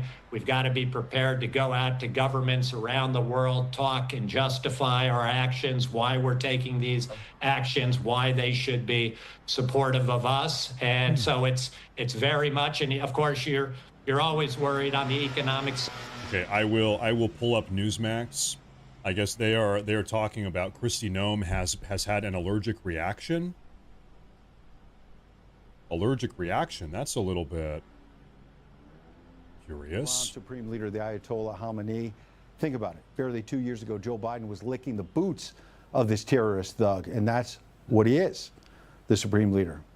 Biden lifted tough American sanctions on Tehran's oil profits, freeing up billions. Okay, they are not talking about Kristi Noem at the moment. Now, folks, let me run you through a crazy idea I just had. Let me know what you think about this. We know that Israel has had Mossad spies, undercover agents inside of Iran for years now. We saw them blow up. We saw them about a year ago plant a bomb in an apartment building and blow up an Iranian official. So Mossad was in the country with explosives, blowing up, planting them in apartment buildings. They blew up a senior-ranking Iranian military official. Over the last year or so, we've seen a lot of sabotage at energy facilities in Iran, on the ground, people planting bombs, blowing up energy facilities. Over the last week, we've seen a lot of car bombings. Cars are being blown up in Iran, presumably by Mossad agents. Here's a question to you. Given it seems to me like Mossad is going in and out of that country pretty easily. They're all over the place, planting bombs, maybe poisoning people, whatever. Mossad is all over Iran. They have totally infiltrated every aspect of day-to-day Iranian life. Do you think it is possible that Israel has a nuke on the ground in Iran? I know that's a crazy idea. Is it possible that Mossad has actually at some point smuggled a nuclear device into Iran, and it's waiting to be detonated if the time comes, when the time comes? They could do it if they wanted, and it's already there right this very moment. That's a pretty crazy thing to think about. It seems like they're coming and going whenever they want. That's what it seems like to me. I don't know. The job, working with Israel to finish off the Iran nuclear program by launching a U.S. strike against Iran's nuclear facilities, or what's left of them, particularly its underground uranium enrichment facility in Fordow. Aboard Air Force One on his way back from Canada last night, the president exposed the folly of the French fantasizing about a ceasefire. That means nothing to Tehran when all they do is talk and stall. I want to hear about Kristi Noem. Where's Kristi Noem? But now the Islamic regime about that. is on its knees. Why are you? Can you elaborate? Looking at better than ceasefire. We're not looking for a ceasefire. I didn't say I was looking for a ceasefire. That was Emmanuel, nice guy, but he doesn't get it right too often. But we're not looking. We're looking for better than a ceasefire. This is the folly of the fight the conservatives are ginning up between Tucker Carlson and the president. In my estimate, they're both right. Listen to Tucker when he says we should not be warmongering. Looking at you, Lindsey Graham. And do not get caught up in another misadventure in the Mideast. But the president is right that he's not getting us trapped in some nation-building exercise in Tehran. That's why the president has correctly rejected Israeli Prime Minister Benjamin Netanyahu talking about regime change.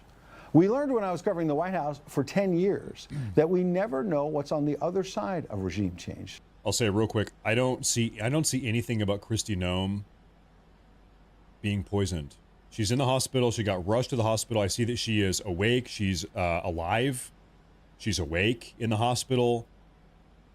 Oh, actually, I do. It says allergic reaction. I just saw another update. Kristi Noem transported to the hospital. This is coming from Fox News also, by the way.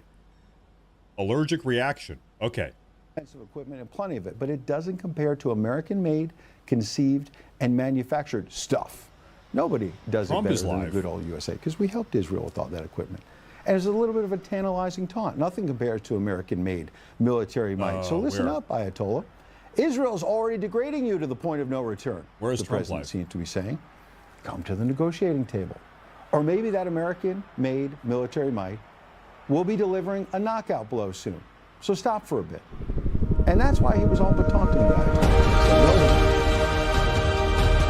Oh my God, I'm sorry. Oh, too loud. Civilians or American soldiers in the region, but the president added, our patience is wearing thin. Iran seems to be literally running out of ammunition.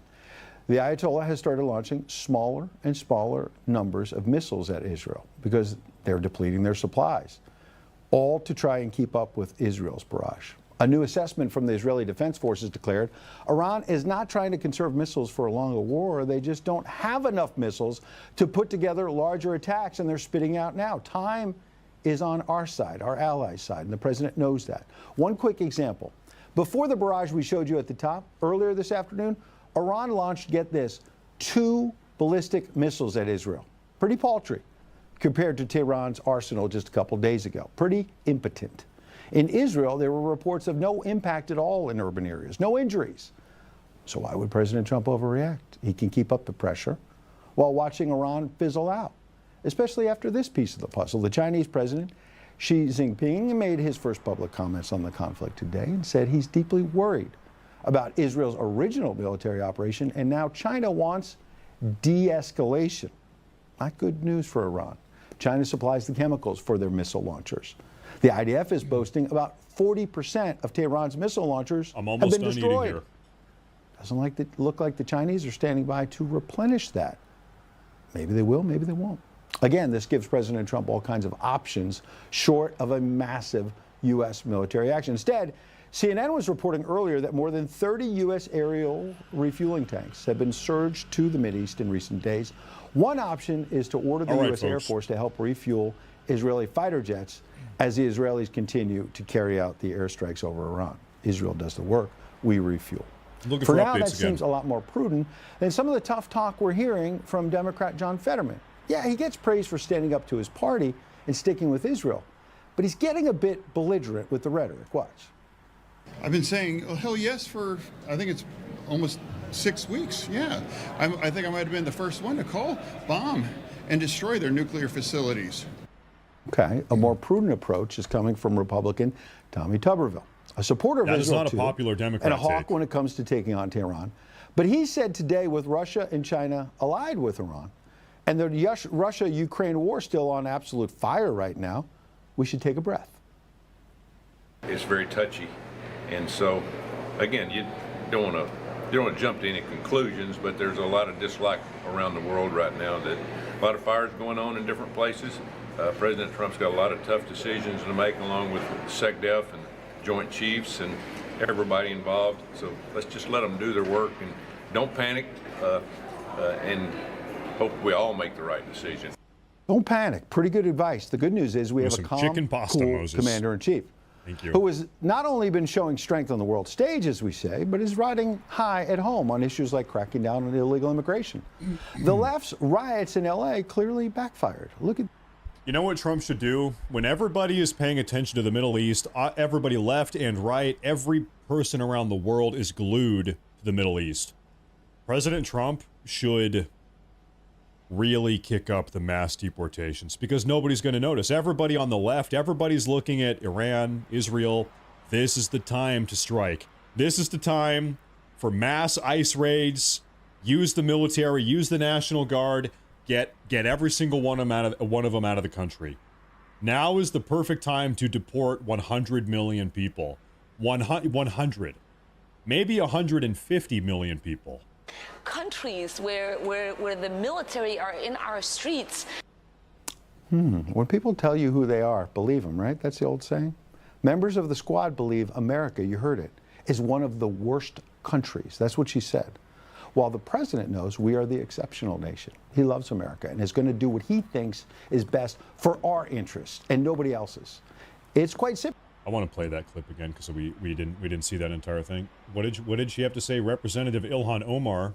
To have a democracy, a beacon of hope, for the world to now be turned into one of the worst countries where the military are in our streets without any regard for people's constitutional rights. I'm just gonna say what everybody is thinking. Go back to Somalia. We don't want you here. You never should have been allowed to come here in the first place. Get out. Go back to Somalia. Get the fuck out. I'm just gonna say it. It's one of the worst countries ever. Now, I think he's waiting to see what happens next. Israel now owns the skies. Iran may be jumping up and down and making threats, but with what? As you pointed out, they don't even have any missiles left. We thought they had 2,000, maybe don't even have 200. So it's really up to Israel. What does Israel do next? And what does Israel do about the one remaining military problem, and that's the Fordo nuclear reactors buried deep inside the mountain? So what next then? What do you think the president was weighing in the Situation Room today? And if you were in there with him like you were in the first term, what would be your advice tonight? Okay, so here's what happens. President Trump is at a long dining room table. Okay, I don't know who said it. One of you said, go bang your brother in Somalia. That's low. That's just gross. That's a low blow. Go bang your brother in Somalia. Okay, dude. In the region, what more assets do you need in the region? Then he'll turn to the intelligence chief and he'll say, what are you hearing? Maybe what are you hearing about internal strife within Iran or the leadership group with Iran? So everybody's going to tell him the status report. They'll also probably tell him, here's my suggestion of what you do. And then Trump will probably come with 2 or 3 options of his own. And then he'll make his own decision. He doesn't let the other people in the room make the decision. He makes the decision. My guess is he's waiting to see what's going to happen with the leadership of Iran. Mm-hmm. And he is so scrambling the brain of the Ayatollah, saying, we know where you live. Come on, with the Ayatollah, every time he goes to a meeting, the guy on his left is gone because he was assassinated yesterday. The guy on his other side has only been there 24 hours because he's new to the job because his predecessor got assassinated yesterday. You know, the Ayatollah's got to be a little nervous that he either goes down with the ship or President Trump says, make a deal. That's right. And so to your point then, I think the stakes tonight and the bottom line I want to get to, because you're laying it out perfectly about how this president weighs these decisions in the Situation Room. You already said maybe the Iranian military and their weapons stockpile is being degraded. Maybe they don't have the 2,000 or 3,000 missiles. Another top general was taken out by Israel today, by the way, as you referred to. Has the Ayatollah now been so far backed into a corner? That joke was racist a little bit. Well, I guess I'm just racist a little bit then. I don't know what to tell you. And maybe we don't need the bunker busting bombs because maybe Israel's getting the job on their own. How do you assess that?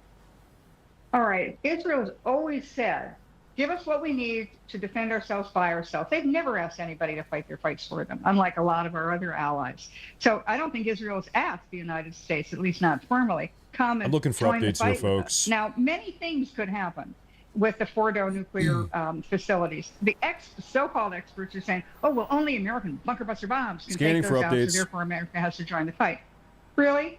It's just showing you how creative they are. Maybe they have another plan. Maybe if America doesn't enter the fight, they have other ways of destroying those facilities in Fordo. Maybe a cyber attack. We know they did that with Stuxnet virus, which destroyed the Iranian centrifuges. We got to bomb it. Maybe they're going to have The only way to get rid of it is to bomb it. assassination plots. We know that there are Israeli and Mossad on the ground now in Iran. We also know that the It is guaranteed every single thing in that nuclear enrichment facility in this deep subterranean mountain bunker called Fordo. We're talking right here.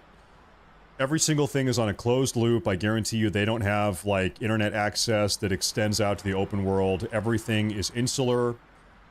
The only way to get rid of this is to get a man on the inside, like have a Mossad spy infiltrate the complex. Probably never going to happen. The alternative is to just blow it up with an American bunker buster. They're not going to get a virus in here or something. It's all totally on lockdown, I guarantee you. Trump said in his first major address in his first term at the United Nations General Assembly, and he also said it just a month ago when he was in Saudi Arabia. Look, it's not our place to tell you how to think, what kind of government to have, who your leaders should be, which God you want to worship. That's up to you. And so President Trump is probably the last guy in the world that wants to send in the Marines to do a forced regime change a la Barack Obama or a la George W. Bush. Allah. You got to also think, though, that within the Iranian leadership, they have to be looking at the situation, saying maybe we need to have a palace coup. Maybe we need to reset the table. If not, we're all going down. Very interesting. Last thing, China. Or alternatively, listen, we've been talking about this all day. Iran right now is backed into a corner. What happens when a wild animal is desperate? It is staring down death and it is backed into a corner, and it doesn't really have an option to surrender. Every single person that is operating this Iranian regime, they will be held accountable. They are going to die. If they surrender or they don't, they're probably dead either way. What do? They're getting to the point where they might view their only option as actually using a nuclear weapon. That is, if they have a nuclear weapon. Who knows if they actually have a nuclear weapon, but if they do, we are pushing them into this corner. So, I mean, it's happening so fast and so quickly and so dominantly. If they actually have one, they might actually use it here pretty soon. And what do we have up on the screen? Iranian state TV, what do they say? Tonight, a great surprise will occur. I don't know why I said that so weird. One that the world will remember for centuries. A great surprise. The world will never forget it for centuries. Folks, are things going to get freaking out of control here? Wouldn't be surprised. I mean, they know that President Trump... Okay, let's do a little bit of a recap. Trump just issued what is effectively a death threat against Khamenei. 6 hours ago, he said, hey, listen, Khamenei, we know where you are. We can kill you anytime we want. We're not going to do it yet. This is effectively a death threat. Khamenei is directly being threatened by President Trump, who's saying, hey, we can kill you. That's the first thing. Iran is getting absolutely blown out. They're getting dominated by Israeli airstrikes. That is also happening. Every single day, Iran is becoming less and less and less powerful. Okay? Their options are becoming increasingly limited. As such, they are becoming increasingly desperate. What do? They also know that Fordow, their premier nuclear enrichment facility dug inside of this mountain, might get blown up any second now, because it seems like President Trump is coming around to sending over a B-2 Spirit stealth bomber and dropping a 30,000-pound bunker buster bomb right on that thing, blowing up their enrichment facility. Okay, well, if you have a nuke or a dirty bomb or something akin to that, when do they use it? It's this series of circumstances that would actually compel them to use it. We might see that. We might be at that point here pretty soon. If they have it, we might see it soon. I hope not. I hope I'm wrong, but I'm just kind of looking at this entire situation. You just watched 3 missile launches. Missile launches? Hold up here. It's this series of... God, I hate that guy. Imagine listening to that guy. You just watched 3 missile launches. Okay, so folks, maybe Iran has just launched more ballistic missiles. We're going to keep an eye on that, okay? It's a commercial break over here on Newsmax. And is this... That's Jerusalem. What do we have here? You're not even live. Where did our live coverage go? What is this? Americans enjoy hunting or target shooting or want guns for their own protection. You guys want to watch a town hall on gun violence featuring Senator Kelly, who looks like a garden gnome? I told you. Yeah, not really, not particularly, so we're not going to watch that. Okay, well, listen, we're going to keep an eye on this. We have Iranian cams, and allegedly, more ballistic missiles are inbound. I apologize, I'm trying to get my bearings. We want to watch... Put that over there, put that over there, put that there, put that there. Okay, everything is fine. Okay, folks, we're tuning in now. We are tuning in. We are back. We are so back. So, okay, well, hey, listen, if we have a trustworthy source in the live chat here, Fashizi, I think is his name. then we're about to hear some alerts about Iranian ballistic missiles any minute now, potentially maybe here pretty soon. And if anybody here needs prostate medication, you should go to prostaterevive.com. If anybody here has prostate issues, this portion of the stream has been brought to you by prostaterevive.com. You have a free 30-day risk-free offer. It's a trial offer for $4.95. So consider that. Just keep your mind open about that. That's our commercial break. Oh, goodness. Goodness, you're getting there. Yeah, maybe me too. I don't know. Okay, now, folks, pay attention. Look right below my finger. What is that big yellow? It's a big yellow ball. It's floating in the sky. Right there. What is that thing? It's a big yellow orb. Just an orb. A big ball. Floating in the sky. What the hell is that? I don't know. I don't know. Oh, look, we're looking up at it. Wait a minute.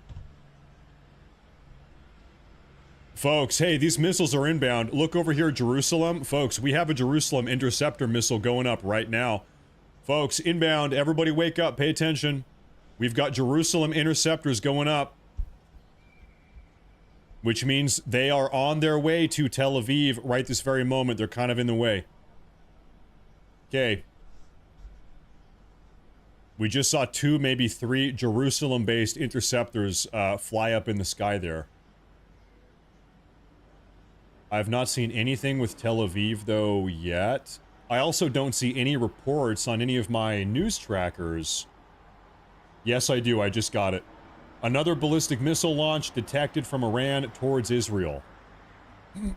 Yep, alright. It's as if we didn't already know, but now we have it. So maybe we're gonna see some stuff going on here. Okay, pay attention. Hold up. Listen, also, here's the deal. As these waves of ballistic missiles continue to fly from Iran into Israel, we need to keep in mind the Iranians issued a threat a couple hours ago. Tonight, a great surprise will occur, one that the world will remember for centuries. Are they threatening a nuclear bomb tonight? I don't know. Give it time. So we saw those interceptors over Jerusalem, but I've not seen anything over Tel Aviv here. Nothing yet, at least. And by the way, listen, hey, the reality is any single one of these ballistic missiles could, I believe, have a nuclear warhead attached onto it, if they have a nuclear warhead. Who's to say? I don't know. Who's to say? That is the moon, Matt. It's 2 a.m. there. I just know, I don't buy that. Have you heard of a moon landing conspiracy theorist? Some people think we never landed on the moon. I take it a step further. I don't believe in the moon. Not only do I not think we landed on the moon, I don't even think the moon exists. So whatever that thing is up there, I just don't know about it. I don't believe it. Nope. Satellite could be, or not. I don't know. Who knows? So Tel Aviv, where are these ballistic missiles? What's up with the ballistic missiles? I don't see anything yet. Nothing quite yet. You know, maybe they all just got, maybe they got intercepted outside of the city. As we've seen numerous times now, the Iranian capacity to launch these ballistic missiles is kind of diminishing. It's going down. And so Whereas a couple days ago, they could pretty easily fire off a couple dozen of these. Now, maybe all they can do is they can fire off 3 or 4 at a time. Which makes it very easy to intercept them, it seems. It's much easier to stop 4 missiles than 50 missiles. So that just kind of might be the case here. Oh. And I'm looking around. I'm looking for more breaking news updates. Hey, we have on the ground. Hold up. Direct hits have taken place during saturation attacks. This was pretty considerable. I'm still waiting for a hard count from our IDF sources. But if it's, 15 in one area, that's a saturation attack. This one, if it was a 15... Dude, this is a green screen. I'm sorry. This guy is not really there, right? Am I tripping out? This has got to be a green screen. There's no way he's in... It doesn't look like it. Probably hear the air raid sirens over Tel Aviv. All right, but nowhere near the 100 or so that you were seeing during certain clips this past weekend. So that's important perspective. Again, stay safe. If you got to get to the shelter, we will stay in contact with you with our producers in the next few minutes to see what happens. Zach Ganders, thank you. Meantime, as you just heard, escalating conflict between Iran and Israel. Listen up, folks. Air raid sirens over Tel Aviv. How many missiles are coming in this time? We're looking at Tel Aviv. I also have Jerusalem live over here in the bottom left. All right, dial it in, folks. Dial in. What do we have? It looks like I think I'm seeing a little bit of action over Jerusalem, actually. Just a couple little dots in the night sky.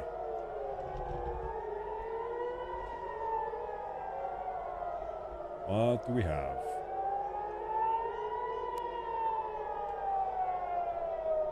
Oh, hey, they're okay. I see them over Tel Aviv. I see one at least over Tel Aviv.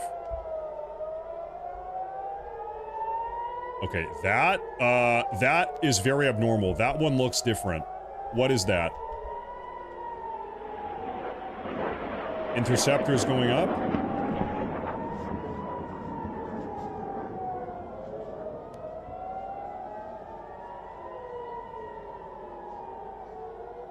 Some good interceptions being made up top.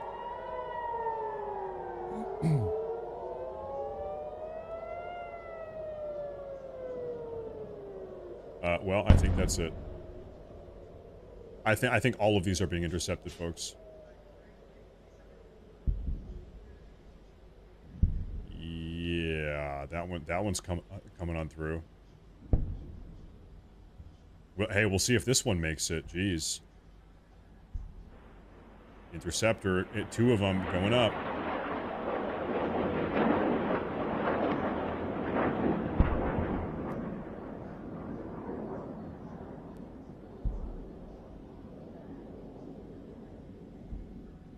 And I just hope the moon is okay. I don't think any, yeah, dude, look at that. I don't think any of these are making it through.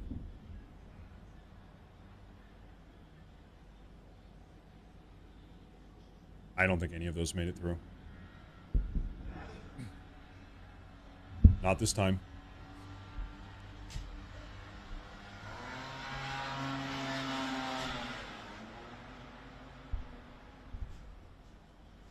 Pretty ineffective these days. Really. These Iranian missiles are looking pretty ineffective these days. Yep. Not a whole lot of damage there. This dome is looking pretty good.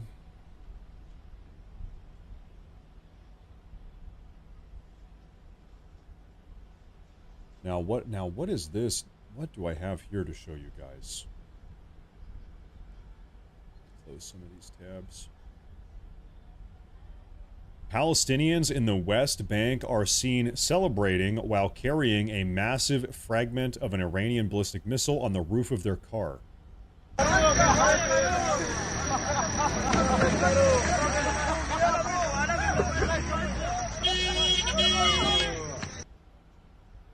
Oh my God. Oh.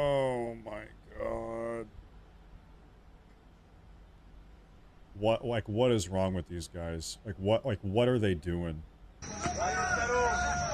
Are you kidding me?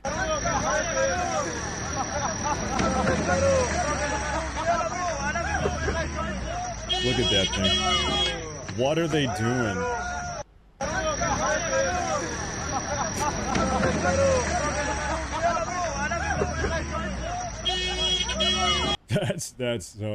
That's I don't even know what to say. What is that? I don't even know what to say what that is. I don't know. Okay, I'm checking for updates here. Jeez. You could bring that home. You could live inside of that thing. Probably. It's big enough. It's a little house. You can have your kids play around inside of the Iranian ballistic missile. Hey kids, I brought you home a new toy. It's an intercepted Iranian ballistic missile. You kids will love it.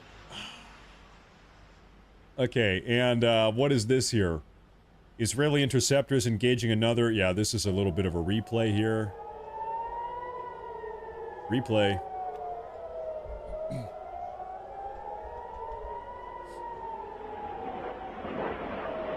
Yeah, this is what we just saw. Wild, wild, wild, wild. Okay, let me take a look around here, folks. We have Newsmax back up. Absolutely. Can you give us a last thing for now, Zach? So based on what we're seeing, because from the camera vantage point, it appears like it's either stopped or severely slowed down. Has it completely stopped where you are, the missiles for now? And are most Israelis in these shelters because are the streets completely empty or once those sirens go off? Absolutely, yeah. And this last directive from our official, the Home Front Command, is now 8 minutes old. We have not been given the all clear. People are still inside their shelters. This was this latest attack was just into the Tel Aviv area. Jerusalem was not given a warning, neither was Haifa. So this the first barrage that we brought you, the images from a half hour ago now, probably more than that. That was the entirety of Israel running to their shelters. Real quick, I have an update here that says President Trump is getting ready to deliver a quote major address soon.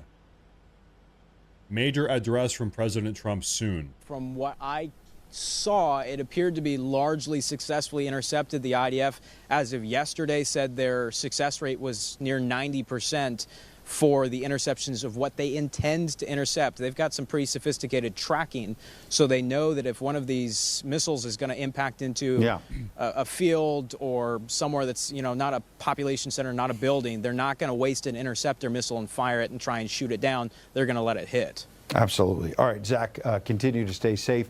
Thank you for the outstanding report and stay close. We'll be checking in with you, and Zach will be available next hour in the Leventhal report as well. We're going to take a quick break. On the other side, the aforementioned Rick Leventhal will join us for our political panel along with... All right, everybody stay safe. Okay. And yet no handcuffs. Handcuffs for who? I didn't do anything. Take a look around here, folks. Have an update 28 seconds ago. This is from the recent ballistic missile barrage.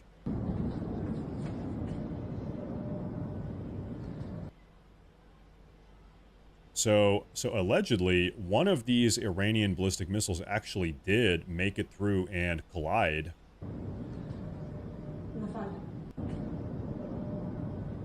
Looks like a hit on the outskirts here. Well, some of them are making it through here, Some of them still a little bit. Oh, for Ilhan Omar. Yeah, right. Yeah, Ilhan Omar. Yeah, we got to get rid of her. True that. Okay, I'm scanning around all of these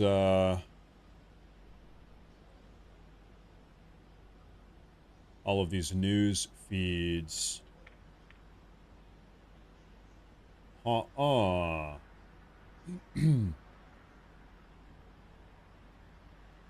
Oh, I don't know. Maybe, I don't know how many of you guys care about this, but if you remember this guy, this individual Koberger who really terribly killed all of these college kids in North Idaho about a year ago, or maybe 2 years ago, if you remember that story.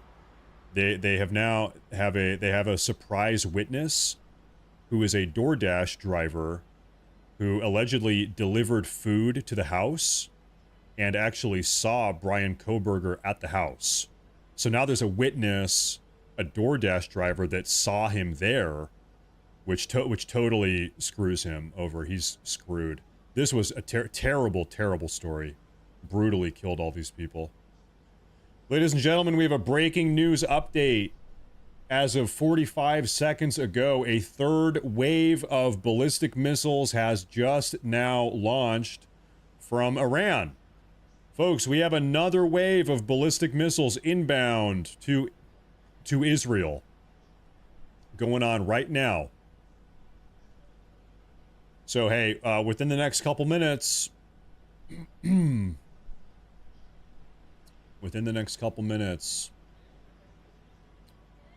it's going to happen. Yeah, no, that was a terrible story, though. I actually have this is kind of a weird relation.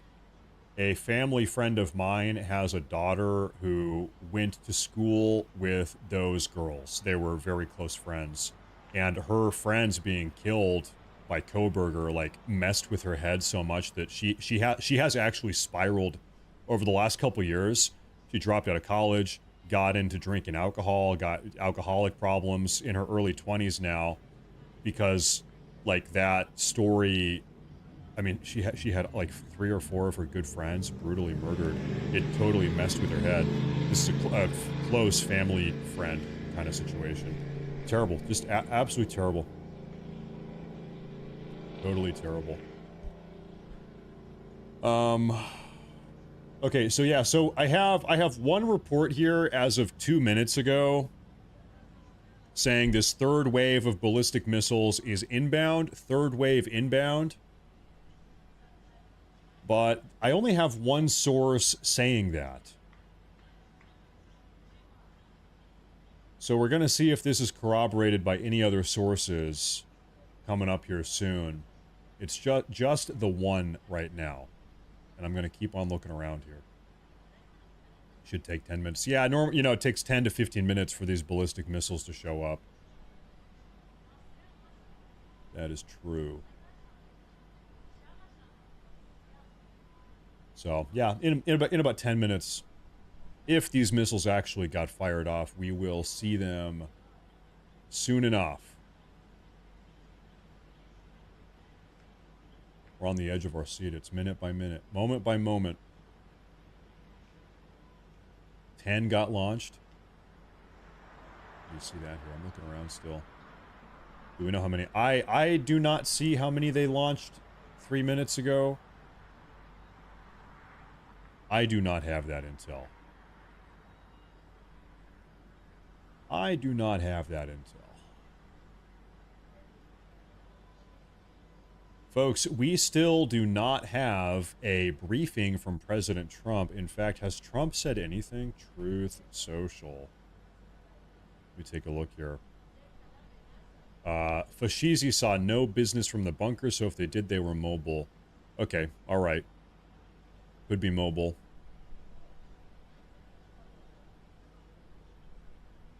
So if you want to quickly touch base with President Trump, President Trump 6 hours ago posted unconditional surrender. We've talked about this.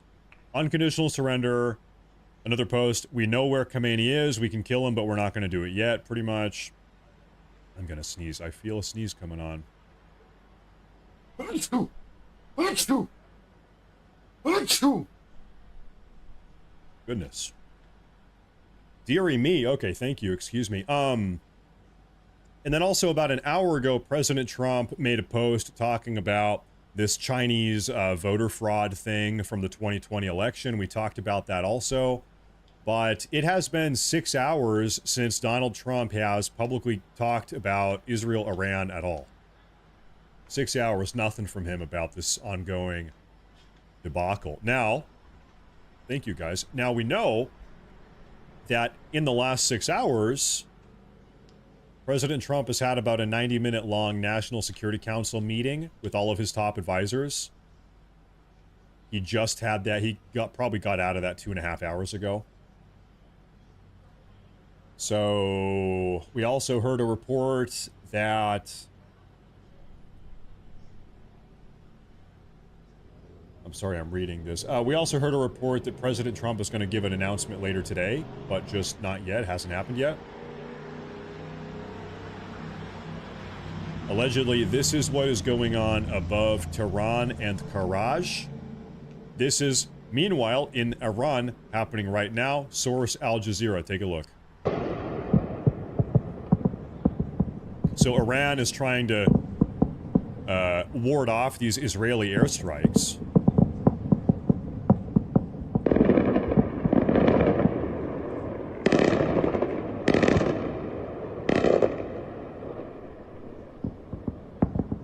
It's a war zone.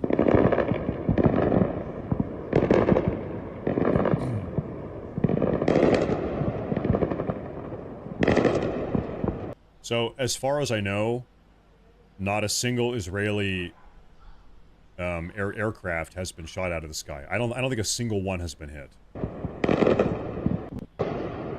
I don't think, at least not that I've seen.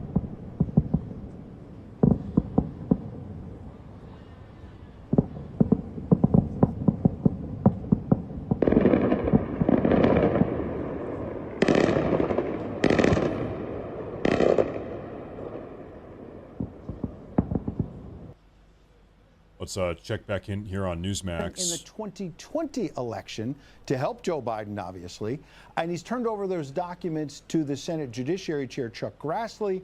Patel saying the FBI has located documents which detail these alarming allegations, including allegations of interference by Chinese the CCP. election fraud. I have immediately declassified the material and turned it over to Chairman Grassley. What is this all about, Chris? Is that true? Hold up. We're getting a presidential address from Trump at 8 p.m. EST. Where did you see that? I don't see that. Let me look. Republicans, two separate entities, folks, reporting on this connective tissue between these NGOs. Democrats sought, they took all of our money, our taxpayer money, and funded these NGOs. These NGOs went out in turn and created, at the behest of the Communist Party of China, division and chaos and criminality in our streets, burning down our towns. Now we come to learn that back in 2020, there was evidence that China was trying to rig the election through driver's licenses, fake driver's licenses being printed up in China, sent over here to go coincide with fake ballots, mail-in ballots. And Christopher Wray, the then director of the FBI, buried this information, testified to Congress. There was nothing there. Turns out there was something there. And my question is this, Ed, and I have yet to hear an answer to it, is when do we start holding accountable American officials who openly aid and abet enemies of the United States? I'd like to know an answer to that. We need to do it, and that starts with the Biden family. I've got 30 seconds, Rick. We know why China wanted the Democrats to win. They had Hunter Biden bought and paid for. That's a great point. And isn't it interesting that I do see a break. Never mind. Okay, never mind. I'm sorry. Chinese trying to give Biden the edge, and now we're hearing about it, and maybe all that stuff that was being rumored 4 years ago was in fact true. Oh, hold up. Correction. I'm seeing in the chat 3 different Israeli F-35s have been downed.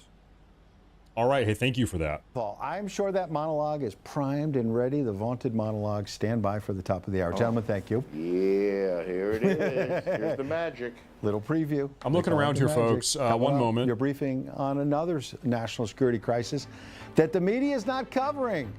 They should be. Russia apparently using the world's focus on the Mideast to launch one of their deadliest attacks yet.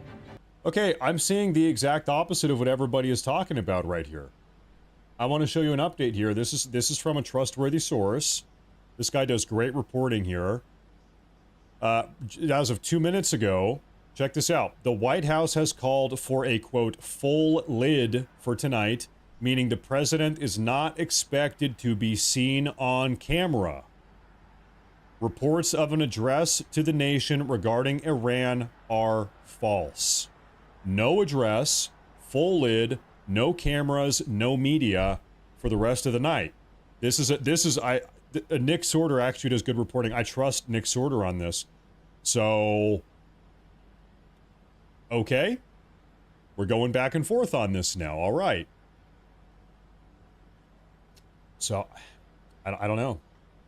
Of course, everybody could always be wrong. Maybe he's going to be wrong. I don't know. I'm going to keep on looking around town and see what we have. I will say real quick, if you are new to the community, if you subscribe to this channel right now, you have a chance to win. You have a chance to win my appreciation. And by the way, you will win. Everybody is a winner. Here, everybody is a winner. So if you subscribe, there's a guaranteed chance for you to win my appreciation. And that's a big reward. So make sure to subscribe to this channel. I do have a video coming out of Iran here, folks. Take a look at this. I'm going to show you this here. A fire has broken out in downtown Tehran as a consequence of these Israeli airstrikes. Look at that. This is the way it goes. This is the way it goes. Everybody's dropping bombs. In fact, I have actually another one of these, maybe a different angle of the same event. Iranian firefighter out here putting out the fire. And there's a larger photo. Everything over there is on fire these days. The entire region is on fire. And then, of course, we can double back to this. We had this update from about 2 hours ago now at this point. Iranian state TV said, quote, "Tonight a great surprise will occur, one that the world will remember for centuries." It could be fake news. It's really hard to tell these days. Most certainly, there is a lot of fake news going around at this point. Everybody is saying something. Everybody's saying something these days. Hey, Italian guy, thank you for the super chat. I appreciate that. And also Jacques Jacobs, thank you. Thank you. I appreciate that a lot. Yeah, you know, you're kind of right though. Iranian state media has been talking a big game this entire time. Yeah, they are yapping. Iranian state media sure does love to yap. And yap they have. Now, I'm going to keep on poking around here, looking for updates. Blessingjews.org. You can donate money to Jewish people in need, I guess. There you go. Welcome back to your briefing on Putin's war on Ukraine. Live look tonight at our Moscow Earth Cam. Kremlin hitting Kyiv with a brutal attack overnight. It included nearly 280 kamikaze drones and multiple ballistic missiles. One of the deadliest attacks on Kyiv in nearly a year. Our foreign correspondent. Hold on here, folks. Breaking news. I want to show you something. The Iranian regime just released this video of someone stroking a nuclear bomb. Huh?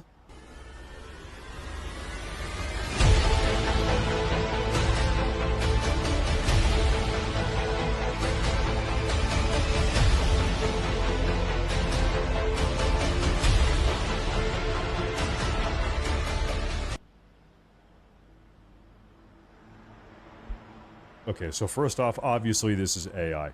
Second off, is this even an official account?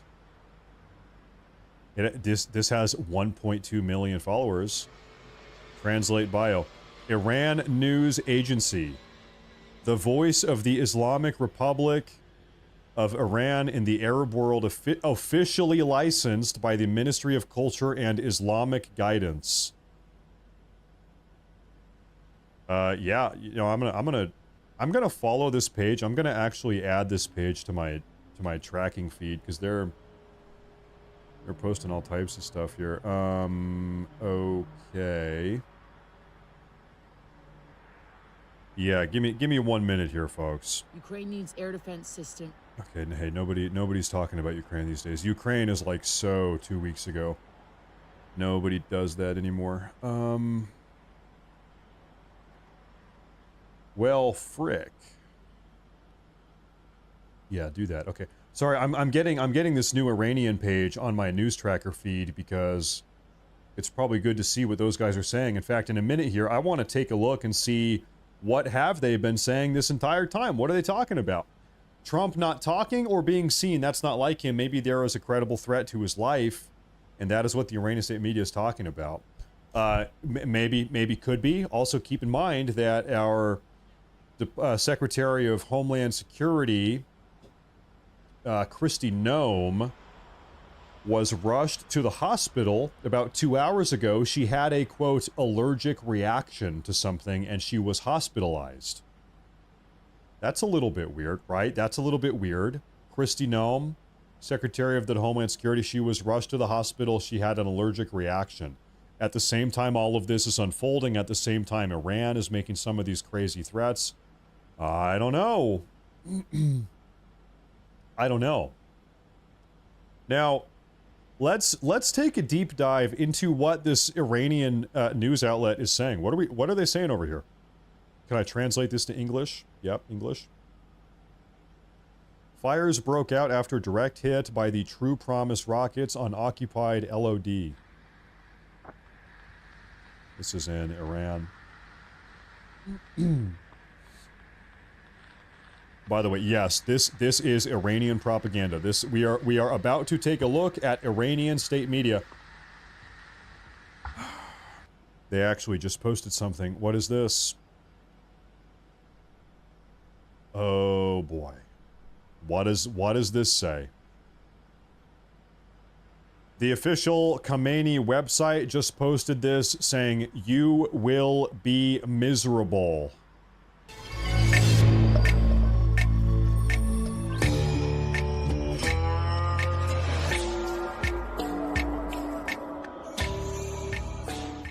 I'm going to turn off the audio because I'm worried it's going to get me demonetized here on YouTube, but we can watch the video at least. Whoa. Oh yeah, we are watching Iranian propaganda. Oh yeah, we sure are.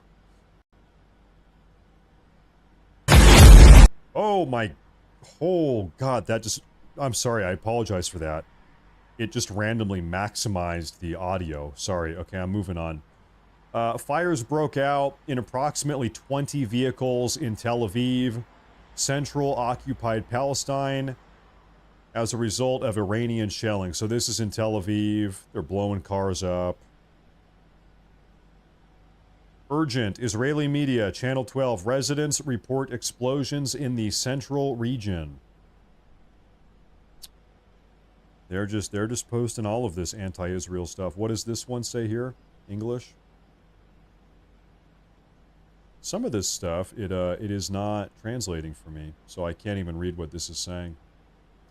Too bad, and we're back on commercial break. Yeah, no, sorry about that. Sorry about that. Okay, I am looking for... Oh, no. Just when you thought this couldn't get any more embarrassing, take a look. They are literally parading the fragment of an Iranian missile in the streets of the West Bank.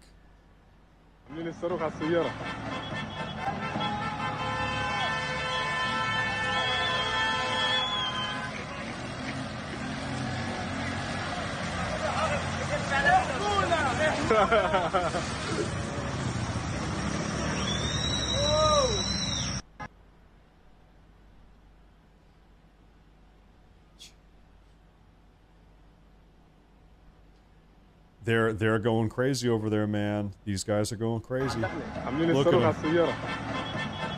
that thing.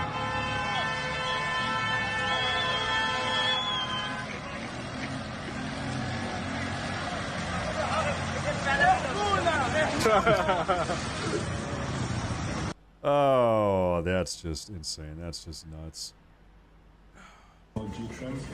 Playing for peace. Yeah, I'm looking for updates here, folks. Playing for peace. Okay. Then it can...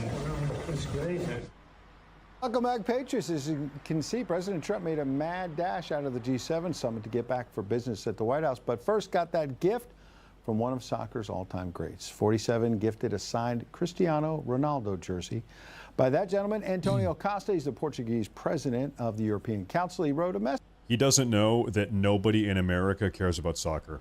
There's not a single American in this country that gives a crap about soccer, or as they say, football. Nobody cares, especially Trump. Trump does not care. And Tel Aviv seems to be quiet for now. We will continue to monitor it tonight here on Newsmax 2. That does it for this edition of The Briefing. Remember, if it's 6 p.m. Eastern, it's time for Checking Briefing on around. Streaming. Coming your way right now on streaming, the Leventhal Report with Rick Leventhal. That is next. Somebody in the live chat just said that the B-2 Spirit stealth bombers are airbound. I don't believe you. Where? Okay, all right. I'll bite. Where do you see that? Where did you hear the news that we have deployed the B-2 Spirit stealth bombers? Where? Because I don't see that anywhere. I don't think so. You are wrong. Nobody in America cares. Nobody cares. Nobody in America cares. I'm never donating money to Africa. Nothing personal. I just am never donating money to anybody in Africa ever until I die ever. Anyway, I'm looking for updates here. I'm taking a look around. Reddit. Oh, you saw it on Reddit? You saw it on 4chan? Okay. CNN. Okay, hey, you know what? I'll do a look. I'm taking a look. I'll take a look around. They're coming from Diego Garcia? I just don't think so. B-2. I'm looking for the B-2 bombers.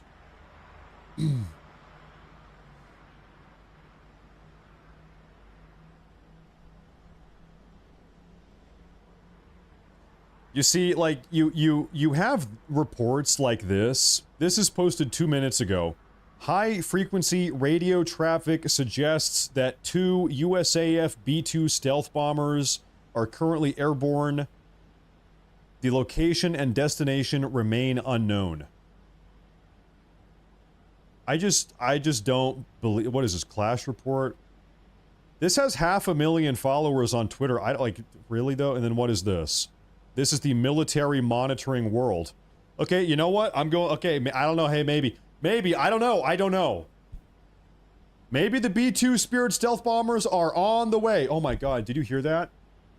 Oh my god, I think a B-2 Spirit stealth bomber just flew right over my house. Wow. No, I don't know, guys. I don't know. I'm not analyzing the freaking military radio waves. I don't know. Maybe. I don't know. We're gonna have to wait and see. Now, here's what I am gonna do, okay? I'm gonna go to Grok. Okay, here. How long would it take a B-2 bomber to fly from Diego Garcia to Tehran? Tehran. There you go. Okay, let's see. How long would it take? It's approximately 3,300 miles. And the B-2 Spirit stealth bomber flies at 560 miles per hour. So it would take 6 hours. Okay. 6 hours? Really, man? Who has time for that? Ain't nobody got time for that. 6 hours? Are you kidding me? Oh, man. Oh, that sucks. Okay. Okay. Hold up. Wait a minute. Is CNN actually reporting this? I don't think so. I think this is in the realm of like schizo conspiracy stuff. I don't think CNN is reporting this.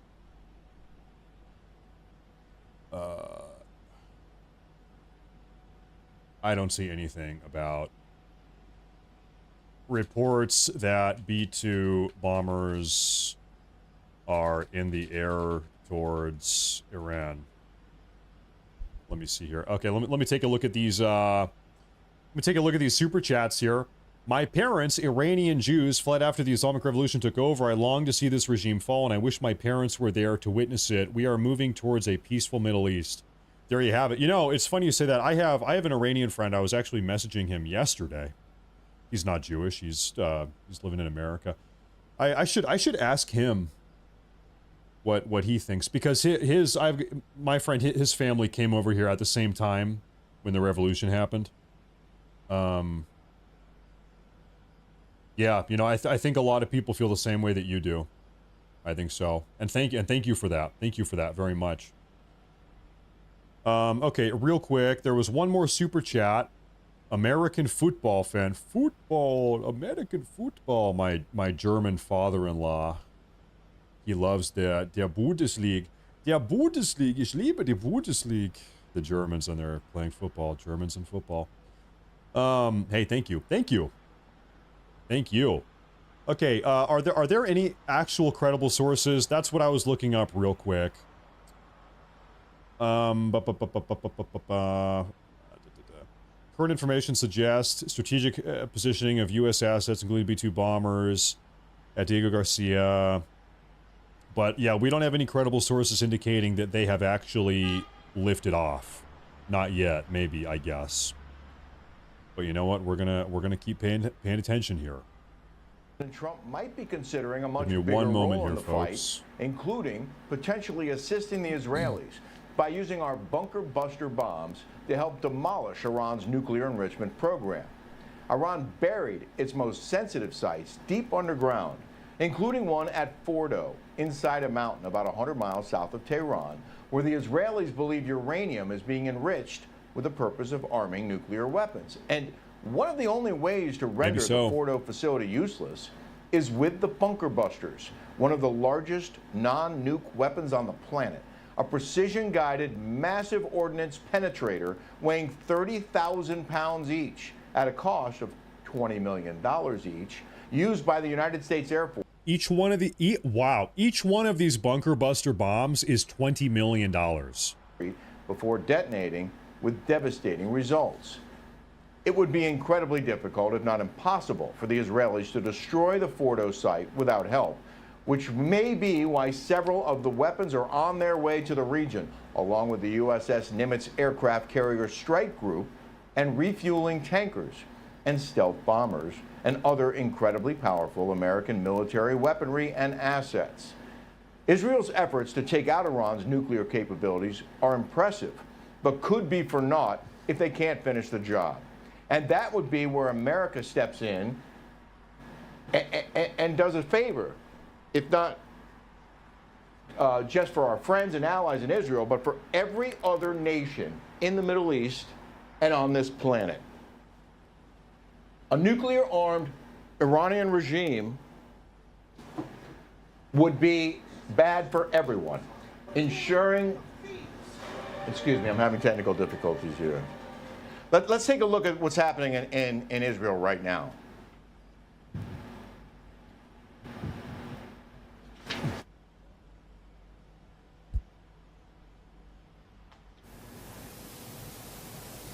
Okay, folks, we might have a little bit of an issue. Check this out. I just asked, how deep into the earth can the B-2's MOP bunker buster bomb penetrate? It says 61 meters of earth or reinforced concrete. 61 meters. Okay, then I said, how deep into the earth is Fordow's nuclear enrichment facility? 80 to 90 meters. Folks, we're not, listen, even if Trump wanted to take out that bunker, he's not going to be able to do that with one bomb. It's going to take 2, I don't know, maybe 3 bombs to blow that bunker up. That bunker is deep. Like, that's a big time problem. Here over the landscape of central Israel. That was another heavy wave, though, here levied on Tel Aviv. It does not appear that we've got any direct hits. It's also the same night when the prime minister, just a few hours ago, he held a very long security meeting with his cabinet, 2 hours, Israeli media is reporting. It concluded, or it began after the NSC meeting with the president in Washington. It's also reported here in Israeli media that both the president and and Prime Minister have now spoken by phone here tonight, as it's now 2 in the morning local time. We anticipate, again, through our IDF sources, that there will be continued attacks. The level to which the Iranian regime still has the capability to try and overwhelm Israeli air defenses with these ballistic missiles, the IDF tells me today they've destroyed 200 of those launch posts. That's around 40% of their capacity to position those missiles and fire. We don't have a lot of Look if they have left Missouri. Well, we already know that the B-2 Spirit bombers got stationed at Diego Garcia 2 months ago. So we already know they are in the region. By the way, let me show you on a map. Do I have a map open here? Diego Garcia is a little tiny island in the southwest Indian Ocean. That is a U.S. military base. It is a little bit... It's a really small island. I'm looking for a needle in a haystack here. Where the... I'm just going to type it in. Right there. Okay, so folks, this is a little tiny U.S. military base that we have, and I'll zoom out again. I'll show you. Keep track of this. Just south of India is where that is. And so... But 2 months ago, this was public, everybody knew this, maybe 3 months ago now that I think about it, Trump actually ordered the repositioning of a series, I think 7 B-2 Spirit stealth bombers to our air base here in the middle of the Pacific Ocean, not Pacific, in the Indian Ocean. And the reason why is because it's close enough to really be able to successfully carry out a bombing run in Iran, but also it's far enough away that nothing Iran has can hit this island. So Iran, that is to be clear, Iran does not have a ballistic missile capable of traveling this far to hit anything on this island. As such, it is safe to park our very expensive B-2 Spirit stealth bombers on the island. And so if Trump ever decides to start bombing this this nuclear enrichment facility, which is right... There's Qom. Right here. I found it. Look at that. It's that easy. This right here is the... This is what everybody's talking about. This is the Fordow nuclear enrichment facility that is 90 meters under the ground. Israel can't do anything to harm this. Israel doesn't have a bomb in their arsenal that can even come close to destroying this facility. The U.S. is the only country that has the capacity to do that. So we might be seeing that soon-ish. I don't know. Has met tonight Soon-ish. with his security apparatus. Thank you, that was Papa. Thank spoken you, by phone. Papa Chief 95. If a decision was made, it seems like that could certainly have been tonight. And then who knows? You know, the B-2s or B-52 could be in the air over Iran as we speak. Zach Anders reporting live in Tel Aviv. Zach, we really appreciate your ongoing courage and excellent reports. Thank you. Let's welcome in now Republican Congressman from North Carolina, member of the House Armed Services Committee, and retired U.S. Army Green Beret. Real quick, I do want to show you folks this real fast. I'm going to close some of these tabs. This is breaking news as of 7 minutes ago. The U.S. Embassy in Jerusalem announced they will be closed Wednesday through Friday, citing the security situation. It's not immediately clear how the security situation will be different tomorrow than it is today. Today's Tuesday. Today is Tuesday. They are closing from Wednesday to Friday. What is special about Wednesday, Thursday, Friday? In fact, to me, it kind of seems like things are de-escalating. At least if you're living in Israel, fewer and fewer and fewer ballistic missiles are being fired by Iran. Fewer and fewer and fewer ballistic missiles are making it successfully into Israel and doing damage. Things are getting like kind of slightly safer, arguably, if you're living in Israel right now, by nature of there being fewer ballistic missiles and fewer of them making it through. So what is going on Wednesday, Thursday, Friday? Like he says, it's not immediately clear how the situation is going to change. I don't know. Do they know something that we don't know?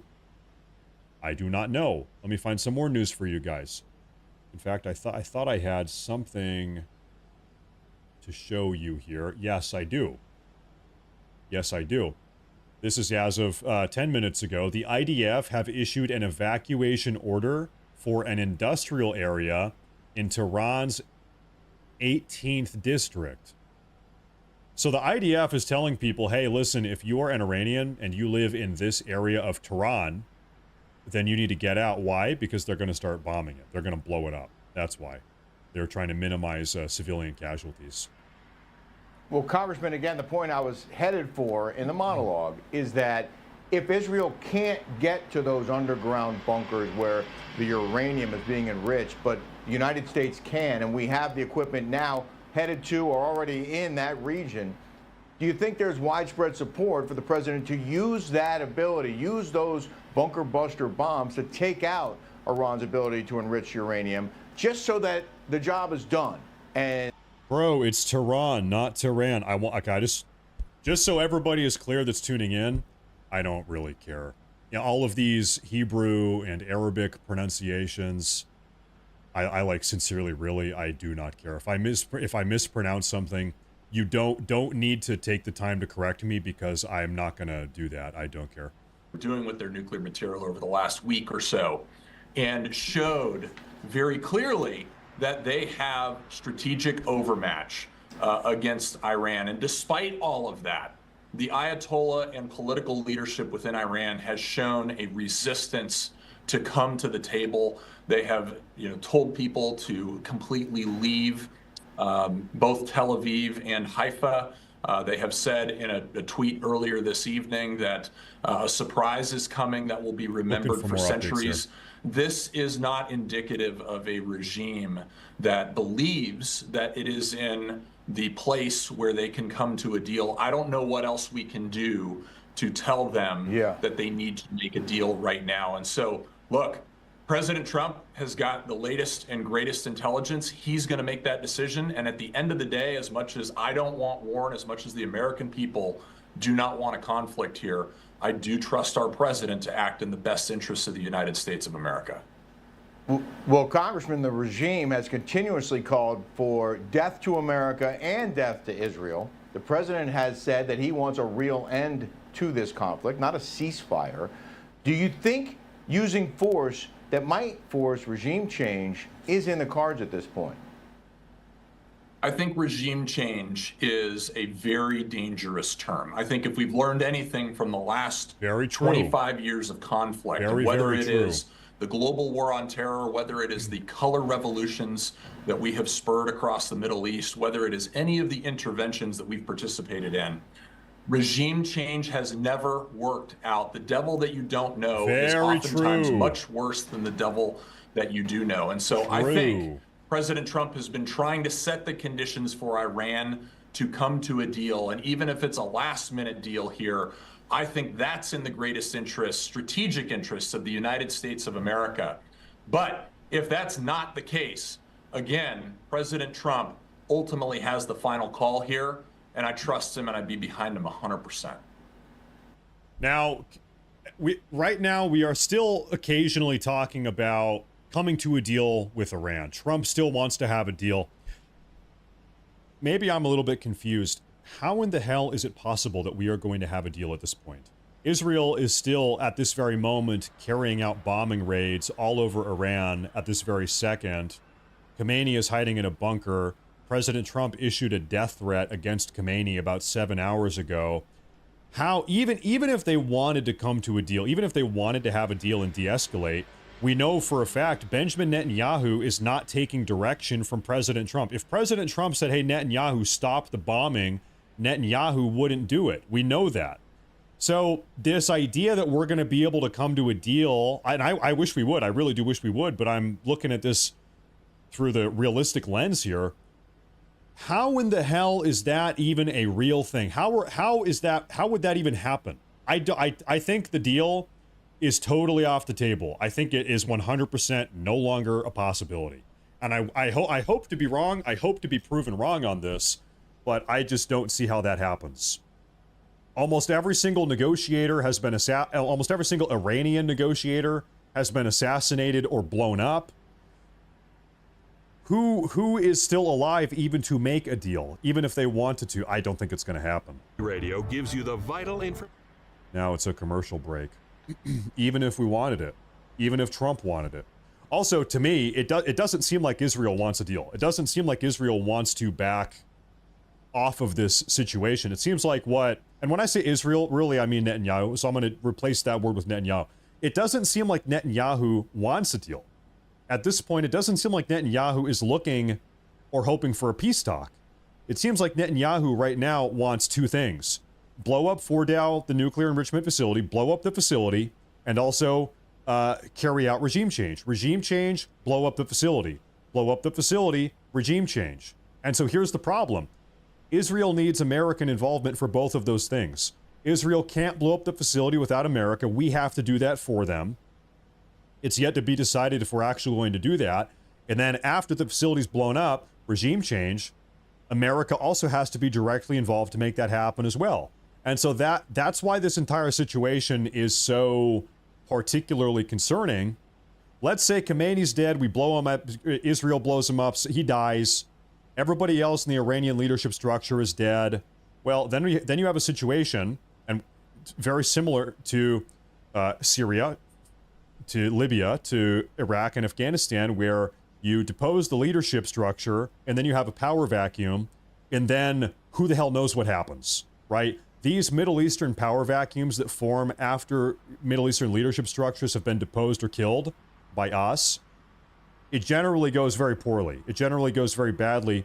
The term we like to use is the law of unintended consequences. Generally, something bad happens, okay? Generally, this type of deposition of leaders or, overthrowing a regime, it generally does not go the way that we want it to. Generally, it kind of blows up in our face. I hope that doesn't happen. I hope that's not the case this time. It seems like that's the way we're going, by the way. I hope I'm wrong about that, but it does seem like that's the way we are going. And so if we do go that way, I hope that we don't have another blow up, as we have had like 5 times in the last 20 years. I hope it goes differently this time. We can only pray. We can only pray. Okay, now, do we have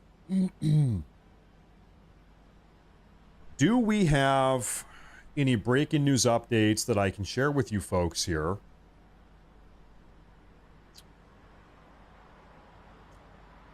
I'm seeing something from, this is the Iranian propaganda page. It's nice to kind of look at Iranian propaganda just to see what they are talking about. What are they talking about?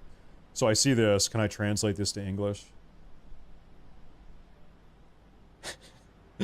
An evacuation warning has been issued for the resettlers, for the settlers of the Zionist entity in Tel Aviv, Neve Tzedek. So Iran has issued an emergency evacuation warning for this neighborhood in Tel Aviv, saying you gotta get out. So now this is just like getting petty, because every time Israel or Trump issues an evacuation warning for somewhere in Iran, Iran turns around and says, hey, you need to evacuate in Tel Aviv. Now it's just like so stupid and petty. They're just doing it back. That is where we are at. That is where we're at. Helping them offensively with strikes inside Iran. But of course, that could all change as we're monitoring a surge of fueling tankers going to the region, as well as fighter jets to potentially be used against the Iranians. Now, President Trump has made it clear that the Iranians have missed a window to negotiate a nuclear deal. He gave them 60 days and noted that on day 61 was when Israel attacked. And here's what President Trump has to say about Iran and its regime. I don't know. I've been negotiating. I told them to do the deal. They should have done the deal. Their cities have been blown to pieces. They've lost a lot of people. They should have done the deal. I told them do the deal. So I don't know. I'm not too much in a mood to negotiate now. Meanwhile, the USS Nimitz carrier strike group is on its way to the Middle East from the South China Sea. It was supposed to replace the USS Carl Vinson carrier strike group, which has been deployed in the region for several months, but the two will now be positioned. This is a very important thing to take note of. Now, as a consequence of this drama in the Middle East, we are moving a carrier strike group from the Southeast Asian Sea, which is meant to contain China, to thwart Chinese aggression in the region. We're pulling that strike group over to the Mediterranean or to the Arab region instead, I think probably. And so now we have a lesser presence in China or off the coast of China. Every time a repositioning takes place here, you know, there's a consequence. So this is like, you know, law of unintended consequences, right? That we're kind of talking about here. Would be accompanied by there's fighter always jets, a give and a at least take. a dozen refueling tankers, which are on their way to the region as we speak. Back to you. Logan, thank you. For more on the strikes between Israel and Iran and the possibility of U.S. involvement, let's welcome former National Security Council Chief of Staff for the Trump administration and former CIA I do not analyst, see red alerts. Fred Fleitz. Fred, thank you so much for coming back to the show. The bunker buster bomb, our understanding, is on the USS Nimitz on its way to Iran. Should we expect the U.S. will actually use the bunker buster to help eliminate Iran's nuclear program? Good question. And how deeply involved do you think America will be That's right, in David. this fight? Yeah, that's right. Well, I think we should start out by recognizing that all this talk could be leveraged by President Trump to get the Iranians to the negotiating table, because Trump does not want to use military force. He does not want to get the U.S. involved in another war unless he absolutely has to. But Trump also made clear this week, I think it was last night, when he said that America first means stopping Iran from getting nuclear weapons. I hate to say it, I think the negotiating table has been blown up. I think the negotiating table, the table itself, is blown up into 10 trillion smoldering pieces of wood on the ground. That is to say, I don't think there is a negotiating table. I think it has been blown up now. I don't think we're coming back from that. It's called from the this Fordo enrichment site. Well, Fred, if you can still hear me, the president did step up his threats to Iran on Truth Social. He posted, quote, unconditional surrender, and also what sounds like a warning to the Iranian supreme leader. He wrote, we know exactly where the so-called supreme leader Laura is hiding. Peters. He is an easy target, but is safe there. We are not going to take him out, at least not for now. But we don't want missiles shot at civilians or American soldiers. Our patience is wearing thin. Thank you for your attention to this matter. So how seriously should Iran take this threat? I think they should take it very seriously. They're watching what happened. They saw the president leave the G7 summit early. They see what the president is saying to his MAGA supporters. This is the time for Iran to seize their one last chance, which to make a deal with Trump and get a peaceful program that we would support, as well as economic incentives. It's a very good deal, much better than keeping a missile and nuclear program that is going to be destroyed. In order to come to any type of deal, you are going to have to get Netanyahu to stop bombing Iran, even temporarily. Does Netanyahu want to stop bombing Iran?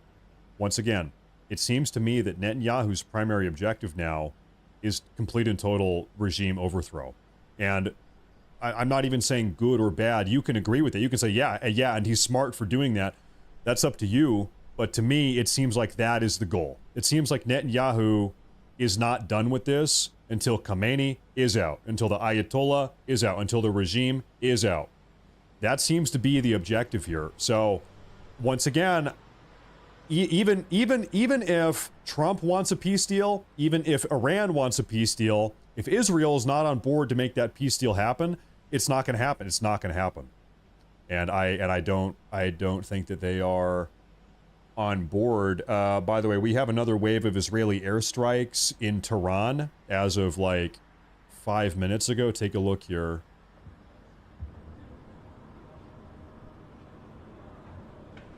More Israeli airstrikes coming in hot. Tehran cam. Yes, I can give you a Tehran cam right here. There you go. That's the best I've got.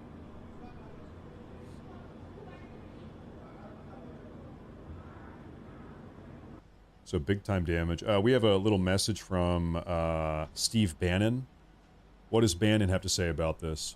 The question before us is not simply the Israel-Persia situation, is what the fuck is going on in this city that just drives this city, whether you're Barack Obama or Donald Trump. And if we don't sort it out now, and I mean right now, That's what we have to have a throwdown. We have to name names. We have to expose it. If we don't throw it out now, throw down now in the summer of 2025, we're not going to have a country. You know, forget the midterms. Forget the next elections. So what he's saying is, what is it about Washington, D.C.? Who is in Washington, D.C. that is pushing American politicians to continuously get involved in the Middle East?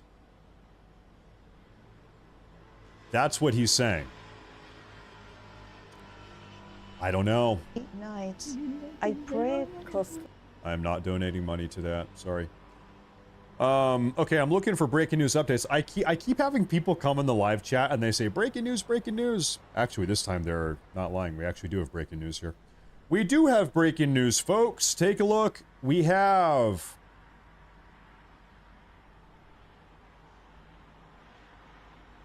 I'm sorry. That's the wrong news. Look at this. Look over here. This is the real breaking news right here. Right here. Movement of ballistic missile launchers detected in Iran. As of 2 minutes ago, we're detecting ballistic missile launchers. So what does that mean? That means that in the next couple minutes, we might have another round of ballistic missiles coming towards Israel. That's what that might mean. We got to see. We got to see. It's Mike Huckabee. Hi there, Mike Huckabee. He's our ambassador to Israel. He is our ambassador towards Israel. Idiotic message by Bannon. Well, I mean, listen, even if you think America should be involved in the Middle East, that's you're totally entitled to that opinion. You can think that if you want. Most certainly, somebody, some entity, something, some political action group, some committee is putting pressure on every single president since like the 1990s, maybe 1980s, to get involved in the Middle East. That's just undeniably true. There is a tremendous amount of pressure on U.S. politicians to get us involved in the Middle East, and this has been going on since the 90s, probably the 80s. Okay, and then so what Bannon is saying, we got to stop it. What's going on? Something has to change. That's what he's saying. But I mean, you are more than welcome to think that we should be involved in the Middle East. You can think that. That's fine. But most certainly there is a little bit of a push. I think so. I think it's fair to say that. A chance that will happen. China does not want this regime to fall. It's going to pressure other nations not to get involved, but China's not going to get militarily involved. I have to say, yeah, you're right. Probably further back. China You're right. doesn't You're like right. something like this happening. Could help U.S. strategic interests, but China doesn't want Iran getting nuclear weapons either, and has gone along with Security Council resolutions against them, although not recently. It did so in the George W. Bush administration. It's going to be dissatisfied, but I think we'll get past this. Now, China will try to send weapons to Iran and already try to send Iran chemicals to power its rocket as rocket propulsion, but I don't think those weapons are going to get there in time. Pastor Mike. Oh, hey, thank you. Oh, what's going on here? Does appear that this is a potential Thank you, Pastor Mike. Thank you very much. Conflict. Thank you. Regime change is possible based on what Israel wants and what Israel is doing. They may not be the Trump administration's goal, but if that were to happen, if the supreme leader was taken out of Iran, do you see the people there rising up against the government, or will the next in line just take over and things continue as they have since the Islamic Revolution? There's enormous resistance to this government from the people. They're being kept down by this dictatorial regime. And the goal of the Trump administration is not regime change. Trump has said many times that has not worked out for the U.S. in the past. But look, if this regime does fall, right.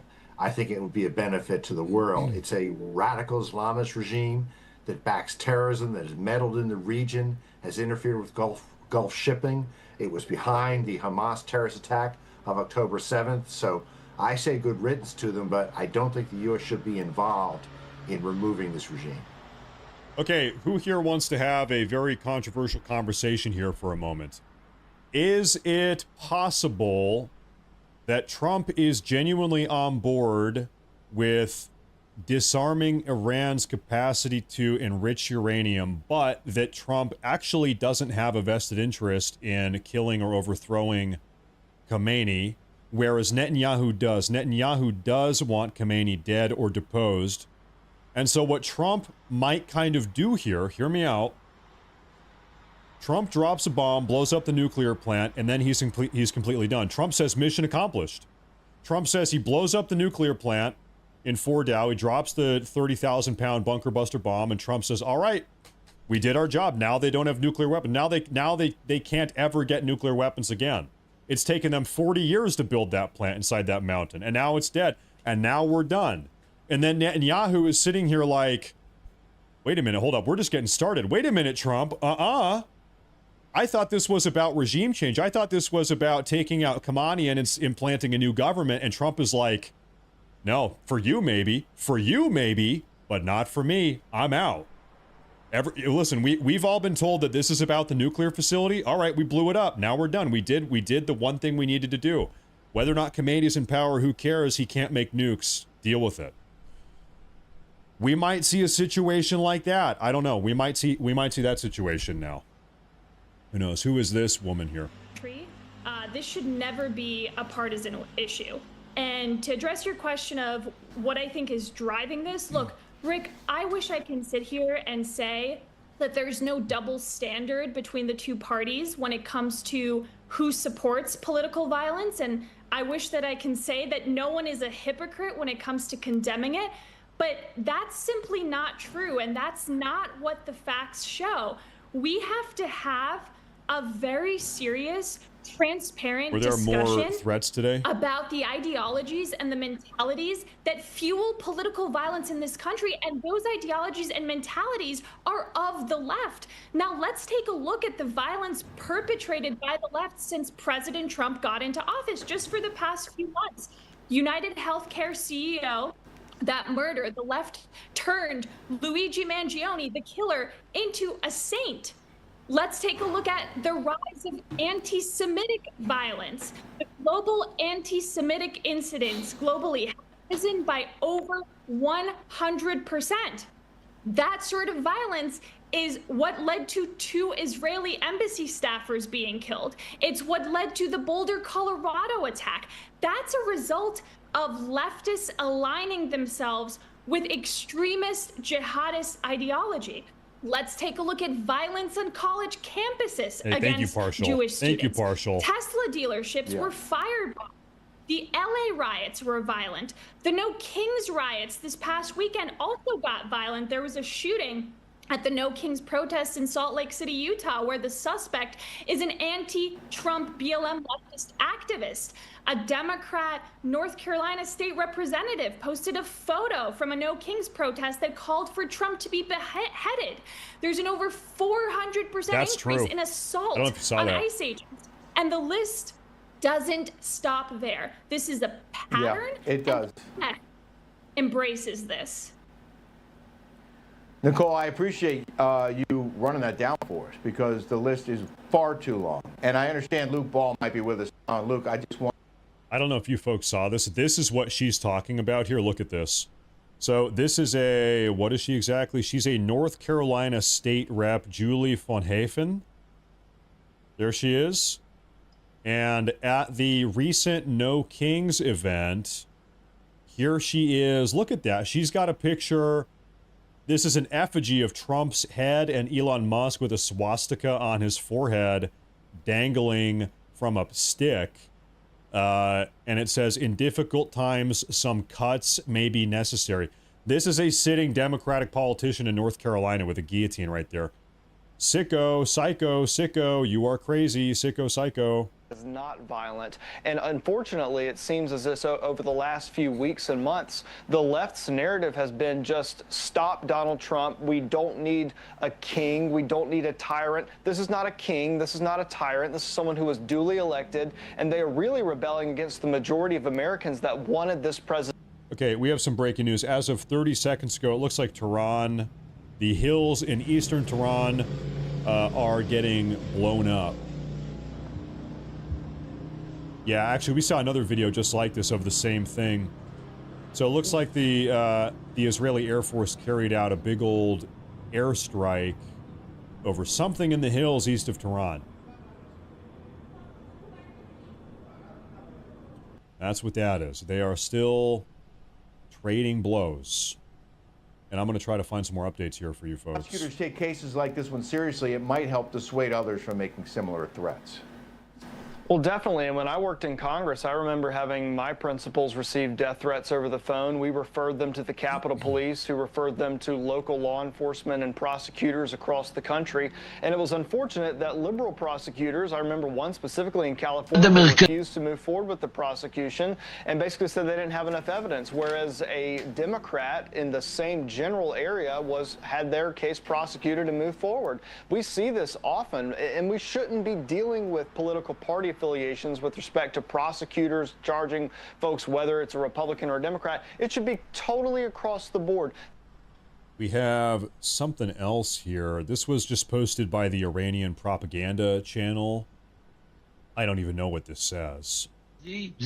פגיעה אנושה בתוכנית הגרעין. את זה לא השגנו, וספק גדול...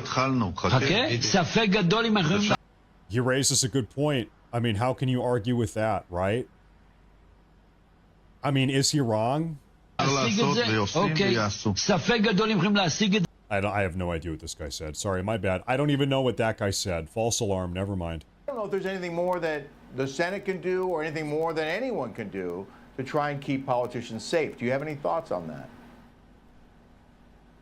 Well, look, I think what we're doing here, discussing this in a transparent, clear way and not being afraid to do that, which, under 4 years of the Biden administration, you were deplatformed and you were censored if you talked about where this violence is coming from, what the root causes are. So I think we should continue doing that, and also pointing out not just the problem with calling for violence, for example, against law enforcement, but also exploiting law enforcement and exploiting and working against the safety of the American people for fame, go viral, to score political points. That's what we saw with, for example, Lander, the comptroller, also mayoral candidate, Democrat mayoral candidate.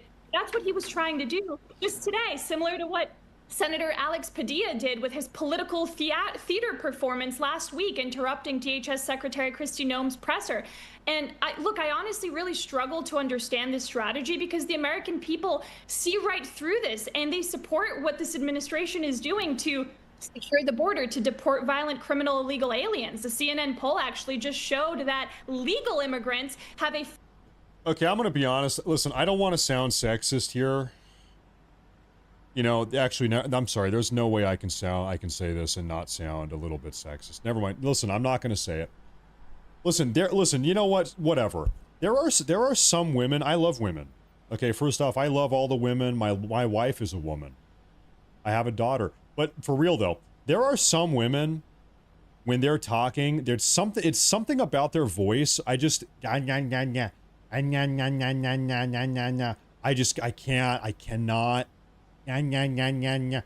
I'm sorry, I can't tolerate it. She's one of them. And most women, I love women. I don't think anybody loves women more than me. I love all the women, but not her. I love every woman, but not her. It's too much. It's too much. I can't deal with that. Legislation could dramatically affect crime and punishment in the Golden State when we come back. Right, okay, sorry. And now we're on commercial break. Okay. It's getting rough out here. Folks, speaking of getting rough out here, okay, so right now it is like 3 in the morning over there in Israel and Iran, ballpark, that area. And seems like everybody is asleep. Of course, we had that Israeli airstrike about 10 minutes ago, but beyond that, everything is pretty much quiet. Pretty much nothing is happening right now. I'm looking around. I really am trying to figure out what is going on out here. But we're in a little bit of a lull. And it's curious because earlier in the night, we had reports, we have reports from everybody, okay? So I guess they ended up not being true, or probably not true, but we had a report saying that President Trump was going to give a speech today, and then they said actually he's not going to give a speech today. We had a report saying that President Trump was going to bomb Iran today. So far he hasn't. We had a different report saying that Iran was going to do something crazy. Iran was going to do something just that nobody's ever seen before tonight, and that has not happened yet. So pretty much we have a lot of reports. We have a lot of people talking, a lot of people jib-jabbing. But so far tonight, outside of we have had a couple different airstrikes and a couple different waves of ballistic missiles. Now, all of the Iranian ballistic missile waves have effectively done nothing. They've been intercepted super easily. I'll put that right there. Ew, Ilhan Omar is so gross, right? She's so gross. Ew, have you guys ever heard Ilhan Omar speaking Somalian? It really is just something. Okay, what is this? Is this her speaking Somalian or not? Governor Ron DeSantis ripping Congresswoman Ilhan Omar for her so-called Somalia First speech over the weekend. Sheriff Hassani from our sister network Fox Business is here with more. Okay, in this one, I don't think she's speaking Somalian though. waa wadankii gabar idinka dhalatayne ee Congress-ka fadhiso intii aniga aan Congress joogo wadanka Soomaaliya Represented. This is what the founding fathers fought for. This was the vision of the founding fathers. This is exactly what George Washington wanted. This is why he did it. This is why George Washington crossed the Delaware. This is why George Washington defeated the British. It was all for this. Okay, are we back? Not yet. Okay. Not yet. Quiet skies over Israel. Good. Thank God, I guess. Thank God. You know, that's the last thing we want. Is bombs going off. Don't want that. Oh, hey, we have a little something. Right here. Despite reports suggesting a press statement by President Trump sometime after the meeting with his National Security Council in the Situation Room, the White House earlier issued a travel and photo lid suggesting that Trump is not expected to be seen or heard from now until Wednesday. So this is a report that we heard about an hour and a half ago, and now we are hearing it again. So the White House issued a, quote, a lid. They put a lid on everything. Means no travel, no photos, no media, no interviews, nothing. Nothing. So we are not going to be hearing anything from President Trump. Now, why is he on lockdown? Why? You can get as conspiratorial as you want, I suppose. But today's Tuesday. Yeah, Tuesday. So, you know, it could be another 12 hours until we hear from him. You know how President Trump is. He loves to post things on Truth Social. He's probably aching. He's yearning to post on Truth Social. Can't do it. Sorry. Can't do it, President Trump. You got to put a lid on it. Now, I'm looking for something, but right now there is nothing. Again, a push on the Democrats, led by this governor, to soften the penalty for crime, coddle criminals, and ignore the condition of victims. Critics say the timing is no coincidence, alleging that elected Democrats are trying to Menendez brothers the entire state. The infamous siblings who gunned down their parents in 1989 were recently resentenced and are now paroled. Well, folks, this is how you know really nothing is happening, is when Newsmax isn't even talking about Israel or Iran. I really think things have just kind of paused for now. I think so. I have a donation from the Coalition of Women with Annoying Voices. Let me go ahead and read this. It says, nya, nya, nya, nya, nya, nya, nya. Thank you for that. $9.99 super chat. Thank you very much. I appreciate that a lot. Hey, I'm kidding. I'm kidding. I'm just joking. I'm kidding. Like I said, I'm just kidding. Thank you. Thank you very much. I appreciate that. Thank you. Okay. Now, I'm looking for updates. I'm looking for some updates.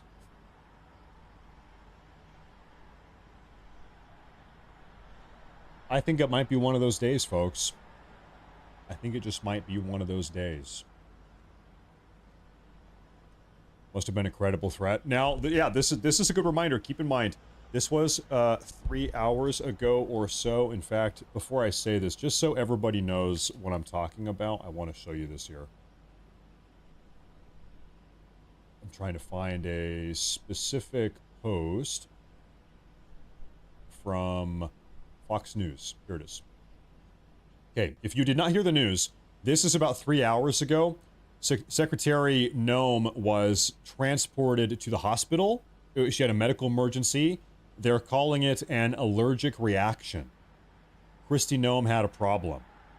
Now, this is right after the National Security Council meeting got out, within an hour of that meeting breaking and coming to its conclusion.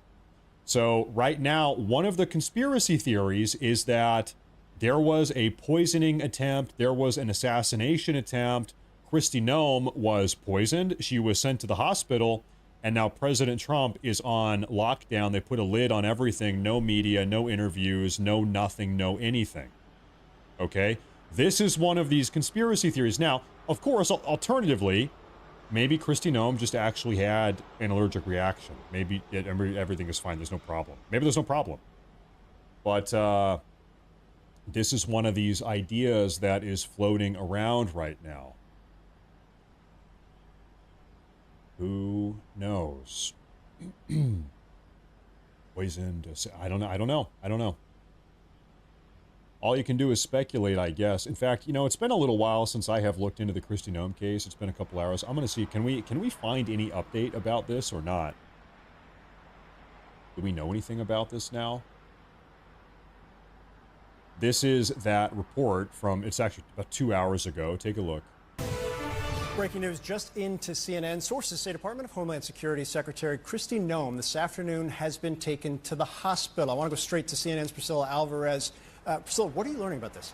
Phil, we're still trying to gather details. What we know so far is that the Homeland Security Secretary Kristi Noem was transported by ambulance on Tuesday to a hospital in Washington, D.C. One source telling our colleague Holmes Librand that she has been conscious at the hospital and has spoken to her security detail. We have also reached out to the Department of Homeland Security for any comment or additional details about what transpired here. So again, so far we know only that she was transported to a D.C. area hospital by ambulance. Today, we are still trying to learn more about her condition, though a source did say that she is conscious and she has spoken to her detail. Phil. Priscilla Alvarez, There you have it. So what exactly happened? Well, we don't know. We have no idea. And also, right now, the White House, we have a confirmation the White House has pushed through a total blackout. Media blackout, no interviews, nobody. No posting on social media, no interviews, no talking to the press, no going on camera, nothing. The entire Trump admin is on lockdown right now. They're calling it, they put a lid on it. They called putting a lid on it is what it's called. So, what does that mean? That means there is pretty much no news coming out stateside. All we have is stuff coming out of the Middle East, and right now, it seems like everybody's asleep. It's 3 in the morning over there. There's a little bit of a break being taken right now, it would seem. So what the hell is going on, folks? Because I'm looking at every single live feed I have here, and literally nothing is going on. Gateway Pundit website, is there something there that I should look at?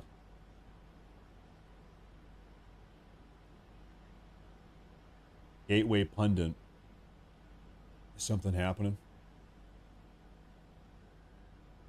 Are you talking about Well, this was posted 10 minutes ago. What is this? The Iranian state media has reportedly issued a cryptic and terrifying warning, declaring that there is a surprise tonight that the world will remember for centuries, according to a bombshell report from Saudi-based Shark News. So we saw this story about 4 hours ago. Well, guess what? Now it's like 4 in the morning over there, or 3:45 in the morning, or something like that. Nothing has happened. This is from a Shark. I'll follow them. What are they saying? Can I translate any of this? 4 minutes ago.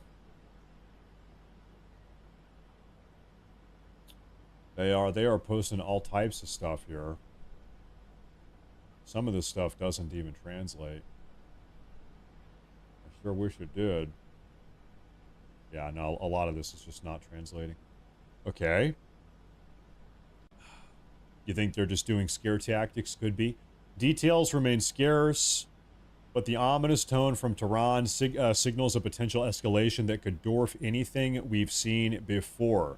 This provocative warning follows President Trump's bold demand for Iran's, quote, unconditional surrender, labeling Ayatollah Khamenei a, quote, easy target.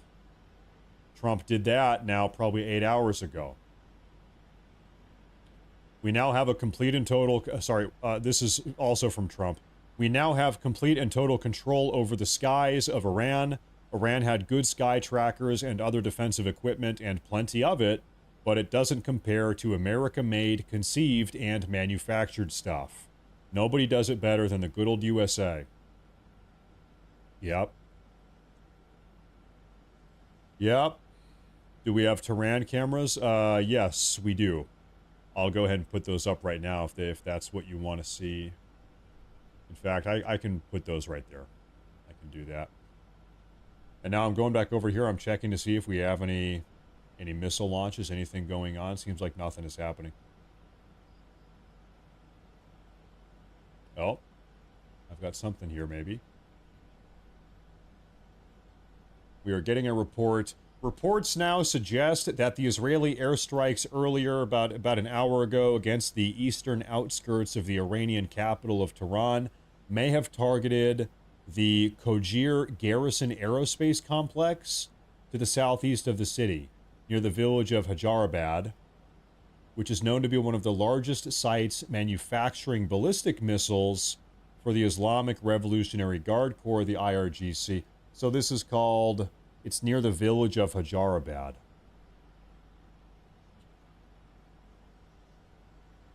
Can we find that real easily? How do we spell that? H-A-J-A-R-A. There it is.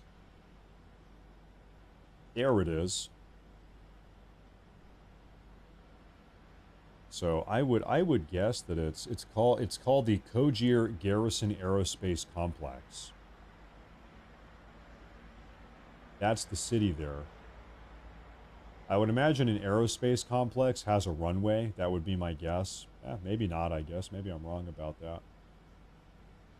I'm just thinking, do you see a runway anywhere? It could be any one of these facilities. It could be this facility. Who knows? Who really knows? Who knows?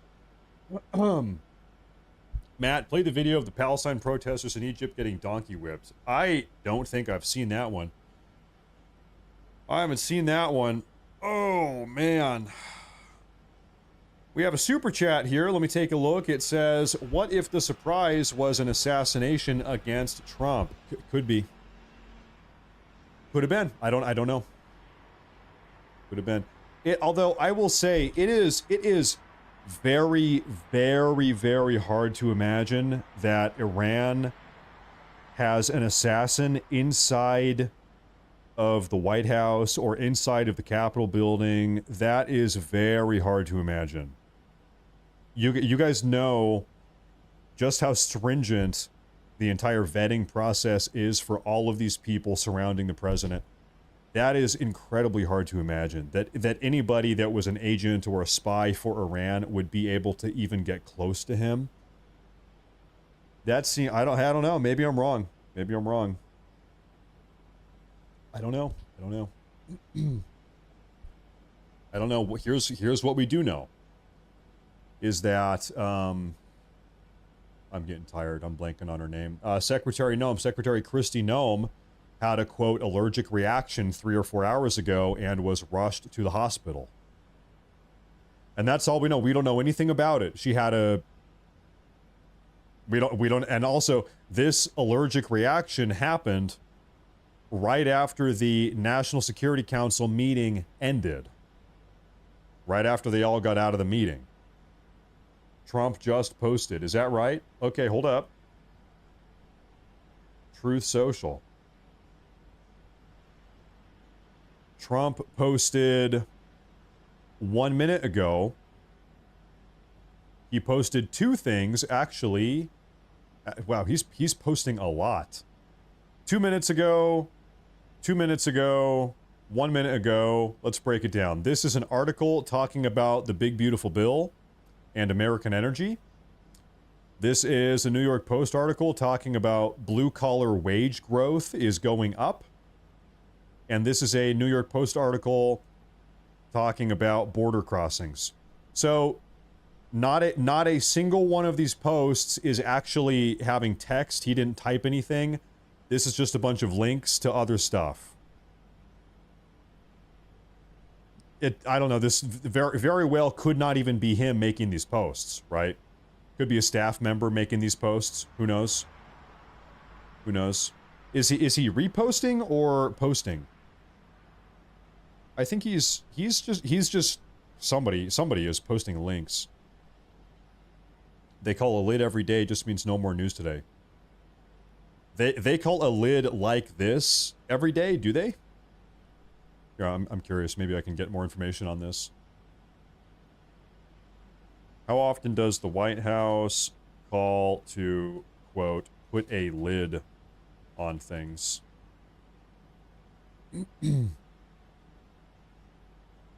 Uh-huh. I guess oftentimes this isn't, like, publicly tracked, so we don't know for sure. Uh-huh. Yeah, okay, hey, inconclusive. Inconclusive. Pray up for Diddy. Yeah, I don't really care about Diddy. Maybe Biden left something in the White House for Trump. I mean, they got cocaine in the White House. Whose cocaine do you think that was? Who? We still don't know about that, do we? Whose cocaine did they find in the White House?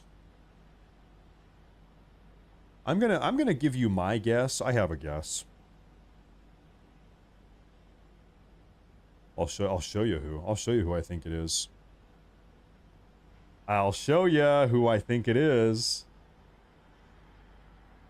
In 3, 2, 1. This is who I think it. This is who. This is my guess. I think that cocaine had to do with Kamala. Kamala. Every time you say Kamala, there's some person on. They say, "It's not Kamala. It's Kamala." Huh? That's the same thing. Hey, listen. It's not Kamala. It's Kamala. What? What? No, you're saying it wrong. That's racist. It's not Kamala. It's Kamala. If you say it wrong, you're a racist. Huh? It's Kamala, not Kamala. Okay. Anyway. Kamala. It's Kamala. Anyway, yeah, if I had to bet, it was hers. That's my guess. Folks, I'm starting to feel bad. I feel like this is super boring. Guys, there's literally nothing happening right now. I'm starting to feel guilty. I mean, it's not my fault. It's not my fault that there is nothing happening in the entire world right now, but pretty much, guess what? There is nothing happening in the entire world right now. We do have a new update from the Iranian state propaganda Twitter account. I don't really know exactly what this is going to say. Statement number 10 of the Iranian Revolutionary Guard: in the name of God, the most gracious, the most merciful. So when you meet those, okay, this is just like quoting the Quran, I think. I don't know, this has just got to be some like military, like, I don't know what. I don't know what. Don't care. Whatever. Whatever. Kamala. Hey! Hey! It's not Kamala. It's Kamala. Okay? Don't let me catch you saying that again, you racist. You said Kamala, and actually, it's Kamala. Do not let me catch you mispronouncing that name. You are unbelievably bigoted. I can't believe you would do that. Okay, now... Anyway...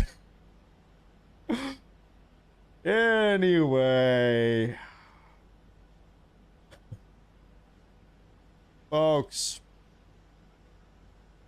I hate to do it. Listen, guys, it's not that I want to do this. I don't want to do this. There was nothing happen. I'm not going to sit here and just have... listen, I feel bad. Guys, it might be time to wrap it up for the day. Come back tomorrow and do it again. What do we think about that? Because there is just literally nothing happening. Now, if you would all please do me a favor and subscribe to the channel. If you have enjoyed the broadcast, do me a favor and subscribe to the channel. That helps a lot. It really does help a lot. You guys, I can't even explain to you how much it does help. So if you are not subscribed, please subscribe. Thank you very much. And also, I will be back. I'll be back tomorrow. Do not worry about it. You will see me tomorrow. We'll do another live broadcast tomorrow. Twitter page, everybody, Twitter page. I'm going to spam it. I'm going to do the one thing I hate the most. I'm spamming. Make sure to follow that Twitter page right there. And subscribe to the channel. I will be back tomorrow. Tomorrow I'll have another video for you folks, and we'll do another live broadcast to cover all of this. But right now, guys, it's over. There's just nothing going on. So thank you all very much. I'm going to go spend time with my lovely family. I'm going to catch up with them a little bit. Thank you all. Truth, thank you very much. Matt, do you think the Iranian crisis is tied to the Epstein files? Not directly. I don't know. Maybe loosely, tangentially. There's some. I don't really think so, though. I think it's a different, probably mostly a different issue. So not really. Thank you, though. I appreciate that.